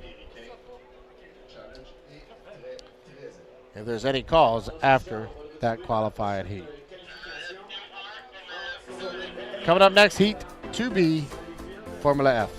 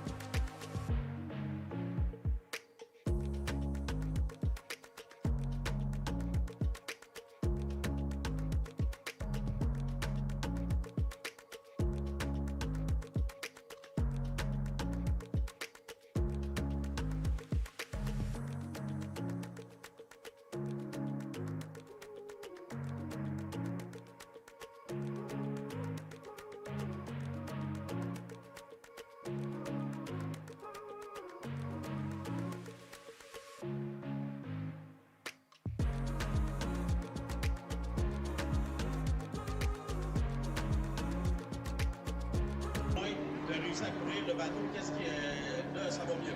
Oui, ça va mieux. Je vais mettre quelques All right, welcome back here to the 86th Annual Valleyfield Regatta. It's time for Heat 2B, Formula F. Apparently, Nicholas, the Prime Minister is coming up. Did you know that? The Prime Minister is coming. Am I supposed to like wave or shake her hand? What should I do? I'm kind of nervous. Shake her hand. Shake her hand? Okay, all right. I don't pay taxes up here. I mean, is she going to expect anything from me? I don't know. Non, donc, comme vous l'avez entendu, on aura tantôt Madame la Première ministre, Christine Fréchette, avec nous. Elle viendra faire son tour. L'an dernier, c'était M. Legault qui était avec nous, mais là, ce sera Mme Fréchette. Mais juste avant, on a une course à vous décrire et on va vous la faire avec grand plaisir. John, who's going to be in this seat? Say it again, Nick. I'm sorry. Who's going to be in this seat? All right, let's set it up for you. You can see John Shaw coming by in the 92, the Tenacity, out of Centerville, Maryland. Drives for Al Thompson out of Seaford, Delaware. The boat on your screen right now, that's the 35. The Jones Junctions presents the TM Special and Kyle Hayes. We saw Kyle blow over yesterday in that Friday final, but up and running. Everything looked good. I talked to his dad, Dave, just a minute ago. He said everything's okay. Boat ran well in the earlier qualifier. There's Kevin Smith in the 26, the Dreamweaver out of Peabody, Massachusetts. In the final boat, there's the 38, the Heron Choker Racing. Adam Carruthers out of Rexton, New Brunswick, far eastern side of Canada for Adam Carruthers. 2 minutes, 20 seconds to the start, 2:20 away. Formula F, qualifier 2B is on the race course. John Shaw did have a faster time than Eddie Canfouche in the first round of qualification heats. He's going to have to start up on the outside. We'll see how he does here in qualifier 2B. Alors, Kyle Hayes dans le 35 hier qui a eu une embardée pas trop sérieuse, quoique la Carling a subi quelques dommages. Là, on aperçoit Adam Carruthers qui sera à l'intérieur. Et ce ne sera pas des pilotes là, faciles à passer pour John Shaw. Carruthers est extrêmement rapide dans cette nouvelle embarcation depuis l'an dernier. Et attention aussi à Kevin Smith, le seul représentant en Formule F avec le moteur Ford. Et là, Shaw vient de voir Canfouche remporter sa qualification. Il doit absolument faire la même chose. All right, about a minute away from the start. Formula F Heat 2B. The boats will start to line up down here in turn number 1. Remember, we go 5 times around here today in Formula F Heat 2B. Everybody trying to get as many points as they can as we get ready to head to that Sunday final. With only 8 boats here, all 8 will make the final, but you want to get that inside lane to get that shortest way around. So here in 2B, it'll be Adam Carruthers in lane number 1, the 38, the Heron Choker Racing. He'll have lane 1. Lane 2 will be the 35, Kyle Hayes. Jones Junction presents the TM Special. Lane number 3 will be the 26 of Kevin Smith and the Dreamweaver out of Peabody, Massachusetts. And on the outside of the Centerville, Maryland, will be the F92, John Shaw, and the Tenacities. We're 18 seconds from the start. Formula F, Heat 2B. Everybody's lined up off the exit pit as we are 8, 7, 6, 5, 4, 3, 2, 1. Mark gives a nice start for John Shaw. He'll lead him across start finish line from lane number 4. Now John's going to stay way outside. He cannot come over until they reach the exit pit of turn number 1. So Shaw will turn left first. He's got the lead through the apex of turn number 1. But on those inside is the Adam Carruthers and the 38, the Heron Choker Racing. Et regardez John Shaw là, qui a parti du 4e couloir. Il est déjà en tête. Et on confirme que c'est un bon départ. Alors John Shaw là, pourchassé par Carruthers dans le 38. Smith est 3e. Hayes est 4e. On va voir Carruthers qui colle bien les bouées face à John Shaw. Off the exit of turn number 2, just getting word from the officials it was a clean start, so everybody's legal. So John Shaw is your leader across the finish line to complete lap number 1. 1 down, 4 to go. Adam Carruthers runs in second position. Kevin Smith is up to third, and Kyle Hayes is back to fourth. As they head down into turn number 1 here on lap number 2, is John Shaw by 2 full rooster tails off the exit of 1. On a vu John Shaw de s'insérer à l'intérieur pour nuire un peu à Carruthers. Et Smith là, se bat toujours avec Kyle Hayes pour la 3e place. Mais c'est une course dominée par le pilote américain John Shaw. So John Shaw will come off the exit of 2 to come around and complete lap number 2 to be 2 down and 3 to go here in Formula F Qualifier 2B. So Shaw has set sail, looking really good on the water. Is that 92 Tenacity. 38 Adam Carruthers coming across in second. Third position is still Kevin Smith, and fourth is Kyle Hayes. But look at that great shot by our drone team as John goes through turn number 1. And that 92 to Tenacity. He'll go off the exit 1 with a commanding 3 rooster tail advantage. Il augmente toujours son avance et on a entendu un son douteux là, du côté du TM Special. C'est pas la fin de semaine des TM Special en fin de semaine, les 35. Mais John Shaw est loin en avant, va compléter déjà un 3e tour de piste. Environ là, avec 5-6 longueurs de queue d'eau sur Adam Carruthers. Shaw still your leader with Carruthers still running in second. Kevin Smith still running in third. And Kyle Hayes in fourth. So 3 down, 2 to go. Here in Formula F Qualifier 2B. And John Shaw heads down into turn number 1. Half a straightaway lead over top of Adam Carruthers running back in second position. But he comes off the exit of 1. John Shaw is probably looking to get a better time than Eddie Camphers. As if they're tied, it'll come down to time, Nick.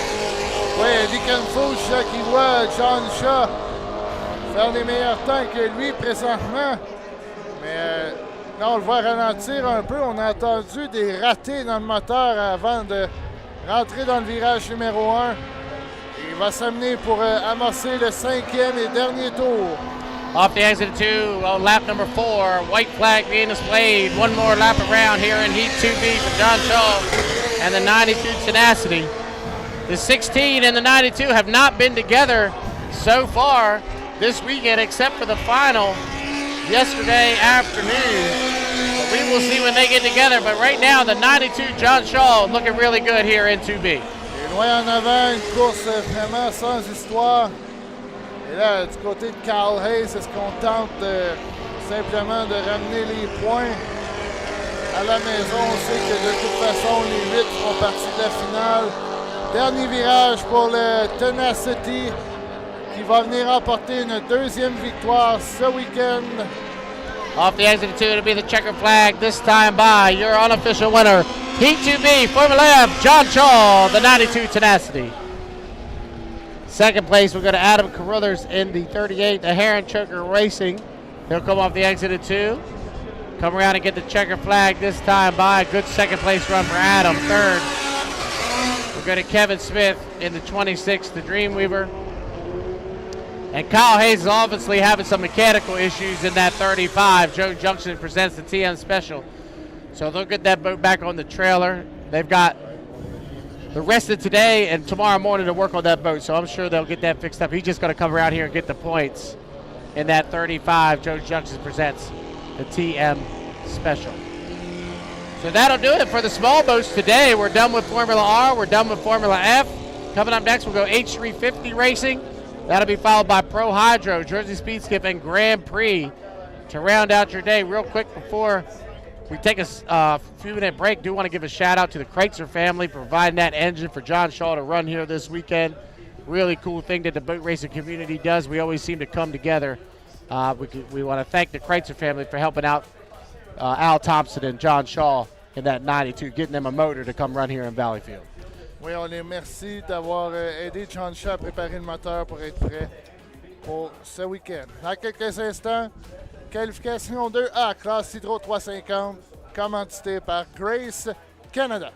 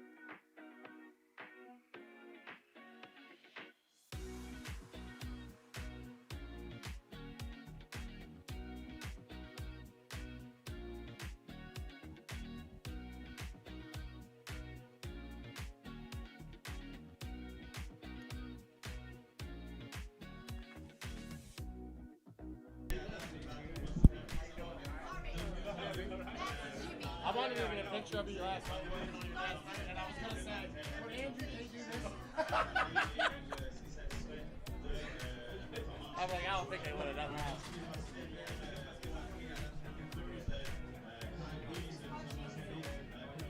All right, JP, you can come to me.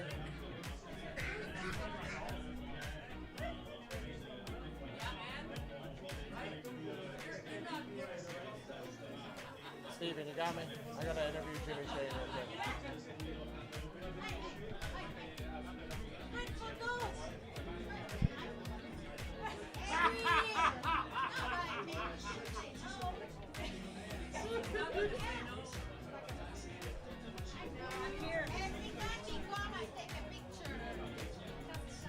All right, everybody getting pictures with Jimmy Shane right now. We're going to interview him as soon as he gets done taking a picture because he's, you know, famous guy.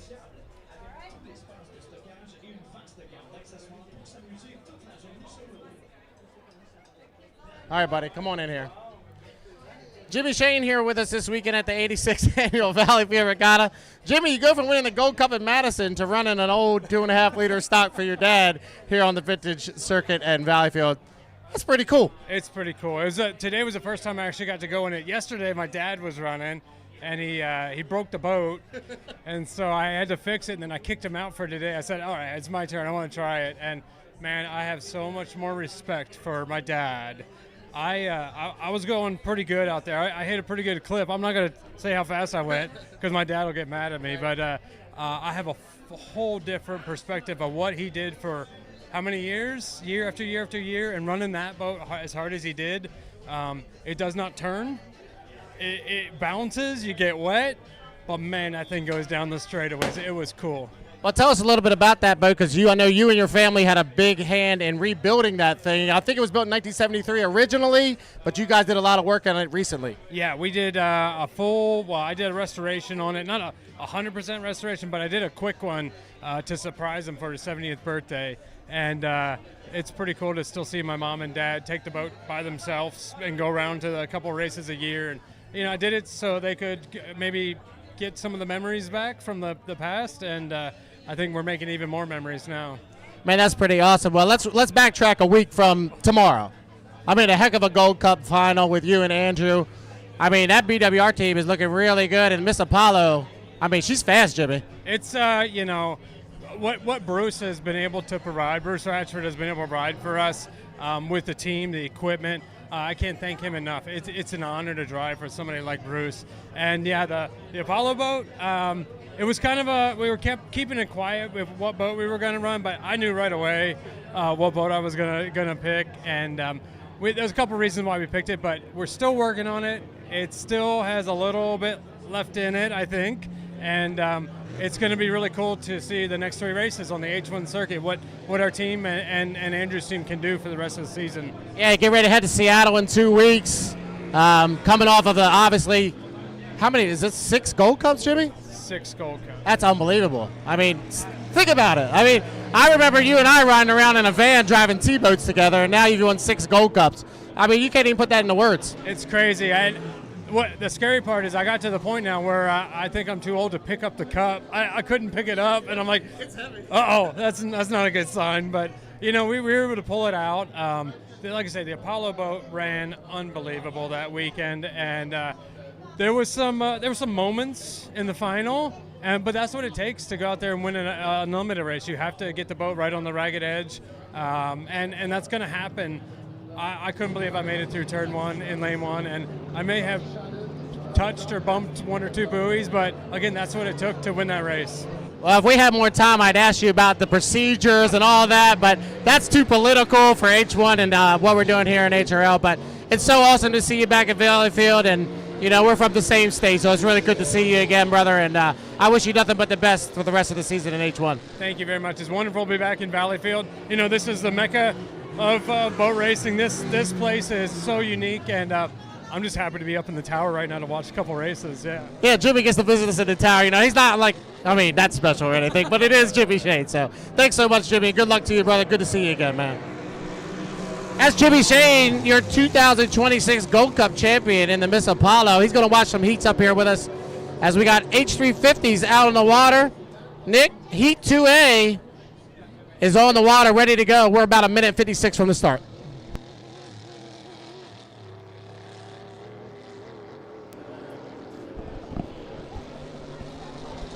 Oui, alors, Jimmy Shane, quel gentil monsieur. Oui, qualification 1A, classe Hydro 350. On aura le H300, le Pennzoil et Andrew Tate. Il aura Michael Leboeuf à ses côtés. Le H155, Joe Less sera dans le 600. Tommy Shannon dans le 306 et Eddie Canfouche dans le 999. It's the last restriction for Eddie Canfouche in the Black Beast. All right, our 5 H350s are out on the water for Heat 2A. Hydro 350s, as Nick said, this will be the final restriction heat for Eddie Canfouche in that 999. Stepping in for Eric McKenna, who's out with a torn Achilles, unfortunately, but Heat 2A, it'll be Andrew Tate in lane number 1. On the 155 at McCullough Roof will be in lane number 2. Lane 3 will be the 600 of Joe Less. Lane 4 will be the 306, the Dog Nasty of Tommy Shannon. On the outside, it'll be Eddie Canfouche in the 999. The Black Beast, you can see everybody getting lined up as they head down the backstretch here. 30 seconds from the start. H350 Heat 2A, sponsored by Grace Canada. On the water, 22 seconds from the start. So it's Tate, Leboeuf, Les, Shannon, and Canfouche. That's how they'll line up as they come through turn number 2. 10 seconds from the start. 8, 7, 6, 5, 4, 3, 2, 1. Mark, wow, really close for Eddie, but wait and see. They head down here to turn number 1. Watch for Tommy Shannon and Andrew Tate. Andrew's got that inside and shorter way around as he goes through the apex of turn number 1. Andrew Tate in the 300, the Pennzoil. Out of Wild Lake, Michigan is your leader off the exit pit of turn number 1, but Tommy Shannon's right there on his outside. Oh, Tommy Shannon à l'extérieur et Canfouche là dans la bête noire est 3e. Alors Andrew Tate, Tommy Shannon, Eddie Canfouche et Shannon n'est pas très loin d'Andrew Tate. Encore Liboué pour Tate. Shannon se pointe au Tate qui a vacillé. Mais voilà Shannon. Off the exit of 2, it was a clean start. Everybody's legal, so Andrew Tate will lead him across start-finish line to complete lap number 1. 1 down, 4 to go here in H350 qualifier 2A, and Andrew Tate is chime walking to 300, but Tommy Shannon is right there on the outside. 2 boats look like one as they go through the apex of turn number 1 here on lap number 2. Andrew Tate will come off the exit pin. We'll call it a 2-boat length advantage over top of Tommy Shannon. Oh, quelle bagarre. Andrew Tate, Tommy Shannon. On l'attendait cette bagarre et on l'a présentement. Le Pennzoil et le Dog Nasty. Alors que Canfouche, lui, 3e, suivi de Leboeuf et de Less. Andrew Tate qui colle les bouées. S'amène dangereusement dans le droit, mais voilà Shannon qui se pointe à ses côtés. We just interviewed one of the BWR teammates. The other teammate is down there on the race course running first in qualifier Heat 2A for H350s, and it's Andrew Tate by 3 boat lengths over top of Tommy Shannon here to complete lap number 2. Tate really flew the right spots at that time as they go through the apex of lap number 1. Of turn number 1 here on lap number 3. Tommy Shannon is trying everything he can to make up ground. Andrew Tate là s'éloigne cependant, mais Shannon n'a pas de son dernier mot. Alors que Canfouche, lui, sans Michael Leboeuf derrière lui. Il va rester 2 tours à faire pour le Pennzoil et Andrew Tate. Andrew Tate off the exit of turn number 2 to come around and complete lap number 3. He's moved out to about lane number 3 or 4. 3 down, 2 to go for the 300. Tommy Shannon's backed off just a little bit, running back in 2nd position. Eddie Canfouche up to 3rd. A good run for Eddie in that 999, the Black Beast. Mikel Leboeuf runs in 4th. And 5th is Joe Less. But off the exit of 1, Andrew Tate's opened it up. Andrew Tate pour chasser, mais là, Shannon est à l'intérieur. Le Dog Nasty tente une dernière poussée. Il va rester 1 tour à faire après celui-ci. Et Canfouche maintient toujours sa 3e place devant Michael Leboeuf. Il va rester un dernier tour. Est-ce que Shannon a assez de chevaux vapeur pour remonter? Tate comes off the exit pit of turn number 2 to complete lap number 4. White flag being displayed. 1 more lap around for the 300 of Pennzoil and Andrew Tate. The Budget Buster Racing Team out of St-Felicien, New Jersey, got to like what they see here with Andrew back behind the wheel of the 300 as he heads down into turn number 1 on lap number 5. So Tate off the exit of 1. We'll call it 2 full Rooster Tails over top of Tommy Shannon back in second. Alors, un demi-parcours OLS là qui va s'arrêter, le Senseless. Et Andrew Tate affiche ses couleurs en vue des demi-finales. Dernier virage pour le Pennzoil. Off the exit of 2 for the 5th and final time. It's the 300, the Pennzoil. Andrew Tate, your winner of Heat 2A. Second place will go to Tommy Shannon. A hard-fought battle for Tommy. We'll see if the roles are reversed and he gets the inside on Andrew. What would happen next time? Eddie Campuch will get third. Fourth will go to Mikel LaBouffe. And unfortunate for Joe Les there on the end of lap number 4. He pulled it into the infield, so some mechanical issues on the 600. Unfortunately, Joe Les will get a did not finish. Up next, Nick, will be Heat 2B, Hydro 350, sponsored by Grace Canada. But how cool was it that Jimmy Shane came up and gave us some time to come and talk to us? As I said in the interview, Jimmy and I go way back. We were driving in a van, T-boats together a long time ago, driving to these races all around the country. And to see where he's come, and like I said, his 6th Gold Cup victory last week. It would have been 7th, wasn't for that 80-mile-an-hour rule a couple years ago. But he currently sits 4th place in overall Gold Cups. If he stays at it a couple more years, he might give Bill Walk a run for his money with 11, but we'll wait and see. Oui, Jimmy Shane a gagné sa 6e Gold Cup la semaine dernière. Et on s'attend à ce que la lutte pour le championnat entre lui et Tate, les deux pilotes de la même écurie, soit faramineuse jusqu'à la fin de la saison. Merci à Jimmy Shane d'avoir pris quelques temps pour nous. Et dans quelques instants, nous, on poursuit en course avec la qualification 2B, classe Hydro 350, commanditée par Grace Canada.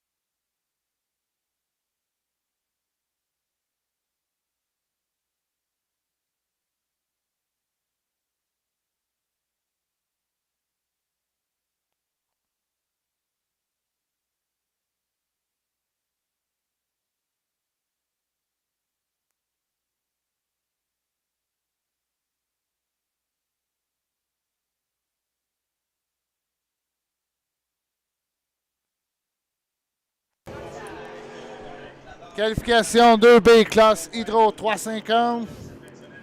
On aura à l'intérieur le Lalo Racing.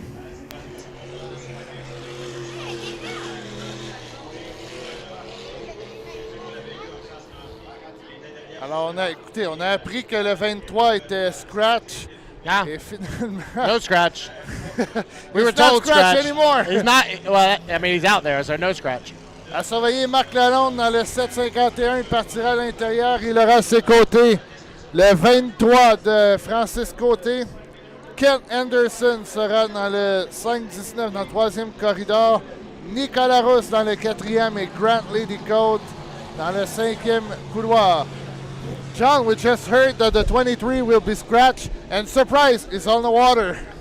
Yeah, we thought the 23 was going to be scratched, but he's out there, so good field of 5 out here for Heat 2B. Hydro 350 sponsored by Grace Canada. Boats have made their way out onto the race course here for 2B.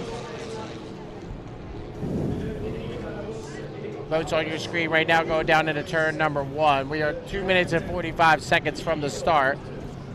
Boat on the inside, that's a 751, driven by Mark Lalonde. The Lolo racing the boat on the outside, young Grant Liddycoat out of Suffolk, Virginia, in the 97 Descendant. I think this is Grant's final heat that he has to start on the outside, so tomorrow he'll be able to move inside. It's the final restriction. Okay, good. So Grant will be able to move inside tomorrow in that 97. Coming down the front stretch, that's Kent Henderson out of Brockville, Ontario. In the 519, the bank on it. Team Toban sponsors the 519. He's followed up by Mark Lalonde coming across our finish line right now. The yellow torpedo on the inside of Francis Cote, and on the outside is Grant Liddycoat. And the final boat, Nick Roos, the 225, the Roos Motorsports, right here in Valleyfield.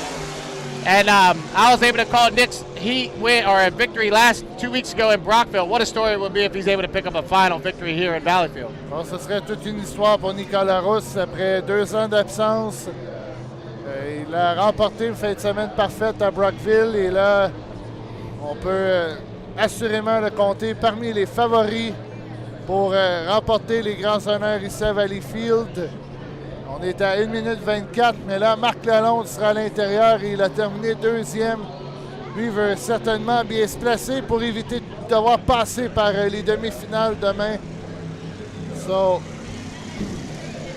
the 519 will be on the third lane with the Team Toban, Grant Liddycoat. À the outside, on est à 1 minute avant le départ. 1 minute to the start. Just inside 1 minute. Start of H350 qualifier, Heat 2B, sponsored by Grace Canada. We'll get them lined up for you as they head down onto the backstretch. Great shot from our drone team there of the 225 and Nick Roos. In lane number 1 will be the 751, the Lolo Racing and Mark Lalonde. Lane 2 will be the 23, the Yellow Torpedo and Francis Cote. Lane 3 will be the 519, the Team Toban, the bank on it, and Kent Henderson out of Brockville, Ontario, and on the outside. And lane number 4 will be the 225 and Nick Roos, and then Grant Liddycoat will start way up on the outside in the 97 Descendant. We're 20 seconds for the start. H350 qualifier 2B. They're going to come flying as everybody's up a little bit late as they come down. Oh, the 23 just spun out at turn number 2. Hopefully he can get it fired up as we are 5, 4, 3, 2, 1. Mark, wow, that's a tight start for Grant on the outside. We'll see how it all shakes out as they head down here to turn number 1. Mark Lalonde is the winner through the apex of turn 1, and I think we've got a black flag. We do a black flag on the race course. That's a bad spot for the 23 to be in, Nick. That's a good call by throwing that black flag. Oh oui, bon appel, bonne décision de la part des officiels d'arrêter la course, puisque Francis Côté, si on pourrait voir là, dans quel corridor est situé. We'll see if we can get a replay of that, because there was definitely a little bit of contact between a couple boats down there that allowed Francis Cote to spin around. Hopefully our drones caught that. So black flag on the race course. All the boats should be able to return to the pit area. Except now they've all shut off, so now they probably told them red.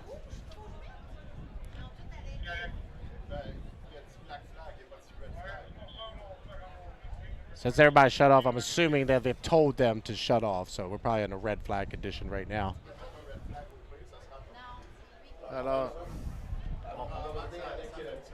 So Francis Cote is being tended to by our rescue team. It's a cool shot of Nick Roos chilling in the 225. But our rescue team down there checking on Francis Cote. And the good thing is we do have a spotter to driver communication. So if there was... All right, getting word from our spotters along the shoreline, there is some debris down there in turn 2.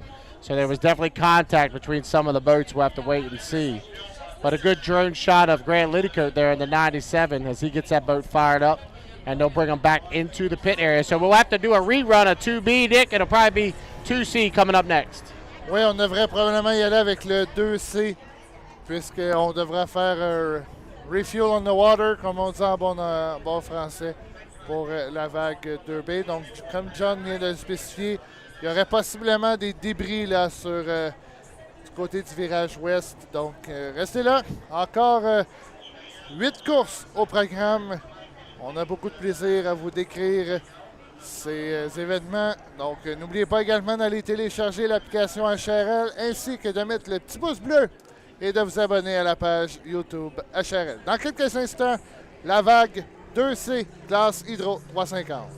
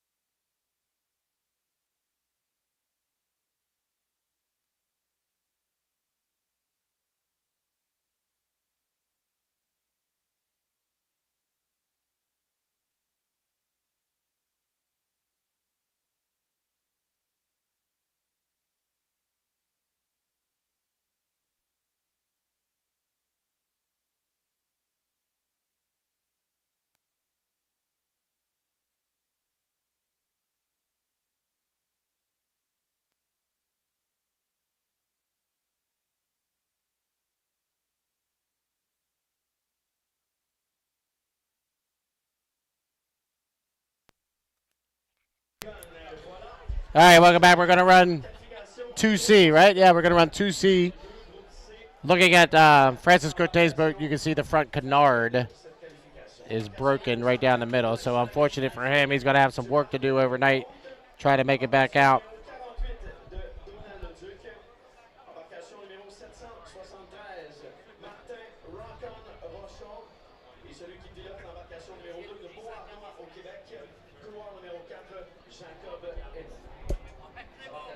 Boats start to make their way out for Heat 2C. I know that the 104 is probably going, hey. The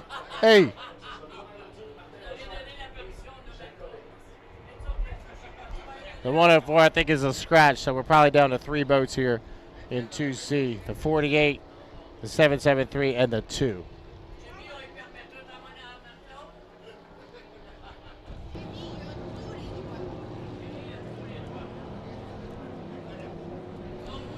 As they come off the exit of turn number 2, we'll introduce the first boat by. That's Donald LeDuc in the 48 to Cannonball from right here in Valleyfield, Quebec. The 773 and Martin Rochon. He'll start from lane number 2. Here, qualifier 2C, and then Jacob Hainu will be on the outside in the H2, the Novo Racing.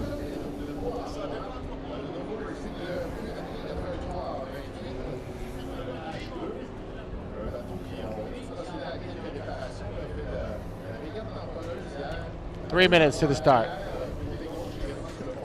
Our timer was not on, Nick. We had to get our timer on. 3 minutes away from the start of H350 qualifier 2C, sponsored by Grace Canada here at the 86th edition of the Valleyfield Regatta. Just for those watching along with us at home, this is Heat 2C. We do have to rerun 2B and then do 2D for Hydro 350. Then we'll go to Pro Hydro, and Pro Hydro's had some of the best racing of the weekend. They'll be coming up after H350, then Jersey Speed Skiff. Then we have a vintage flight in there somewhere, and then Grand Prix 2A, 2B, 2C, probably right around 4:30, I would say, for Grand Prix. If anybody's wondering when that's going to go, that's probably when that will go. So right now on the water is Heat 2C for Hydro 350. Oui, alors, comme John vient de mentionner, pardon, il va rester par la suite 2 qualifications classe Hydro 350, une autre course de vintage, Pro Hydro, Jersey Speed Skiff et les 3 qualifications Grand Prix. Soyez là demain matin dès 9h pour la journée des champions. Marc Lecomte ne sera pas au rendez-vous dans le 104. Alors ça laisse l'intérieur à Donald Leduc, qui connaît toute une fin de semaine dans le New Cannonball. Et Martin Rochon est 4 en 4 depuis le début de la fin de semaine. John, Martin Rochon is the man to beat this weekend. 4 on 4 since the beginning of the weekend. He's had an excellent weekend. I mean, he had a rough start to the season in Cambridge. I don't even think he made the final in Cambridge. Sorrell was tough on him. Brockville, he rebounded a little bit, except for that issue, obviously, when he lost the left sponsor. But he's not in it in points this year. And he'll be honest, he's not in it in the points race this year. He's had too many DNFs. But he is still probably the boat to beat this weekend. He's running really well. We've got some really good ones with the 225, the 773, the 306. The 2's been running really well. I mean, you could name 5 or 6 of these guys that could win that final tomorrow. They just got to get there first. So it's interesting that they got to get through this qualifier here today and that third qualifier tomorrow. But a 3-lap or a 3-boat qualifier here should be pretty interesting with the 48 on the inside, Donald LeDuc, and then you see in the middle there, great shot from Jared Meyer up top of the tower here. The 773 will be in lane number 2, and then Jacob Hayden will be on the outside in the H2. We're 19 seconds from the start, H350 qualifier 2C. LeDuc, Rashawn, Haynu. That's how they line up through the apex of turn number 2 as we are 7, 6, 5, 4, 3, 2, 1.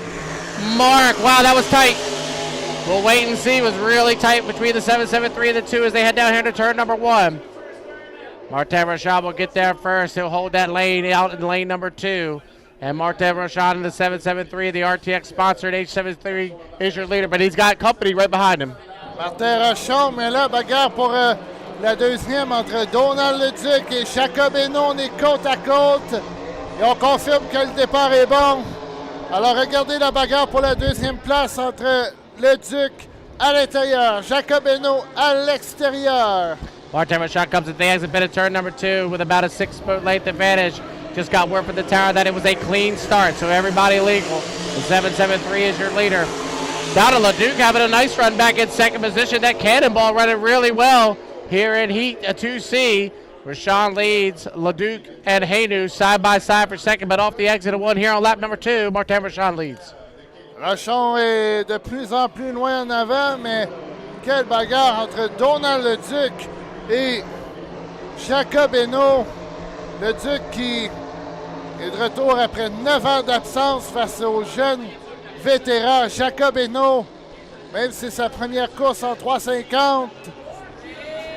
Off the exit of 2, Rashawn leads, but it's a side-by-side battle between Donald Leduc on the inside and on the outside, Jacob Hainaut are side-by-side for second. Every point matters. This is a really important race between the 48 and the 2 to get that second place spot, as there's only 7 spots in the final later on Sunday afternoon. So Hainaut trying to hold on to second. We're halfway through Heat 2C and the battles for second. Quelle bagarre entre Hainaut et Donald Leduc. Le vétéran à l'intérieur, multiple vainqueur ici à Valleyfield. Pendant que Rochon, lui, on l'oublie, mais quelle bagarre qui ne lâche pas. Hainaut face à Leduc. Coming around to complete lap number 3. 3 down, 2 to go. Donald Leduc on the inside, and Jacob Hainaut on the outside.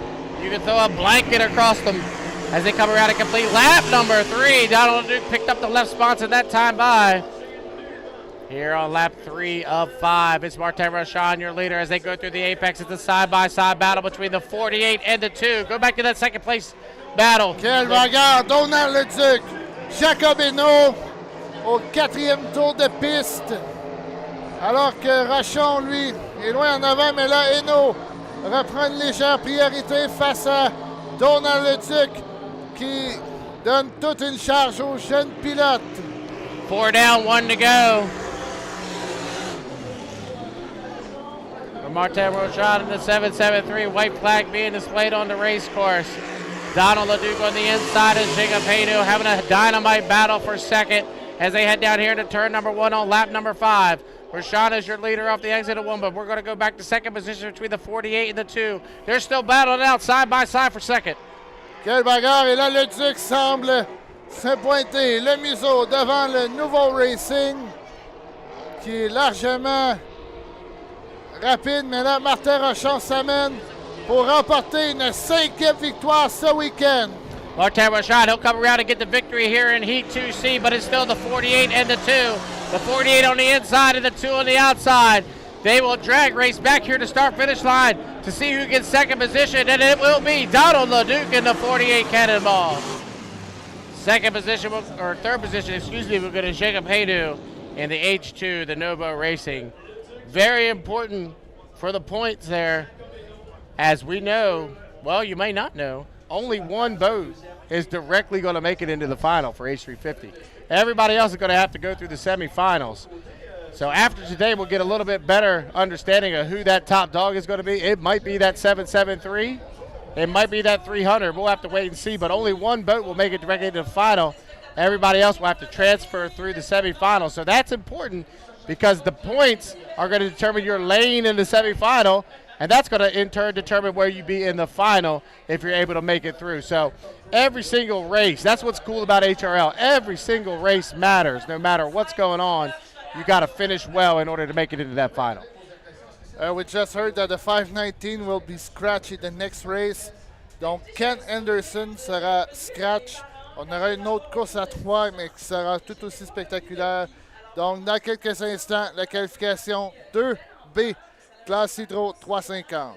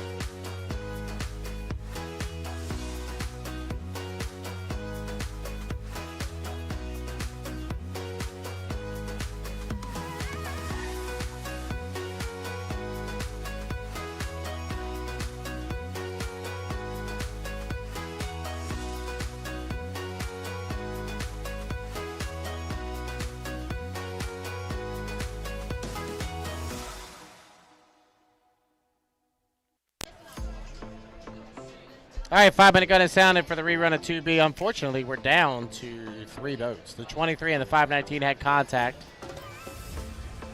as they were coming around turn 2 to the start.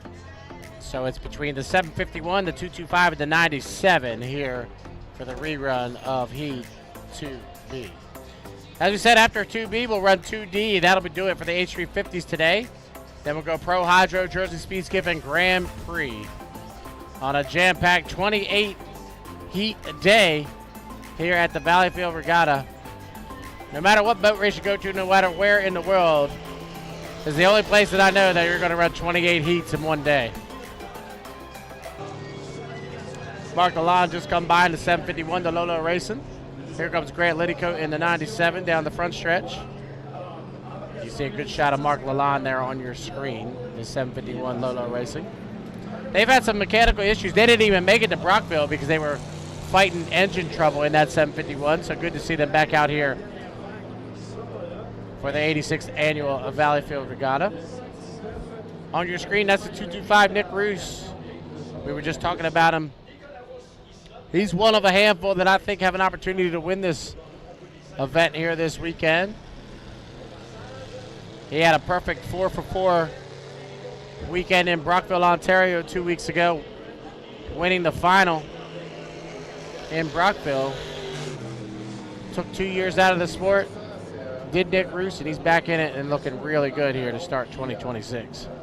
Here's Grant Liddycoat, the young driver out of Suffolk, Virginia. And that 97 Descendant as he heads it down into turn number 2. He'll come to the Apex 2 down here to start-finish line, 2:45 from the start. See you, brother. Take it easy, man. Grant Liddycoat across start-finish line.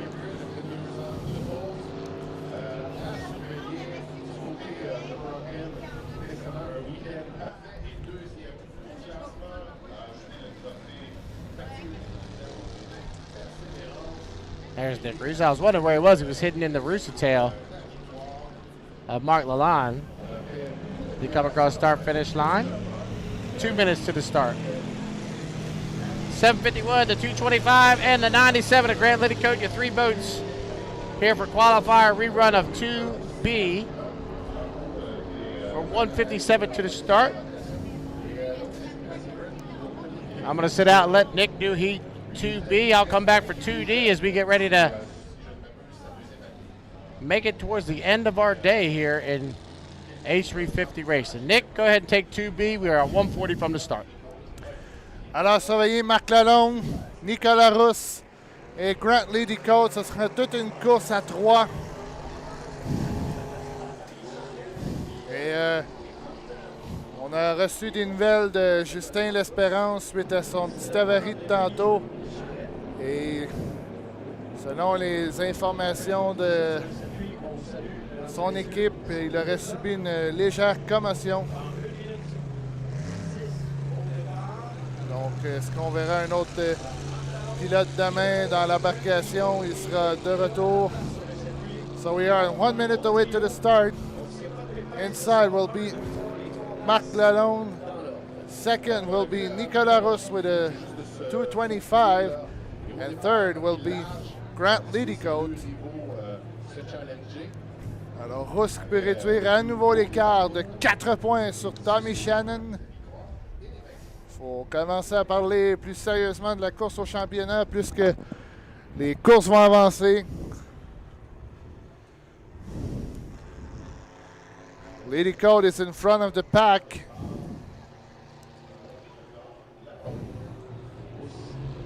On est à 20 secondes. Légère brise, on est à 12 secondes. Ouerousse, le voilà. 5, 4, 3, 2, 1. Bon départ pour Nicolas Rousse. Et Lalonde a été un peu en retard au départ. Est-ce que ça va l'avoir nuit? On sort du virage. C'est le H225. Nicolas Rousse. Marc Lalonde est à ses côtés. Marc Lalonde là, qui vient de frapper la bouée. Pas la bouée, mais la queue d'eau. Et Lady Cote est à l'extérieur. Alors Nicolas Rousse qui mène face à Marc Lalonde et Grant Lady Cote. Au virage, c'est bien passé pour Rousse. Lalonde qui colle les bouées et veut remonter sur le Rousse Motorsports. Un tour de complété. Et Lady Cote is closer in the H97 of Marc Lalonde. Oh, Rousse qui veut égaler Martin Rochon avec le même nombre de points et se sauver d'une place en demi-finale. Et Lalonde la casse son bateau à la sortie des tournants. Après un tour et demi. Et Lady Cote is third with a Sandit 97. But while the speed by Nicolas Rousse with a 225 is impressive. He had an impressive return. 2 laps done. And Lalonde is second, but he has to watch Lady Cote, who's still closer in the 97. Au virage, Lalonde à l'intérieur. Lady Cote se pointe à ses côtés. Mais Lady Cote, là, a perdu quelques secondes dans le virage. Mais le 2-2-5, on n'en parle pas, il est loin en avant. Tourne assez large pour éviter de trop coller les bouées. Et Lalonde sera certainement heureux d'une deuxième place avec 3 tours de complété, 2 laps to go. Lalonde and Grant Lady Cote, I think, lose power.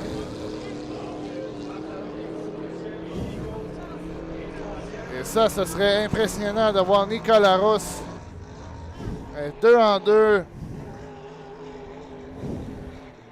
Il serait 6 en 6 en situation de week-end final depuis Brockville. Puisque hier, c'était les défis du vendredi. Drapeau blanc, un tour à faire pour le Rousse Motorsports. On verra son père, Denis Rousse, dans l'Oiseau Bleu d'ici une trentaine de minutes. Marc Lalonde is second with the level racing, and I think Lady Cote has lost some power.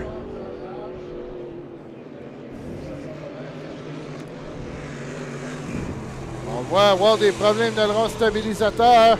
Un demi-parcours pour Nicolas Rousse.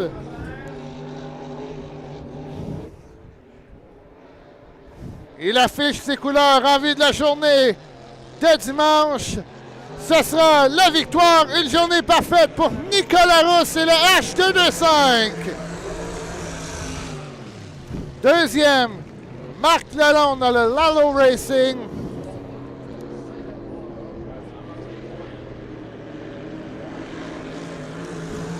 Qui a un peu raté son départ. Et troisième, ce sera Grant Lady Cote dans le Sandit.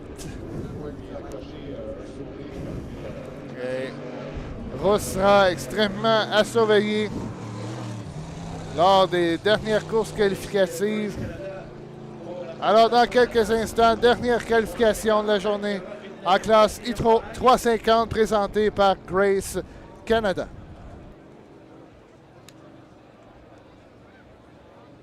Dans les prochaines minutes, mais cette troisième vague, on vous la présente.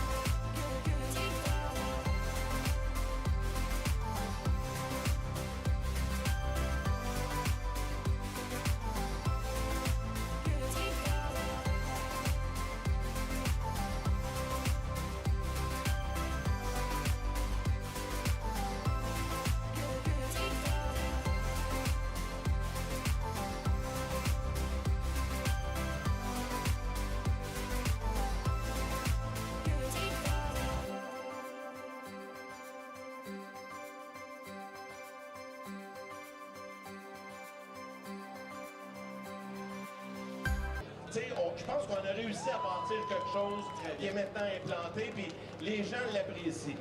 Ça fait découvrir le sport également des hydroplanes de partout au Québec, même à travers la planète. Ben oui. Moi, il y a plein de gens qui me disent « Hey Yannick, je connaissais pas ça, c'est bon ce show-là. » J'en ai croisé 2 hier, des gens de l'Abitibi. Ils sont venus nous voir dans les puits.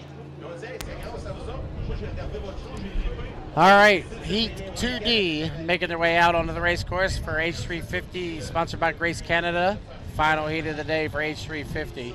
Tomorrow they'll run their third round of qualification heats in the morning. Then they'll have 2 semifinals in the afternoon. As I was talking to Nicholas a little bit ago, only 1 boat will directly make it into the final. Whoever is the top point getter after those first 3 rounds of qualification heats will make it directly to the final. Everybody else will have to go through the semifinals, and then we'll take the top 3 boats in both of those semifinals to determine that 7-boat final. Here's Frederick Coutier. He's had all sorts of mechanical issues this weekend. Hopefully he can just finish the heat today. He had a fuel pump go up, changed all the wiring to the battery last night. He's just really been through the ringer here in 2026. Hopefully he'll be able to finish a heat. Here's the 74, Matthew Brown on your screen, coming down here to start-finish line on the timing run. Matthew stepping up from Formula F to H350 this year. Here's Danny Leger in the 666, the Carpetech. Danny has been involved in a lot of stuff this weekend. Had contact with Jacob Haynu yesterday. That 666 Carpetech coming across start-finish line. And the final boat will be the H8, the last minute again at Bert Henderson out of Brockville, Ontario. Drive for the Billhauer family out of Ogdensburg, New York. Bert's been all over the place this weekend helping people fix their boats. They had some boats have some issues yesterday. Bert and his son Owen were out there helping people get them boats fixed up so they can go racing today. 2 minutes to the start. H350 qualifier 2D.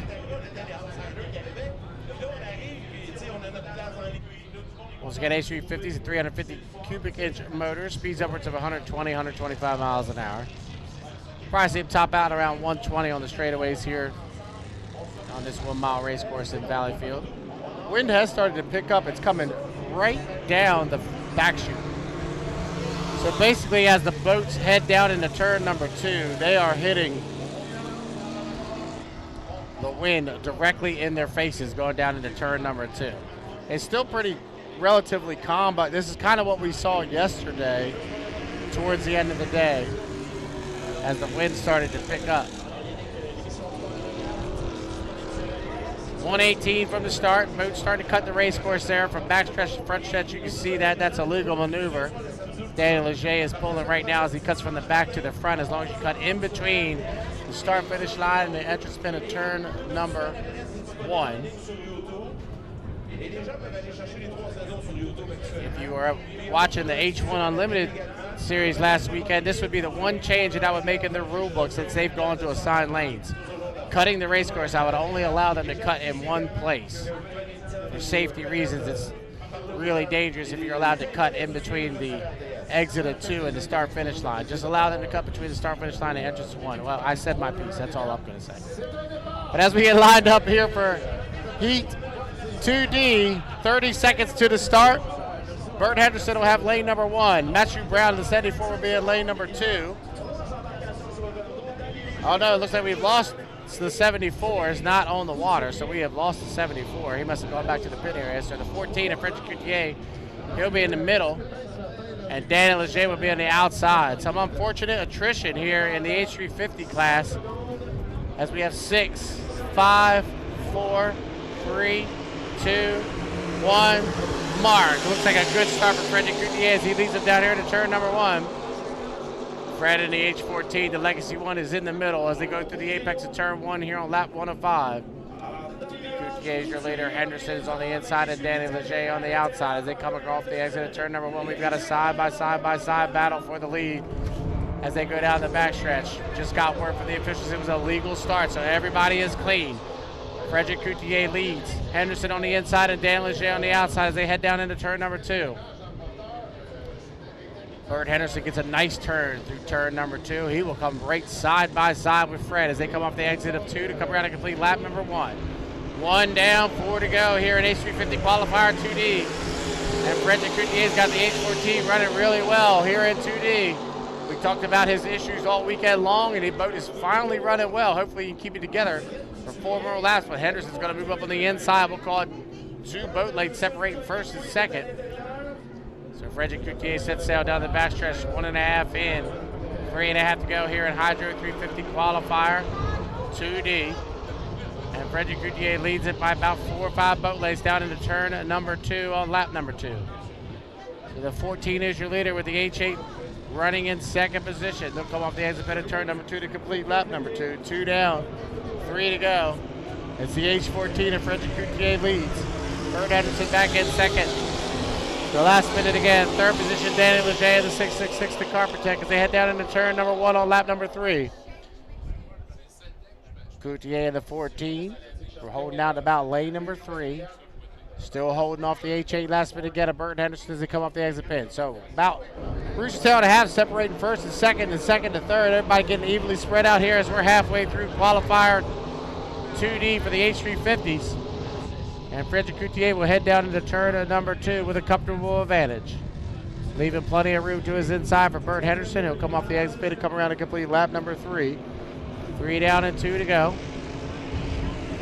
H14, Legacy 1, and Frederick Coutier leads. Second place still Bert Henderson. In the last minute again in third is the 666 to Carpetech and Danny Leger as they head into turn number 1 here on lap number 4. Almost 2 Rooster Tails separating first and second now as Fred is starting to walk away. So 3.5 in and 1.5 to go. And Frederick Coutier's opened it up. Looks like we could have a battle between Danny Leger on the outside and Bert Henderson on the inside for second position. As they head down into turn number 2 here on lap number 4. It's the H14, the Legacy 1 of Frederick Coutier as he comes off the exit pit and complete lap 4. So 4 down and 1 to go for Frederick Coutier, the H14. Nice battle shaping up between the 666 on the outside and the 8 on the inside. Leger and Henderson side by side for second position. Here on lap number 5 of 5, it's still Frederick Coutier, your leader off the exit of 1. Henderson moves up on the inside on top of Danny Leger by about a boat length for second and third. So half a lap away from Fred. He's running really well here in Heat 2D. He'll come through the apex of turn number 2. Takes a little bit of a hop, but he'll come off the exit pit of turn number 2. He'll be looking for the checkered flag this time by.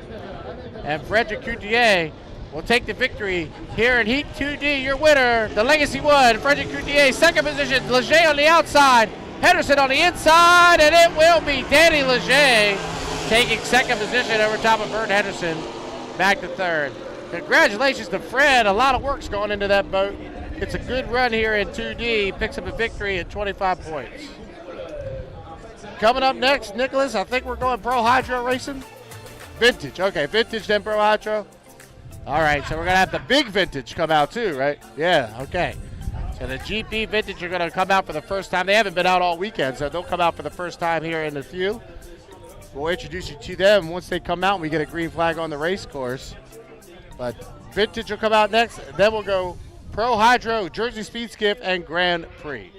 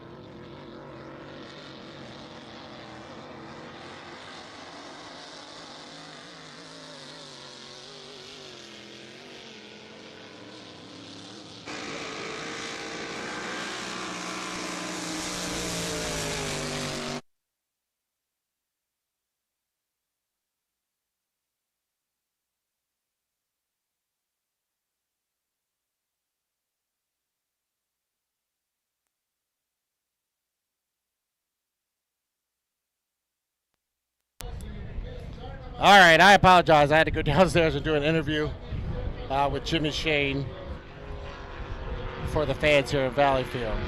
All right, we've got our large vintage out, our Grand Prix vintages. As they come by, we will let you know who's doing the driving in these vintage GPs as they're out on the race course here for the first time this weekend. They're coming by on the outside here. That's the 101. The Dynamites, driven today by Thomas Morshire. There's the 17 of Patrick Obed, the Midnight Miss. The J12, Butch Strutz, and the Chesapeake Lady. That's an old Suey 7-liter in the GP1. The Desert East Special, Sylvain Demura, two-time GP High Point champion, driven by Jules LeBoeuf, is that GP1. The 101 Miss Dynamites going down into turn 2 right now that you see on your screen. The Miss Dynamites is the 1988, the first time they held the Triple Crown right here in Valleyfield. That was won by that boat in that GP 1001, the Miss Dynamites. So our large vintage out on the race course here at the 86th Annual Valleyfield Regatta. The Chesapeake Lady, that's a 7-liter on the inside, a Suey 7-liter. And 2 Lauderback hulls behind him. The GP17 Midnight Miss on the outside, and Patrick Obed, and the GP1 Sylvain Demure on the inside. So vintage GP on the water, green flag still being displayed. I'm going to sit out and let you watch as the old GPs and the 7-liter Chesapeake Lady make some laps around the Robert Theoret Racecourse.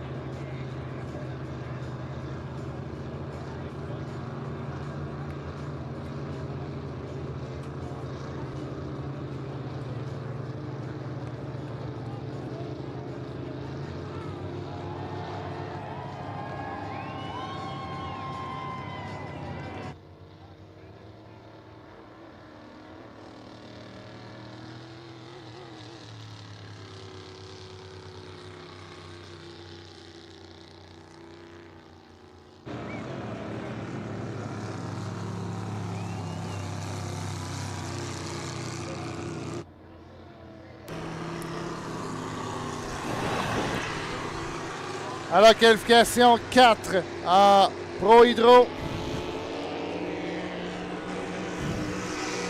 On aura à l'intérieur le V13 de Derek Smith. Malheureusement pour Derek Anderson, je crois que sa fin de semaine est terminée. On aura également l'Oiseau Bleu de Denis Rousse dans le deuxième couloir. Le V109 de... Le V19, pardon, de Éric Labelle. Le V109 de Dominique Maisonneuve dans le quatrième couloir et à l'extérieur complètement. Guillaume Charrette dans le Essence 1. So still 5 races with this seat before the end of the day. Pro Hydro, GSS, and 3 heats of Grand Prix.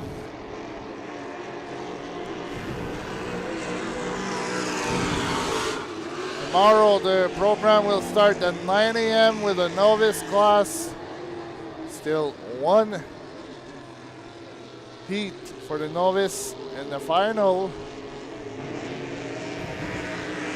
On est à 2 minutes avant le départ. Le Do It qui fait un retour après plusieurs années d'absence.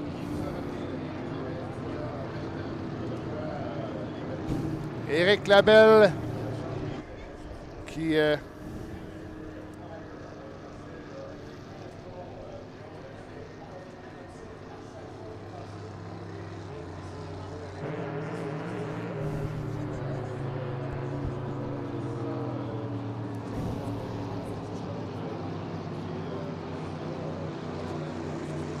un retour après plusieurs années d'absence, avait aidé pendant longtemps Jean-Guy Leboeuf.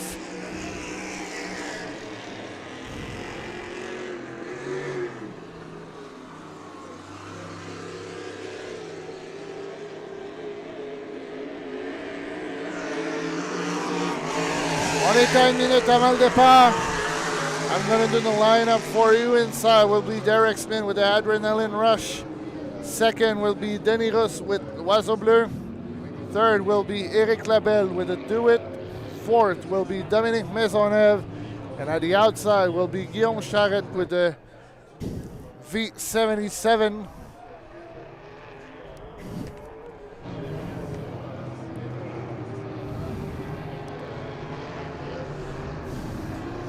On est à 27 secondes avant le départ.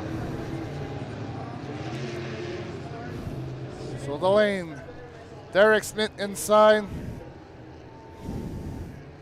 Hâte de voir Guillaume Charrette de l'extérieur. On est à 13 secondes.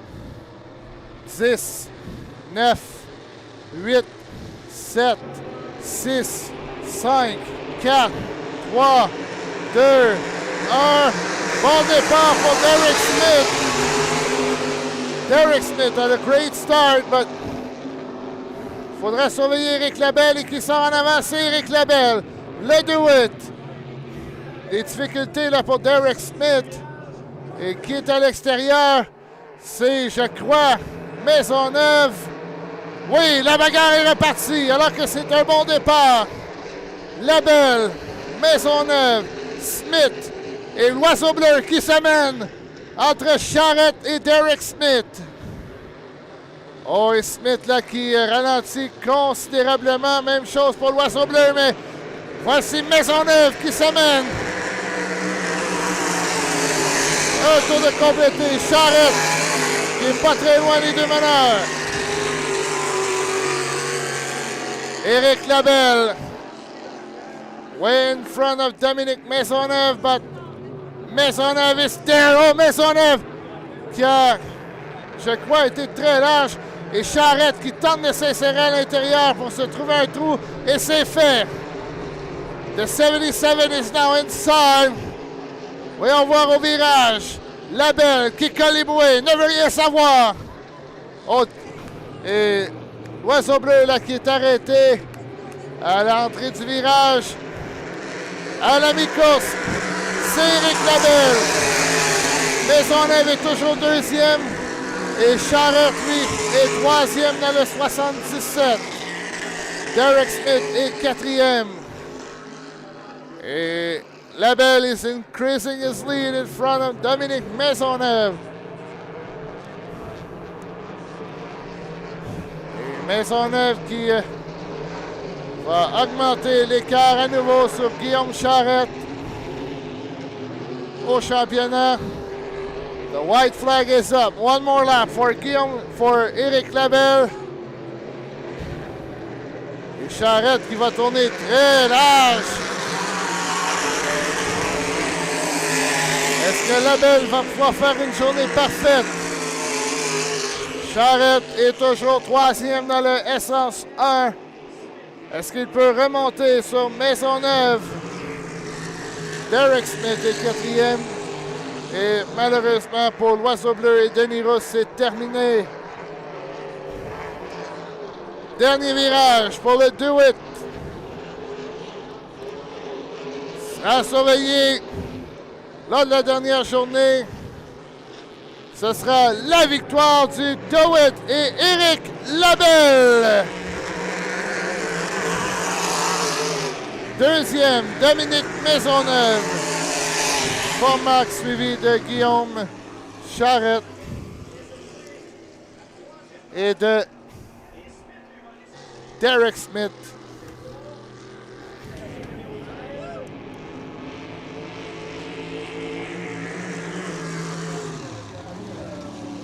Dans le Adrenaline Rush. Alors encore une fois, une très belle course là pour Éric Labelle qui ne cesse de s'améliorer dans le V19. Il sera surveillé demain. So, coming up next will be the heat 3A of GSS. As Nicholas said, coming up next, Jersey Speed Skiff Qualifier 3A, followed by the 3 Grand Prix heats, 2A, 2B, 2C. Brandon Kennedy, Jack Lupton, and Ghislaine Marcoux will be in heat 2A. Josh Culver, Bobby King, Andrew Tate, and Ken Lupton will be in heat 2B, and 2C will be Eric Langevin, Kevin Equick, Kent Henderson, and John Shaw will be in heat 2C. So 4 more heats to go today. We're moving right along. 3:50 is the time here on the East Coast.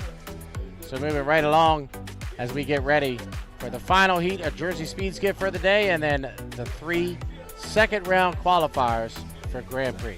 Coming up in just a few.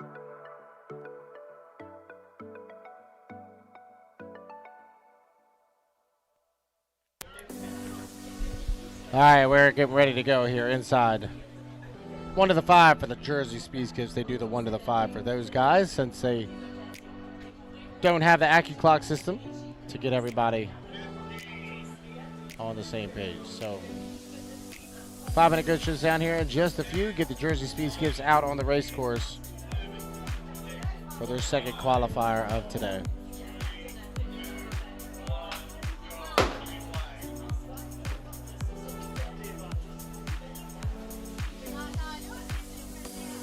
All right, 5-minute gun has sounded. Skiffs will start making their way out of the pit area. Coming up, the Jersey Speed Skiffs will be heats 2A, 2B, 2C of Grand Prix Hydro.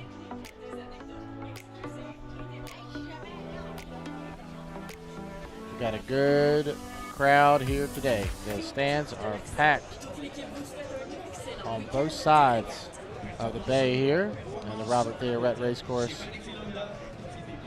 As I said a couple times, if you have an opportunity to get up to Valleyfield one time in your life, I suggest you do so. It's, as Jimmy said, Shane said, it is the mecca for boat racing. Come on out and enjoy 3 full days of racing. So Jersey Speed Skiff Heat 3A making their way out of the pit area and onto the Robert Theoret race course. Once they come around, we will introduce them to you during this 5-minute warm-up period.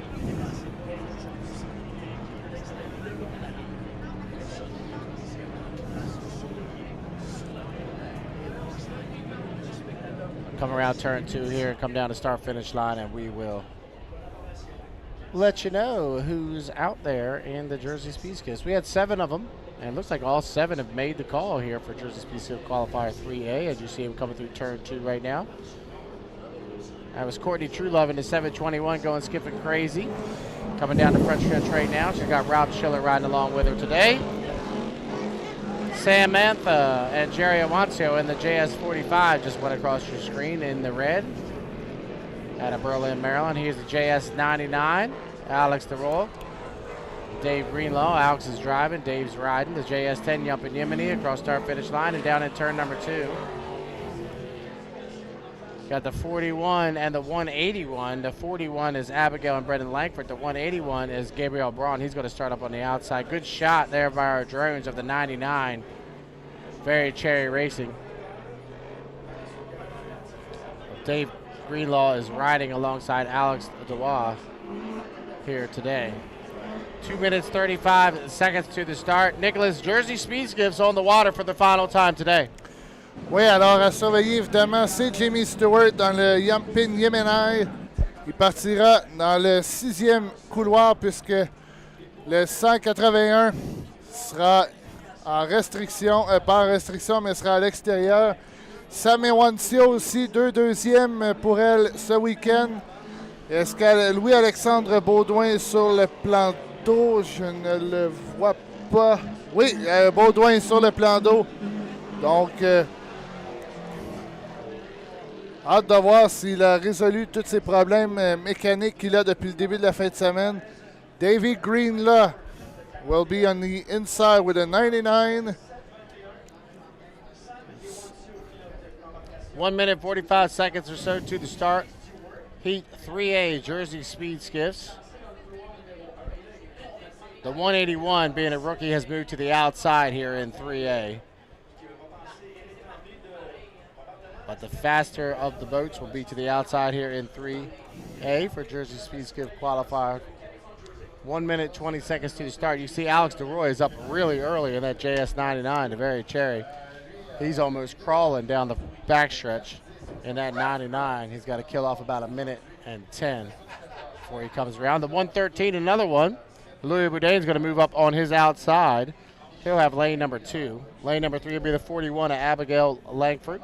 The Crabster will be in lane number 3. Lane 4 will be the 721 of Courtney Truelove. Lane 5 will be the 45, Samantha and Jerry Awancio. Lane 6 will be the 10, the Yumpin Yemeni and Jimmy Stewart, Peg Awancio, and on the outside will be the 181 of Gabriel Bront and Michael Tremblay. As you get a good shot of the boats coming through turn number 2. It's 25 seconds to the start. They're up really early.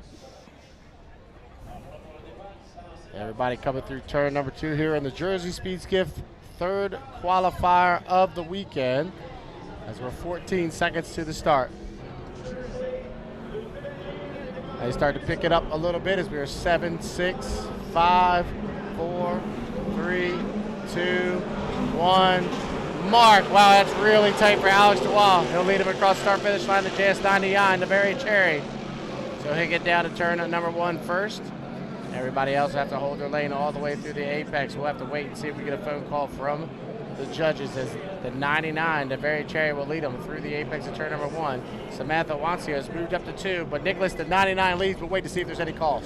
Oui, alors c'est David Greenlaw qui est en tête. Deuxième, c'est Ewancio. Côte à côte avec Stewart et Baudouin. Il semble avoir retrouvé sa vitesse, mais Stewart, je ne sais pas comment il a fait pour réussir à passer au départ.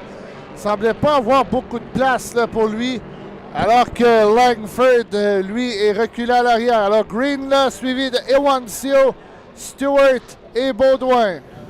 So Alex DeWall comes off the turn number 2. Just getting word from the start-finish line, it was a legal start. Everybody was clean, so the 99 is your leader across start-finish line. Second place, the 45 on the inside and the 10 on the outside. Samantha Wancio and Jimmy Stewart side by side for second. The 113 of Louis Boudin runs in 4th position. And the 721 to go and skipping crazy. And Courtney Truelove runs in 5th. But through the apex of turn number 1. Here comes Jimmy Stewart on the outside. Nicholas going to get tight for the lead as they come off the 1. Et voilà Stewart côte à côte avec Greenlaw. Greenlaw qui a failli chavirer. Et Ewancio s'amène. On sera à 3 là, pour la première place. Le 99, le 10 et le 45. Oh, les Jersey Speed Skiff, là, c'est la plus belle course du week-end. Et Greenlaw qui a ralenti, des problèmes pour le Very Cherry. Et c'est reparti la lutte entre mon oncle et la nièce. Oh, Ewancio là, qui bondit dangereusement. Jimmy Stewart and Peggy Wancio come off the exit pit at turn number 2. They'll lead lap number 2, so 2 down, 2 to go. The JS10 Yup and Yimini is your leader. The 45, Samantha Wancio runs in second. Alex DeWall has moved to the outside. In the 99, the Very Cherry. The 113 of Louis Vuitton runs in 4th. 5th position is Courtney Truelove. 6th place is Abigail Langford. And the 181 runs in 7th. But off the exit of turn number 1 here on lap number 3, Jimmy Stewart's opened up by 10. Là, c'est Ewancio qui a ralenti beaucoup dans le virage. Stewart réussit à s'éloigner. Lui vise rien de moins qu'une 3e victoire ce week-end dans le Yampin Yemenai. Alors que Greenlaw, lui, tente de se rapprocher d'Ewancio pour la 2e place. Baudouin, 4e. Truelove, 5e, suivi de Langford et de Brent. Jimmy Stewart off the exit of turn number 2 to be the white flag this time by. So one more lap around here at Jersey Speed Skiff Qualifier 3A. And the JS10 Yup and Yimini and Jimmy Stewart and Peggy Wancio are your leaders. Samantha Wancio and Jerry Wancio running second. The JS45 in the red. The 99 Very Cherry runs in 3rd. 4th position is Louis Boudin in the 113, another one. Courtney Truelove runs in 5th. 6th is Abigail Langford, and 7th is the 181. But down the backstretch, about half a lap away for the JS10, Yup and Yimini, Jimmy Stewart and Peggy Wancio looking to pick a victory here in 3A.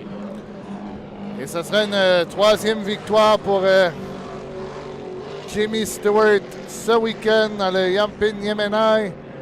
Il a réussi au départ à se trouver un chemin pour se sauver en avant. Ewancio, elle, va se contenter de la 2e place. Dernier droit pour Jimmy Stewart.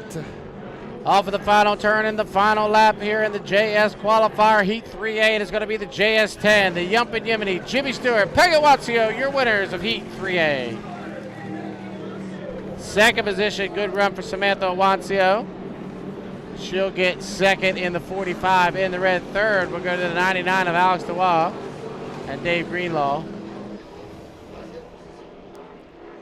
Fourth position will go to the 113, another one. Louis Bourdain at SRL, Tracy Quebec. Fifth position to go to Courtney Truelove, and they're going skipping crazy.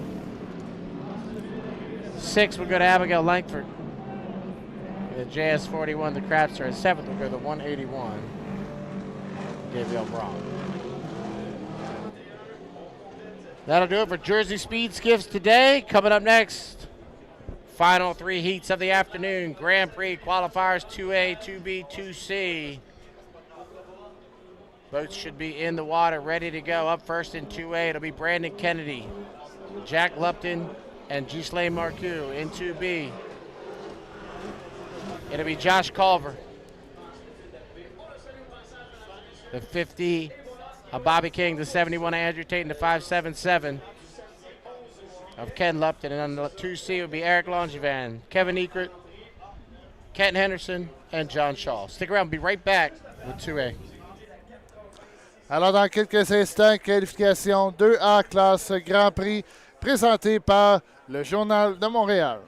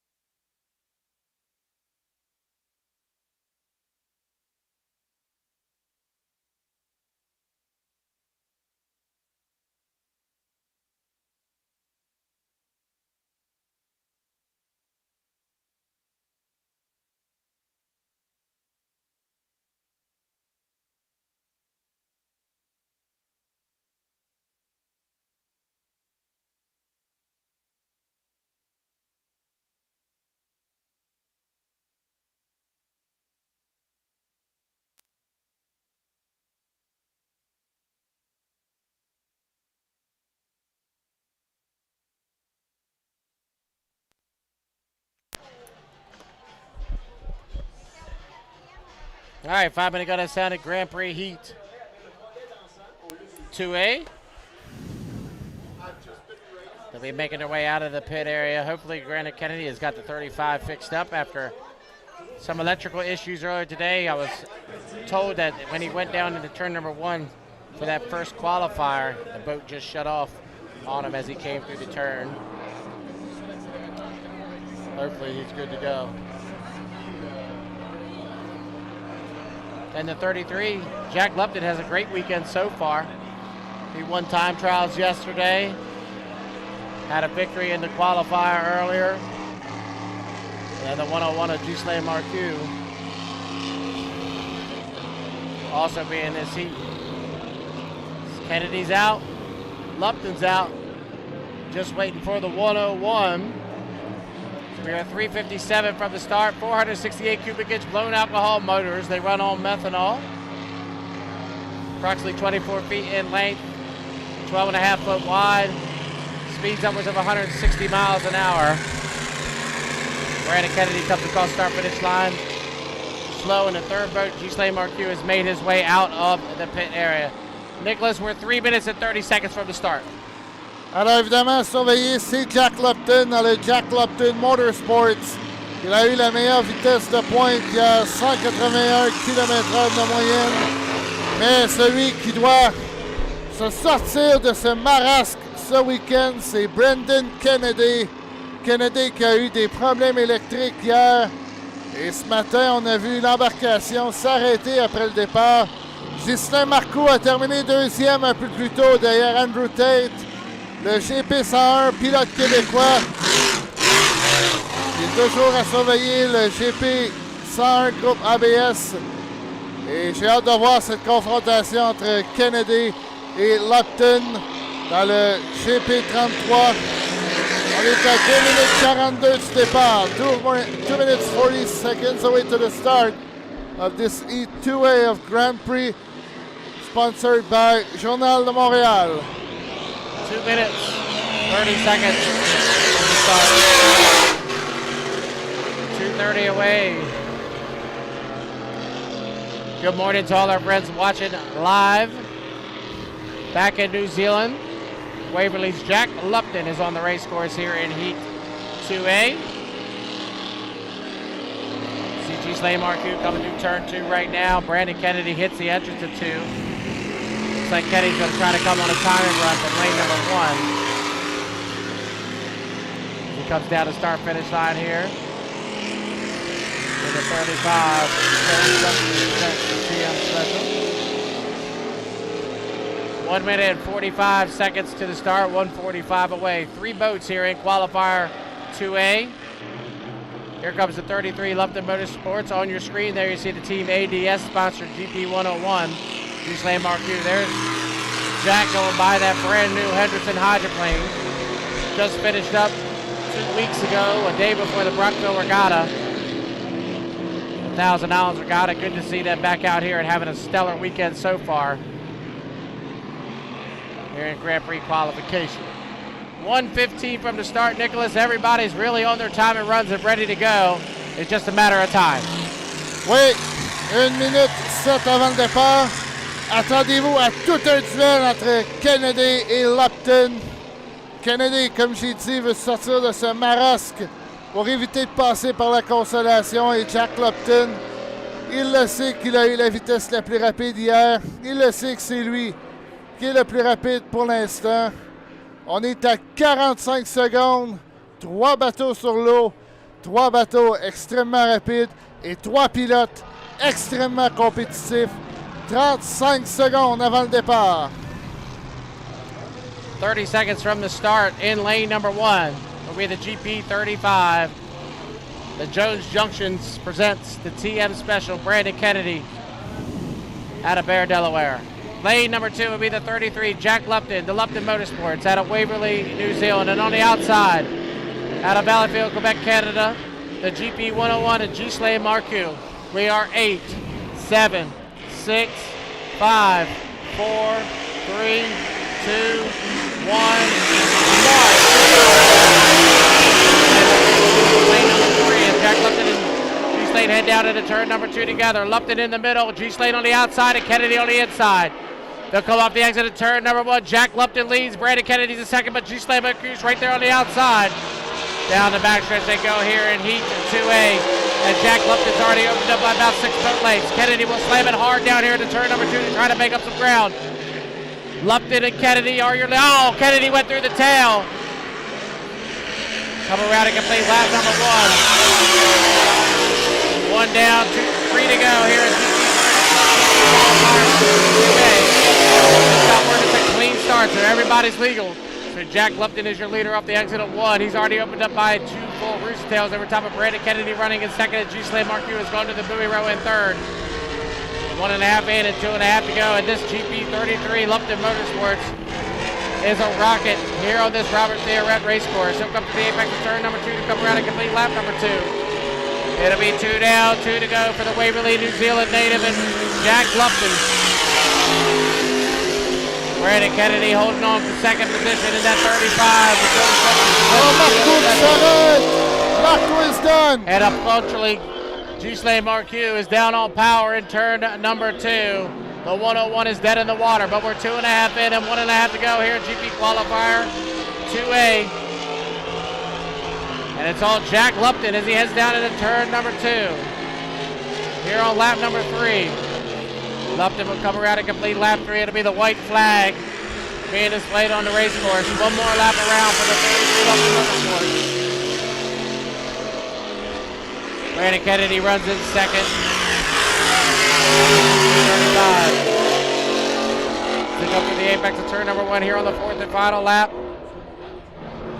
Jack Lupton's got it going all his way here on this Saturday in Valleyfield. The boat has run really well from start to finish. It'll come to the apex of turn number 2. A quarter of a lap away from another 25 points. It'll keep him at the top of the leaderboard. Off the exit at 2. Your unofficial winner of Heat 2A will go to the 33, Jack Lupton and Jack Lupton Motorsports.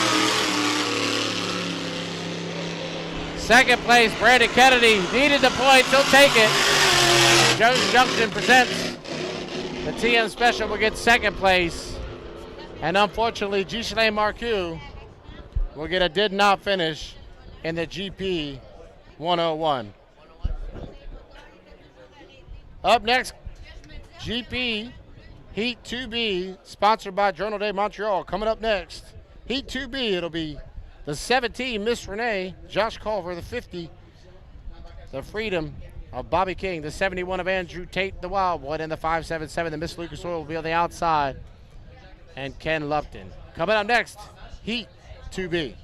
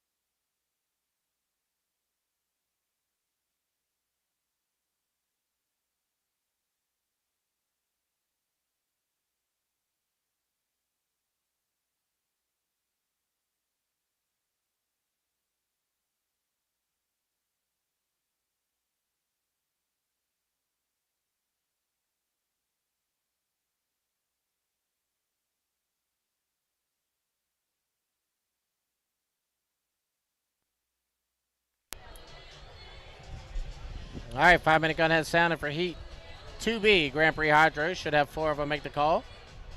The 17, the 50, the 71, and the 577 should be making their way out of the pit area for Grand Prix Heat 2B.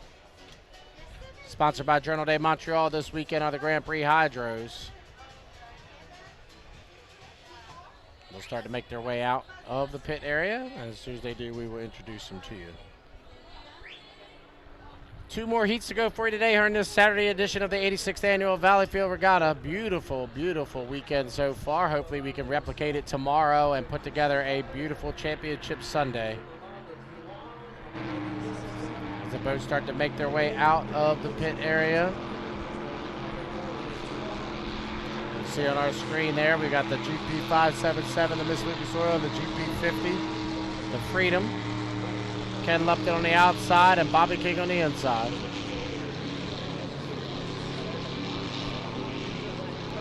Grand Prix Hydro is the largest automotive-powered hydroplanes in the world. Speeds up at 160 miles an hour, 200 kilometers, 220 kilometers an hour. Bobby King, got a good shot of Bobby coming across start finish line, that GP50 to Freedom.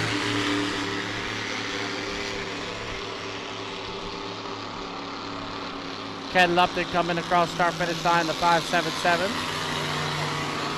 There's Andrew Tate coming through turn number 2 in the 71, the wild one. Andrew's out of Wild Lake, Michigan. Andrew had a victory earlier today. Great run for that Wild One team.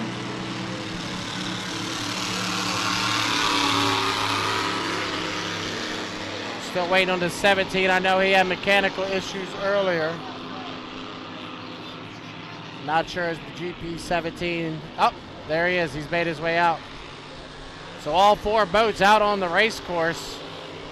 Good to see the 17 and Josh Culver out on the race course. As he's coming down to the start-finish line now. Our drone team has been doing a fabulous job all weekend long getting you those shots that you can't get from a still camera. Comes Ken Lupton way on the outside on the time as he crosses the start-finish line of that 577 to Lucas Oil. Here comes Andrew Tate in 71. Bringing up that right sponson a little bit is that GP 71. Lucas Oil.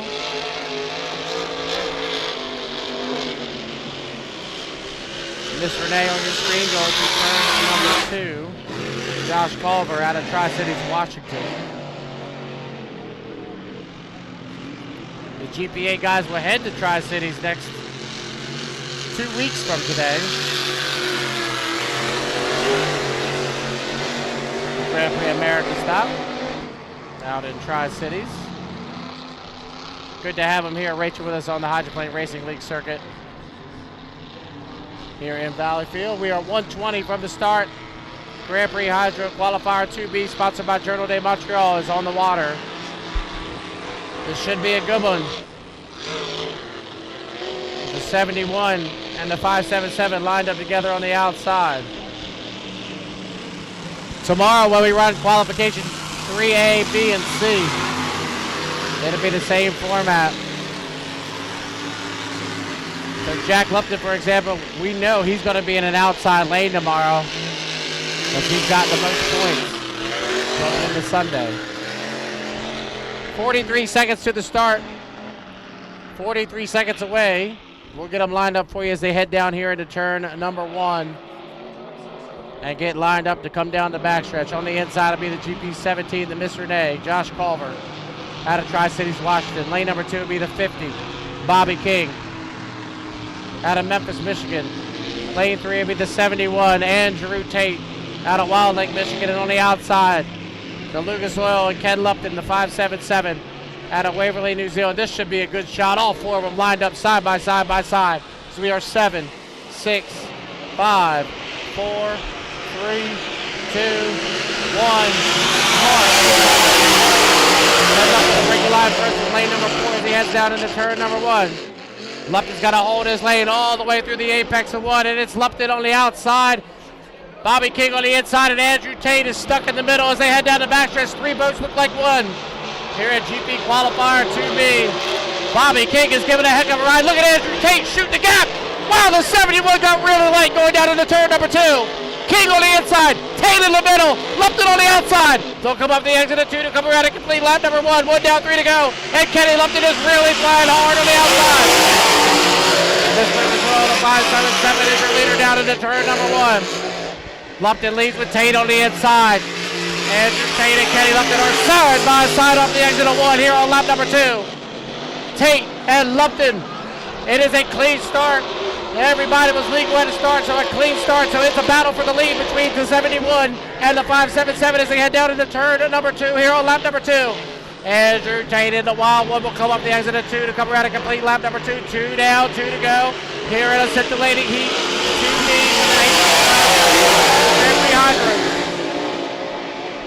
The 71 team has really found the speed that they've been wanting to have all season long here in Valleyfield. They'll come up the exit of 1 here on lap number 3. It's Andrew Tate, your leader. And Lupton is back to second. Bobby King is in third. Josh Culver in fourth. They head down into turn number 2. Here on lap number 3. Andrew Tate in the wild one.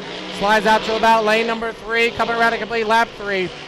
3 down, 1 to go here in GP Qualifier 2B.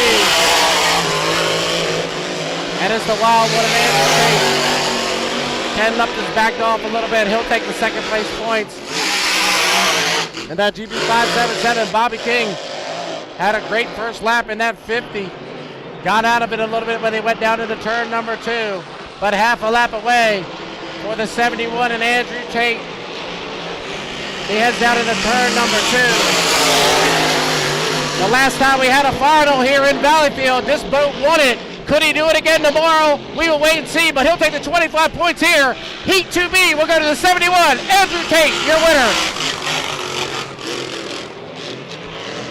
Second place, we're going to Ken Lupton into the 577 to Miss Lucas Oil third. Bobby King in the 50. And Josh Culver, he can bring the 17 around one more time, half a lap away. He'll pick up the victory. Or, I'm sorry, he'll get 4th place points. And the GP 17, the Miss Renee, just got to bring it around. Come on, Josh. Bring that Miss Renee around, get some points for that Richards Racing team out of Tri-Cities, Washington. Come on, Josh, get it across the line. Oh, no, he's down on power, but he's going to cross the line. Yes, he will. So Josh Culver will get 4th place points. He's excited about that. Getting some points for that Richards Racing team. The Miss Renee and Josh Culver will get 4th place. One more heat to go. Heat 2C, Grand Prix Hydro. Eric Longevan, Kevin Ekert, Kent Henderson, and John Shaw.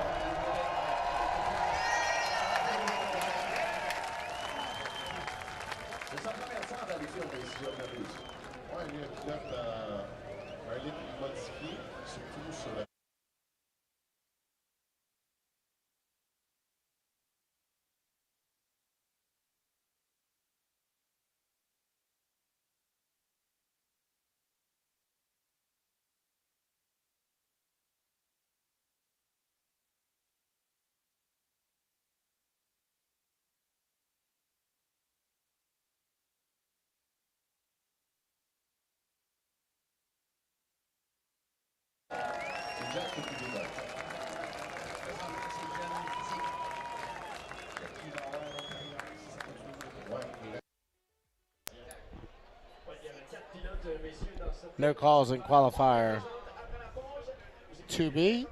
So everybody legal, they'll get their points. Josh Culver got a round of applause from the crowd here in Valleyfield for coming around and finishing that heat, getting the 4th place points. One more heat to go today, Nicholas. It's Heat 2C coming up next. One more heat to go. 4 boats should make the call. We've got G-Slave and RQ being towed back in. We're going to have to get Josh Culver on a tow rope. We'll see if they take him all the way down the outside of the race course. Hopefully that Miss Renee team can get fixed up and ready to go tomorrow. But one more heat. It's been a great day. 28 heats completed, or 27 out of 28 heats, I should say, completed so far. But it's been a wonderful day here on Saturday. Hopefully we can replicate this tomorrow and have another beautiful day, and maybe, just maybe, for the first time in 3 years, we'll get the finals in. Oui, on se souhaite demain d'avoir des finales.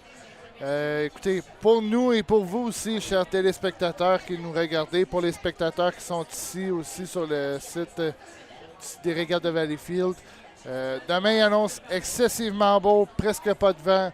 On vous rappelle que les courses débutent à 9h demain avec le programme novice.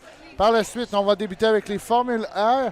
And after the Formula R, tomorrow it's going to be the Hydro and the GP. Yeah. Because there's the semifinal for the Hydro, and they might have a consolation for the Grand Prix too. Yeah, absolutely. They should. I mean, there's 11 boats here. If everybody's still running, they should have a consolation heat for Grand Prix tomorrow as well. So, yeah, tomorrow morning it'll be the final round of qualification heats for R, F, H, GP, V, JS. We'll run all those final qualifications, and then we'll get right into the finals. Basically, semifinals for H350, the consolation for R, the consolation for GP, and then we'll get right into our 6 finals. So, jam-packed day tomorrow. I think it's like 24, 25 heats tomorrow, but it should be a wonderful day. A great crowd on hand. You can see our drones are scanning the crowd today. Even bigger day tomorrow on Sunday, but it's been a great crowd here this afternoon. Hopefully we can replicate that tomorrow. So coming up next, Heat 2C Grand Prix Hydro.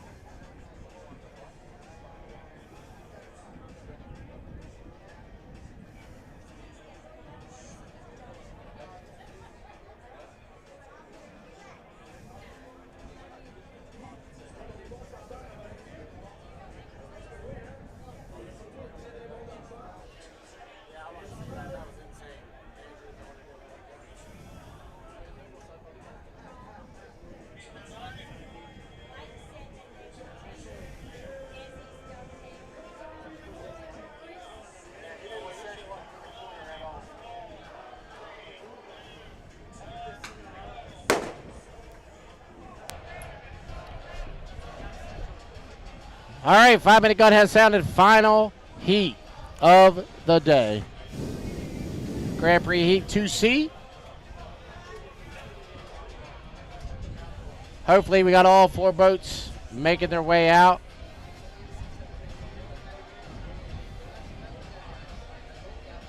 John Shaw had the inside earlier today, ran over a buoy, dislodged a buoy.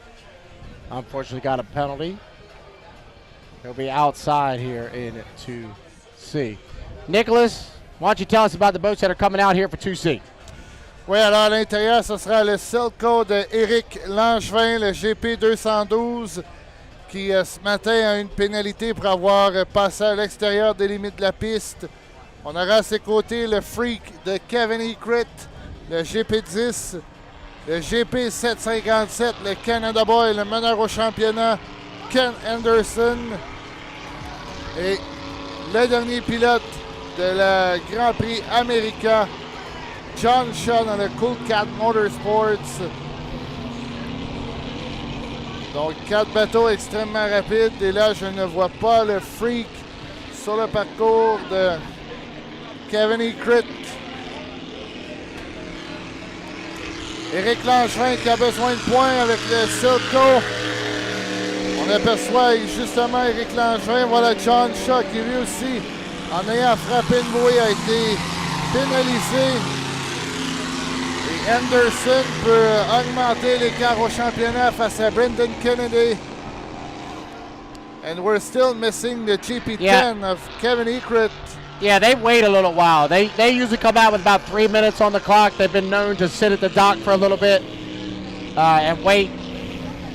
I mean, these boats go through a lot of fuel, so usually they'll sit at the dock for a little bit and wait.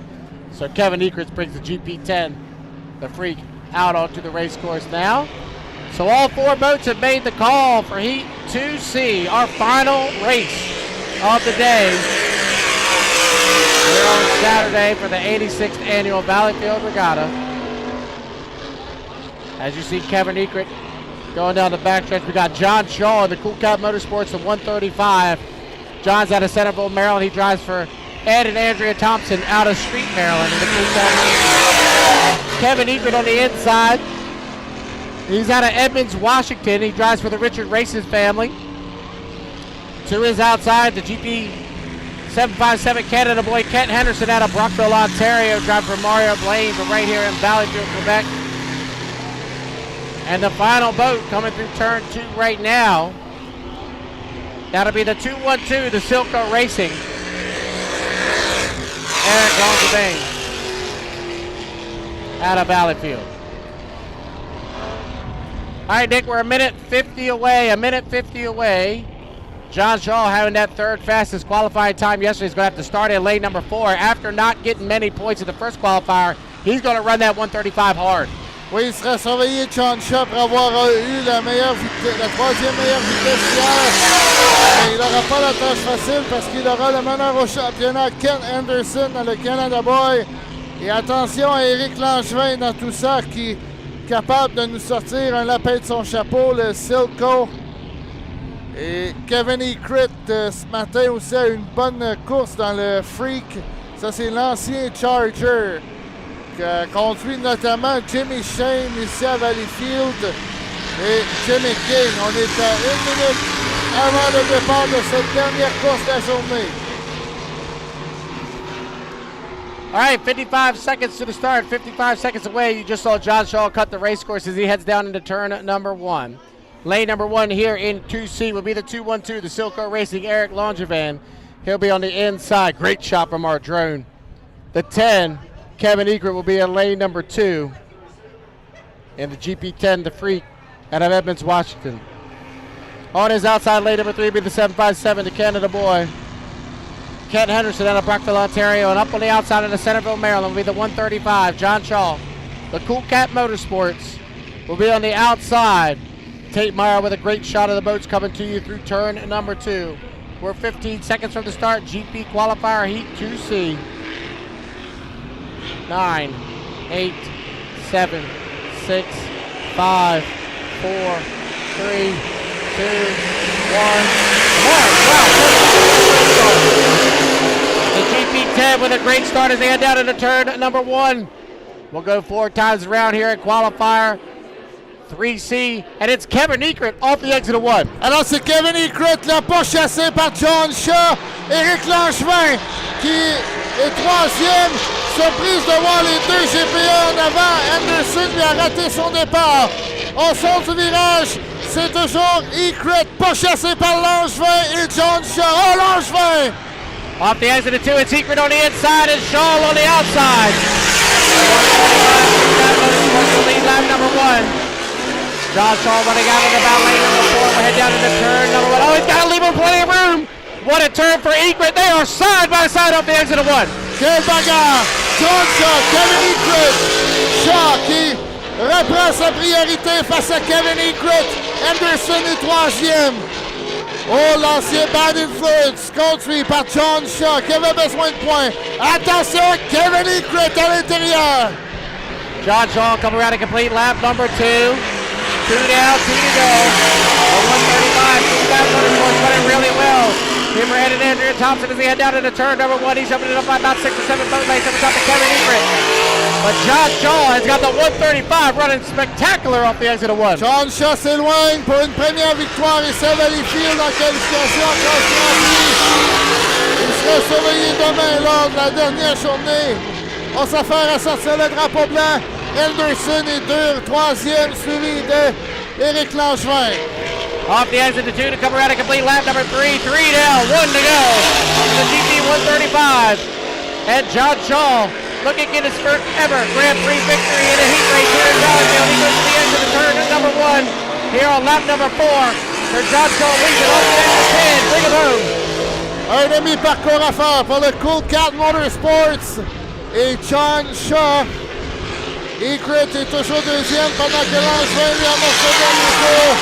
Dernier virage pour le Cool Cat Motorsports. And off the exit of turn number 2, the first time ever for John Shaw in a Grand Prix Hydro in Valleyfield. He'll get a heat victory in the 135, the Cool Cat Motorsports. Second place, a great run for the 10. Kevin Ekert, Richards Racing will get second. Whoa, Kevin almost flew it across start finish line. Third, we're going to Ken Edison in the 7x7 Canada boys. And fourth, good job by Langevin to just keep that 2-1-2 running after almost a spin out early on in the race. He'll get 4th place points in the Silco Racing. Congratulations to the Cool Cat Motorsports team. They worked really hard to get that boat ready from Madison to here. Congratulations to Ed and Andrea Thompson getting the victory and John Shaw's first ever GP Heat win here in Valleyfield in Heat 2C. Oui, première victoire en qualification pour John Shaw dans le Cool Cat Motorsports. Et malheureux pour Éric Langevin, mais il est arrivé avec un peu trop de vitesse dans le premier virage. N'a pu profiter de son premier couloir. Et on a eu toute une bagarre entre Kevin Ekert et John Shaw pendant quelques tours. Et on remet tout ça demain matin. Il reste encore une journée. Croisez-vous les doigts, mesdames, messieurs, qu'on ait des finales demain. Hope we're going to have finally our first final together, John, tomorrow. Yeah, hopefully we have some good weather tomorrow. It's been spectacular the first 2 days. We've got every heat we wanted to run, we've ran. So hopefully we can do that again tomorrow. 9 o'clock for the novice, right, Nick? So we'll be on the air about 8:45 tomorrow morning. For the novice, we'll start at 9 o'clock with their 2 more qualification heats and a final, I believe, in the morning. And then we'll get started with the Formula R, Formula F, H350 Grand Prix, Pro Hydro, and Jersey Speed Skiff's final round of qualification heats, and then we'll start the final. So it's going to be a great day tomorrow. The weather is supposed to be like this, so hopefully it is. But we want to thank every single one of you for tuning in today. Congratulations to all the heat winners today. Download that HRL app if you have not done so. That'll let you know where all the drivers stand going into tomorrow, and the schedule will be posted there probably by the next 2 hours or so. That schedule for tomorrow will be posted. So download that if you haven't done so. Want to thank everybody on the broadcast, Steven down below, Jared and Tate on the cameras, and our drone team for a great job today. Nicholas, wonderful day of racing. Hopefully we can do it again tomorrow. Oui, on va avoir une belle journée demain, super belle journée aujourd'hui. Il y a encore beaucoup de choses à décider demain. Qui passera directement en finale en Hydro 350? Allez voir le classement. Les groupes sont déjà faits pour demain. Ça va être toute une belle journée. John, have a good one tonight. Be carefully tomorrow. Oh. Be carefully tonight. I'm going to bed. I have to go to bed. And As soon as we're done tomorrow, I got a 10-hour drive home to get to work the Monday morning. So I'm going to get some sleep tonight. And hopefully we're going to have a great day tomorrow here at the 86th Annual Valleyfield Regatta. All right, for everybody involved, thank you so much. For Nick, I'm John. We'll see you tomorrow, bright and early, 8:30.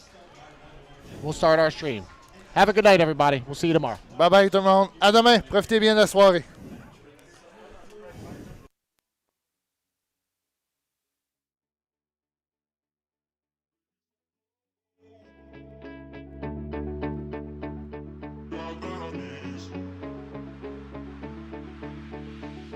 Baby, so